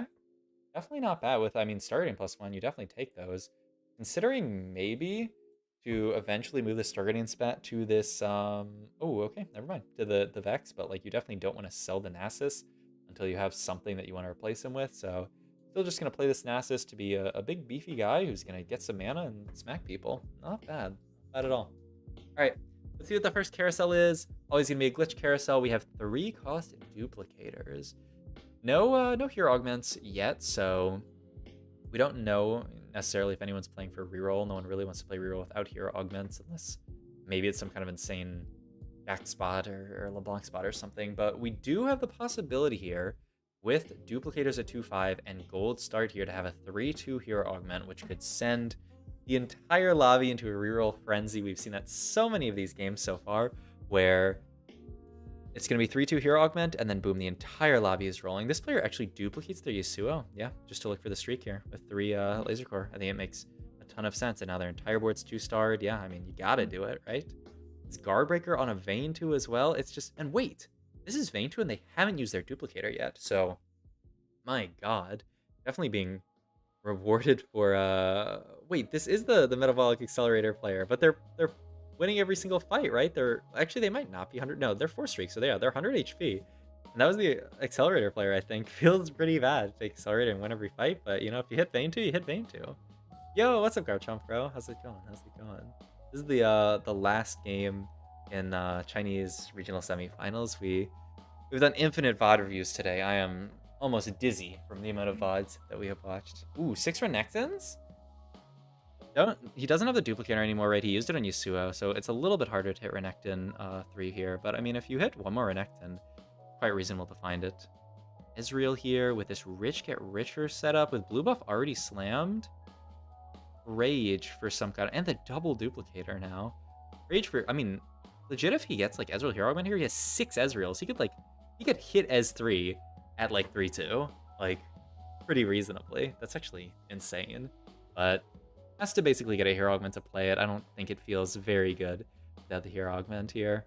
Oxforce +1, just playing like an Oxforce TF Nico game with the Shojin, plus those Guard Breaker slammed, I believe. All right, the Ezreal player, oh, is he gonna this fight? Oh my god, I mean, just hitting the Ezreal 2 spiked his board so hard. Now he's rich get richer, making infinite gold. All right, oh, it's not hero augment, it's prismatic. Oh my god. Okay, let's do what everybody takes. So no hero augment. Doesn't necessarily mean, man, I see this tiny little thing up here. It's quick draw, the quick draw crown, I guess. I thought it was Dragon Mancer for a second because it looks similar from so far away. Drill here hits another Oxforce +1, so could look for either Oxforce or you could just look for the item grab bag. The idea is that, like, you know, item grab bag will eventually, I mean, it's just going to be more components, and you can still end up making the Oxforce +1. Probably going to be what ends up being built here. I don't really see what else you end up building from that spot. Yeah, China, we've seen a decent amount of item grab bag today. I feel like they like it a lot. Your quick draw +1, and curious to see what prismatic double trouble ends up being. Oh my god, you did quick draw +1, and like I said, 3-2. Pretty sure he hit Ezreal 3, so he is just playing around Ezreal 3 with the quick draw. I don't know what's called, Crown? Soul? Something like that. With just 4 quick draw. Pretty sick stuff. Alright. Radiant Death Cap here onto this Kaisa, which is just gonna item hold for now, probably. But I mean, the Ezreal board is so strong. Level 6, 50 gold, Ez3 is cheating or what? I mean, he was rich get richer. He had at 2-7 he had 3 Ez's, but it was a 3-cost duplicator game, and he hit another duplicator off Krug, so he basically had 5 Ez's, and he had like 60 or 70 gold or something, so he just rolled it down and he was killing. Yeah, he rolled on 3-2, but I mean, he basically had 5 Ez at that point, so he only needed to find 4 more. So actually, I mean, it was kind of easy. It was kind of easy. But yeah, oh my god. Okay, so this is Double Trouble Vayne Neela, Double Trouble Duelist. I think I saw a game of this. Now that I think about it, maybe I saw the tail end of this game on Frodan stream or something. But I think that's the version of Double Trouble that I've seen a decent amount in China, is just playing around like duelists. Makes a decent amount of sense. Oh, we also saw Double Trouble Yasuo, Super's Yasuo game with the carry augment earlier. So yeah, it seems like anytime people are playing Double Trouble, they're leaning more into the duelist line, though obviously those are 2 very different lines. All right, another Lost Streaker into Roll It Down 3-5 and 3-6 and just pivot into the Jhin board. We've seen this a decent amount today to like middling success. If you can hit Jhin 2 and everything else, then you stabilize really hard and you can have a very, very strong board. But you know, if you don't hit, bad things are ahead. You still at 4 as in like 20 gold? I mean, yeah, it's a little high roll, but that's like, I mean, it's kind of high roll, but it's like, you know, within the realm of possibility. Oh, I slept like a human and woke up at 7 a.m. for once. So first, good morning chat instead of good night for me. How's everyone doing? Oh, how's it going, KG? Congrats on fixing your sleep schedule. Oh, and we already see 6 Oxforce over there. You're working for an administrative test. What the heck? I'm doing good. We are watching some Chinese TFT VODs and having a damn good time. Oh, KG, because you're just tuning in. I guess you'll see the arena after this game. The arena, just the production on Chinese regionals is so insane. All right, so we have 6 Star Guardian here with Star Guardian Spat just sitting on Lucian for now. This might be just carry Kaisa forever and just play the old Kaisa MF version. It almost looks like what he's leaning towards, because like there's basically 2 routes you can go with the Star Guardian +1. But I'll shut up for a second because this is 4-5-4 hero cost augment. So we're gonna see some 5 costs. We might see some 4 cost 2 stars. Oh, okay, so this is the Double Trouble player. What are they rolling for here? Because I would assume like TF support's fine and you can just play him. What else is there? It's gonna take. This is and okay, so I always forget. So the support augment is not shiny, right? It's another one of those units where there's. God damn it. Okay, I'm gonna have to go look it up. But yeah, you can see all the augments here on the left. Some interesting stuff. Jin carry, Mordekaiser carry. Wait a minute. Urgot.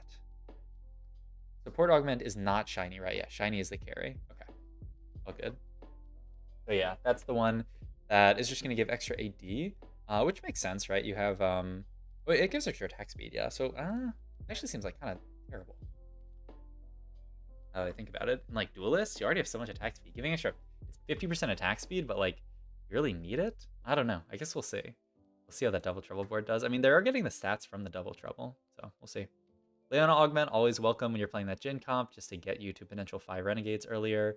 That board is Quick Draw. Which MF Augment was that? It is MF Support Augment, okay? Yeah, Make It Rain, because like, you don't really care that much about MF carry. You're not really going to be able to itemize her, so you're just going to take Make It Rain and use that to push levels, especially with the Ezreal 3 so early. It's pretty strong. This is probably BIS Viego. Oh, it immediately pivoted off. I'm down for you to say what BIS Viego is. But yeah, this is heavy, not so heavy metal double healing augment. Man, that actually seems like quite a nice setup. So he's got second wind plus the CB onto his his entire team, right? But there's actually a good chance that Mordekaiser 2 is actually able to scale up, and it also is just a Mordekaiser 2, right? What he had, kind of insane. Pretty I mean, whenever you have 5 costs possibilities, leads to some crazy stuff going on. So I mean, it's like a Gadgeteen board, but with no Gadgeteen +1. Interesting setup over there. Okay, curious to see how that board does. This, you're saying BIS Viego? Hodge Deathcap with Jeweled Lotus? Or is another player's Viego? I mean, this Viego setup seems quite nice. My god, this Viego. And then the Jin also just helping clean up. He's actually doing work. I actually just stomped the 6 Star Guardian board. Yeah.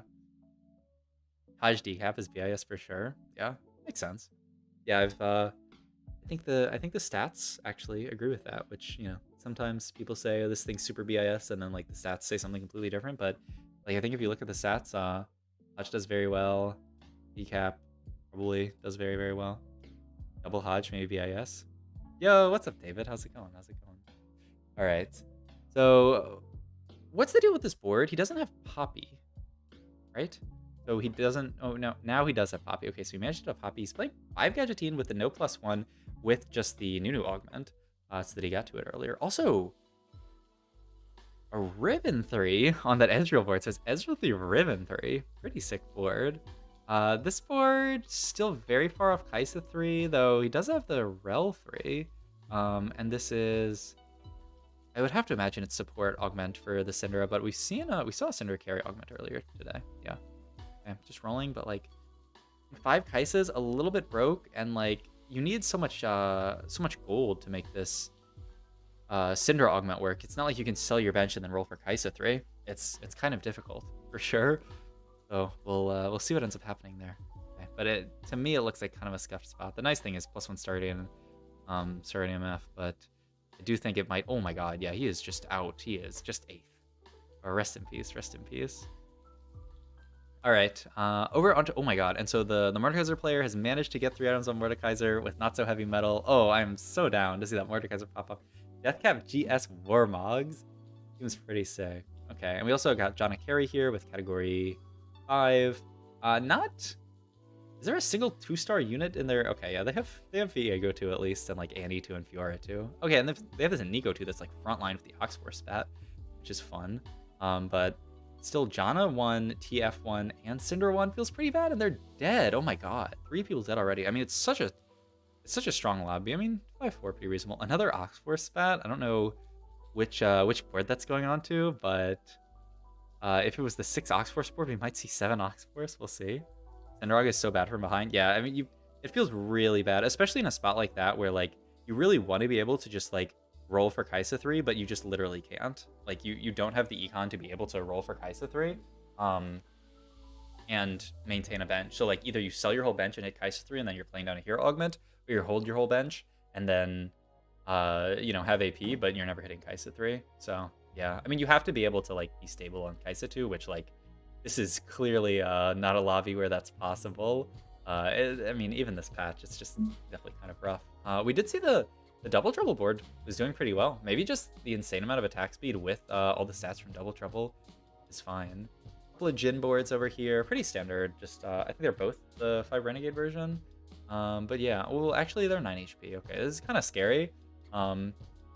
We'll see if this board can top 4. It's only a 2-item Vayne. This Fiora has 3 items though. Oh my god. Actually, Smurf's in this fight. He's like smurfing the fights, but he's so low. Does CN like to play 5 Renegade? Yeah, most of the games we've seen so far have just been 5 Renegade version. I'm trying to think. We saw one game where someone was playing like 4 Mascot for a little while. And I think they either died or swapped in a 5 Renegade. Everyone plays, no one of the top NA players play 5 Renegade. Everyone plays 4 Mascot. Oh, interesting. Interesting. Well, see what happens. See what happens at regionals. Hog. But yeah, I've seen most of the games be. But I mean, like most of the time, I feel like almost every time I see this comp, they have a Renegade spat playing 5 Renegade, which obviously makes you feel a lot better about playing it. Like at that point, you're actually playing all good units. But I mean, without the Renegade spat, it does feel pretty bad to play 5. Yeah, but NA plays this comp from every spot. Oh well, I mean, honestly, China's playing it from a decent amount of spots, right? There's this player playing it. It's like from like there's a lot of people who are just sort of like maybe not open for it, but playing like Lost Streak into this comp. But yeah, I think they switched off, but I mean I didn't see like a Camille on that board, so it looked like they were also playing 5 Renegade with the +1. Ezreal board's still 43 HP, level 9, just because of the Make It Rain. Okay, can they beat that heavy metal board? Oh, I kind of want to see that matchup match instead of we're seeing the matchup of the Jins. But all good, all good. Oh no, they're actually just playing 4 Renegade. Okay, so they're making the Zac into a Renegade, but they're not actually playing 5 because they don't want to play Camille. Okay, makes sense. Also the Gwynsu Jin. Hog. All right, 1 HP here and a Dream on the 5 Renegade version. Static Shiv, Morg. I mean the items are very good. The only thing that's like a little bit off is this Gwynsu Jin, but it's still, I mean, it's not the end of the world. But yeah, can still win a decent number of these fights. Oof, that Ribbon 3 tanked for a while, but yeah, still the Jin's able to pick it up. You're supposed to make Zac a mascot? Yeah, I mean, definitely, I don't really know. I mean, maybe they didn't swap it at the last second, but like, I mean, definitely in this spot, if you're not getting 5 Renegade, I don't know why you would make him a Renegade. But maybe they just didn't swap in time or something. I don't know. We'll see their board again. Oh my god. Okay, I mean they were level 9 with a lot of gold, so that is a Garen 3 with IE. Whoa! How much damage does Garen 3 spell do? Is this Garen 3 gonna actually do a bunch of damage? I'm pretty sure it just stuns for a long time. Okay, it did like no damage, but stuns for like 10 years. And then they're also 2 off of Misfortune 3. Okay, I can see this player winning the lobby. This seems like a very reasonable win. My god, what a sick game. Just oh, okay. They bought it so fast, I thought they rolled past it for a second. All right, 1 MF off M3. They're cracking their knuckles, saying it's a job well done today. But yeah, the early S3 without Ezreal carry augment, but they were just able to hit so many Ezreals that they can just hit S3 for free with the quick draw +1, which is, I don't think I've seen a single game of quick draw prismatic augment today, but doing very well. Ooh. And that's the Heavy Metal Mordekaiser. 2 really cool comps, actually. Like, Heavy Metal Mordekaiser is also not a comp you see very much at all, but he's just deleting people with that early Mordekaiser. And these augments feel really good, right? The double healing, so he like basically never dies. Actually insane. All right, I have to imagine this Esport's gonna win, but maybe there's a world where the Mordekaiser can just one-shot everyone. You really would love like, I don't. Okay, I was thinking, yeah, you might actually just blue buff the Garen. You really have like a Protector's Vow or something, but I mean, blue buff at least will get that early cast. Oh, and he's just wow, this is yeah, they're really nice. Just get the insta cast on the Mordekaiser here, because like the only way you're losing this fight is if somehow Mord gets an ult off before Mordekaiser. Mord gets before Mordekaiser. Mord gets before Garen, which he actually does here. The Garen does still get a cast off, but like the Mordekaiser is allowed to one shot everything. Oh my god. Wait, but still, the Morgana with all the laser core drones actually wins the fight. We have a game on our hands. Oh wait, all of this gold though. They're not holding any MFs, but still, it's no MF3. Oh my god. They had so much gold to roll there and didn't hit a single MF. I mean, so many players are dead, right? Like, all the 4-cross are out of the pool. It's actually kind of difficult to hit. All right, we'll see what happens here. Mordekaiser in a pretty good spot, gets the cast up, but dies immediately? Oh my god. Actually just got one shot by putting Mordekaiser on the edge there. And he's dead. It's going to be a win for the Ezreal player. What a sick game. My god. All right, hope you guys enjoyed this video. If you did, like, comment, subscribe. Check my Twitch and all my other links down below. Yo, Garchomp, have you seen this arena that they're playing CN Regionals in? It is actually nuts. Wait for them to like pan out and show the stage. Oh, he's popping off. I mean, obviously already looks sick, but like it's actually, look at this. This is so nuts. It's so cool. It's like I'm watching like League World Finals or like a, you know, like a very high produced like LCS or something like that. It's so cool. Like, my god.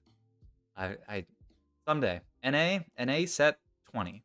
NA set 25. NA set if NA set 100. Okay.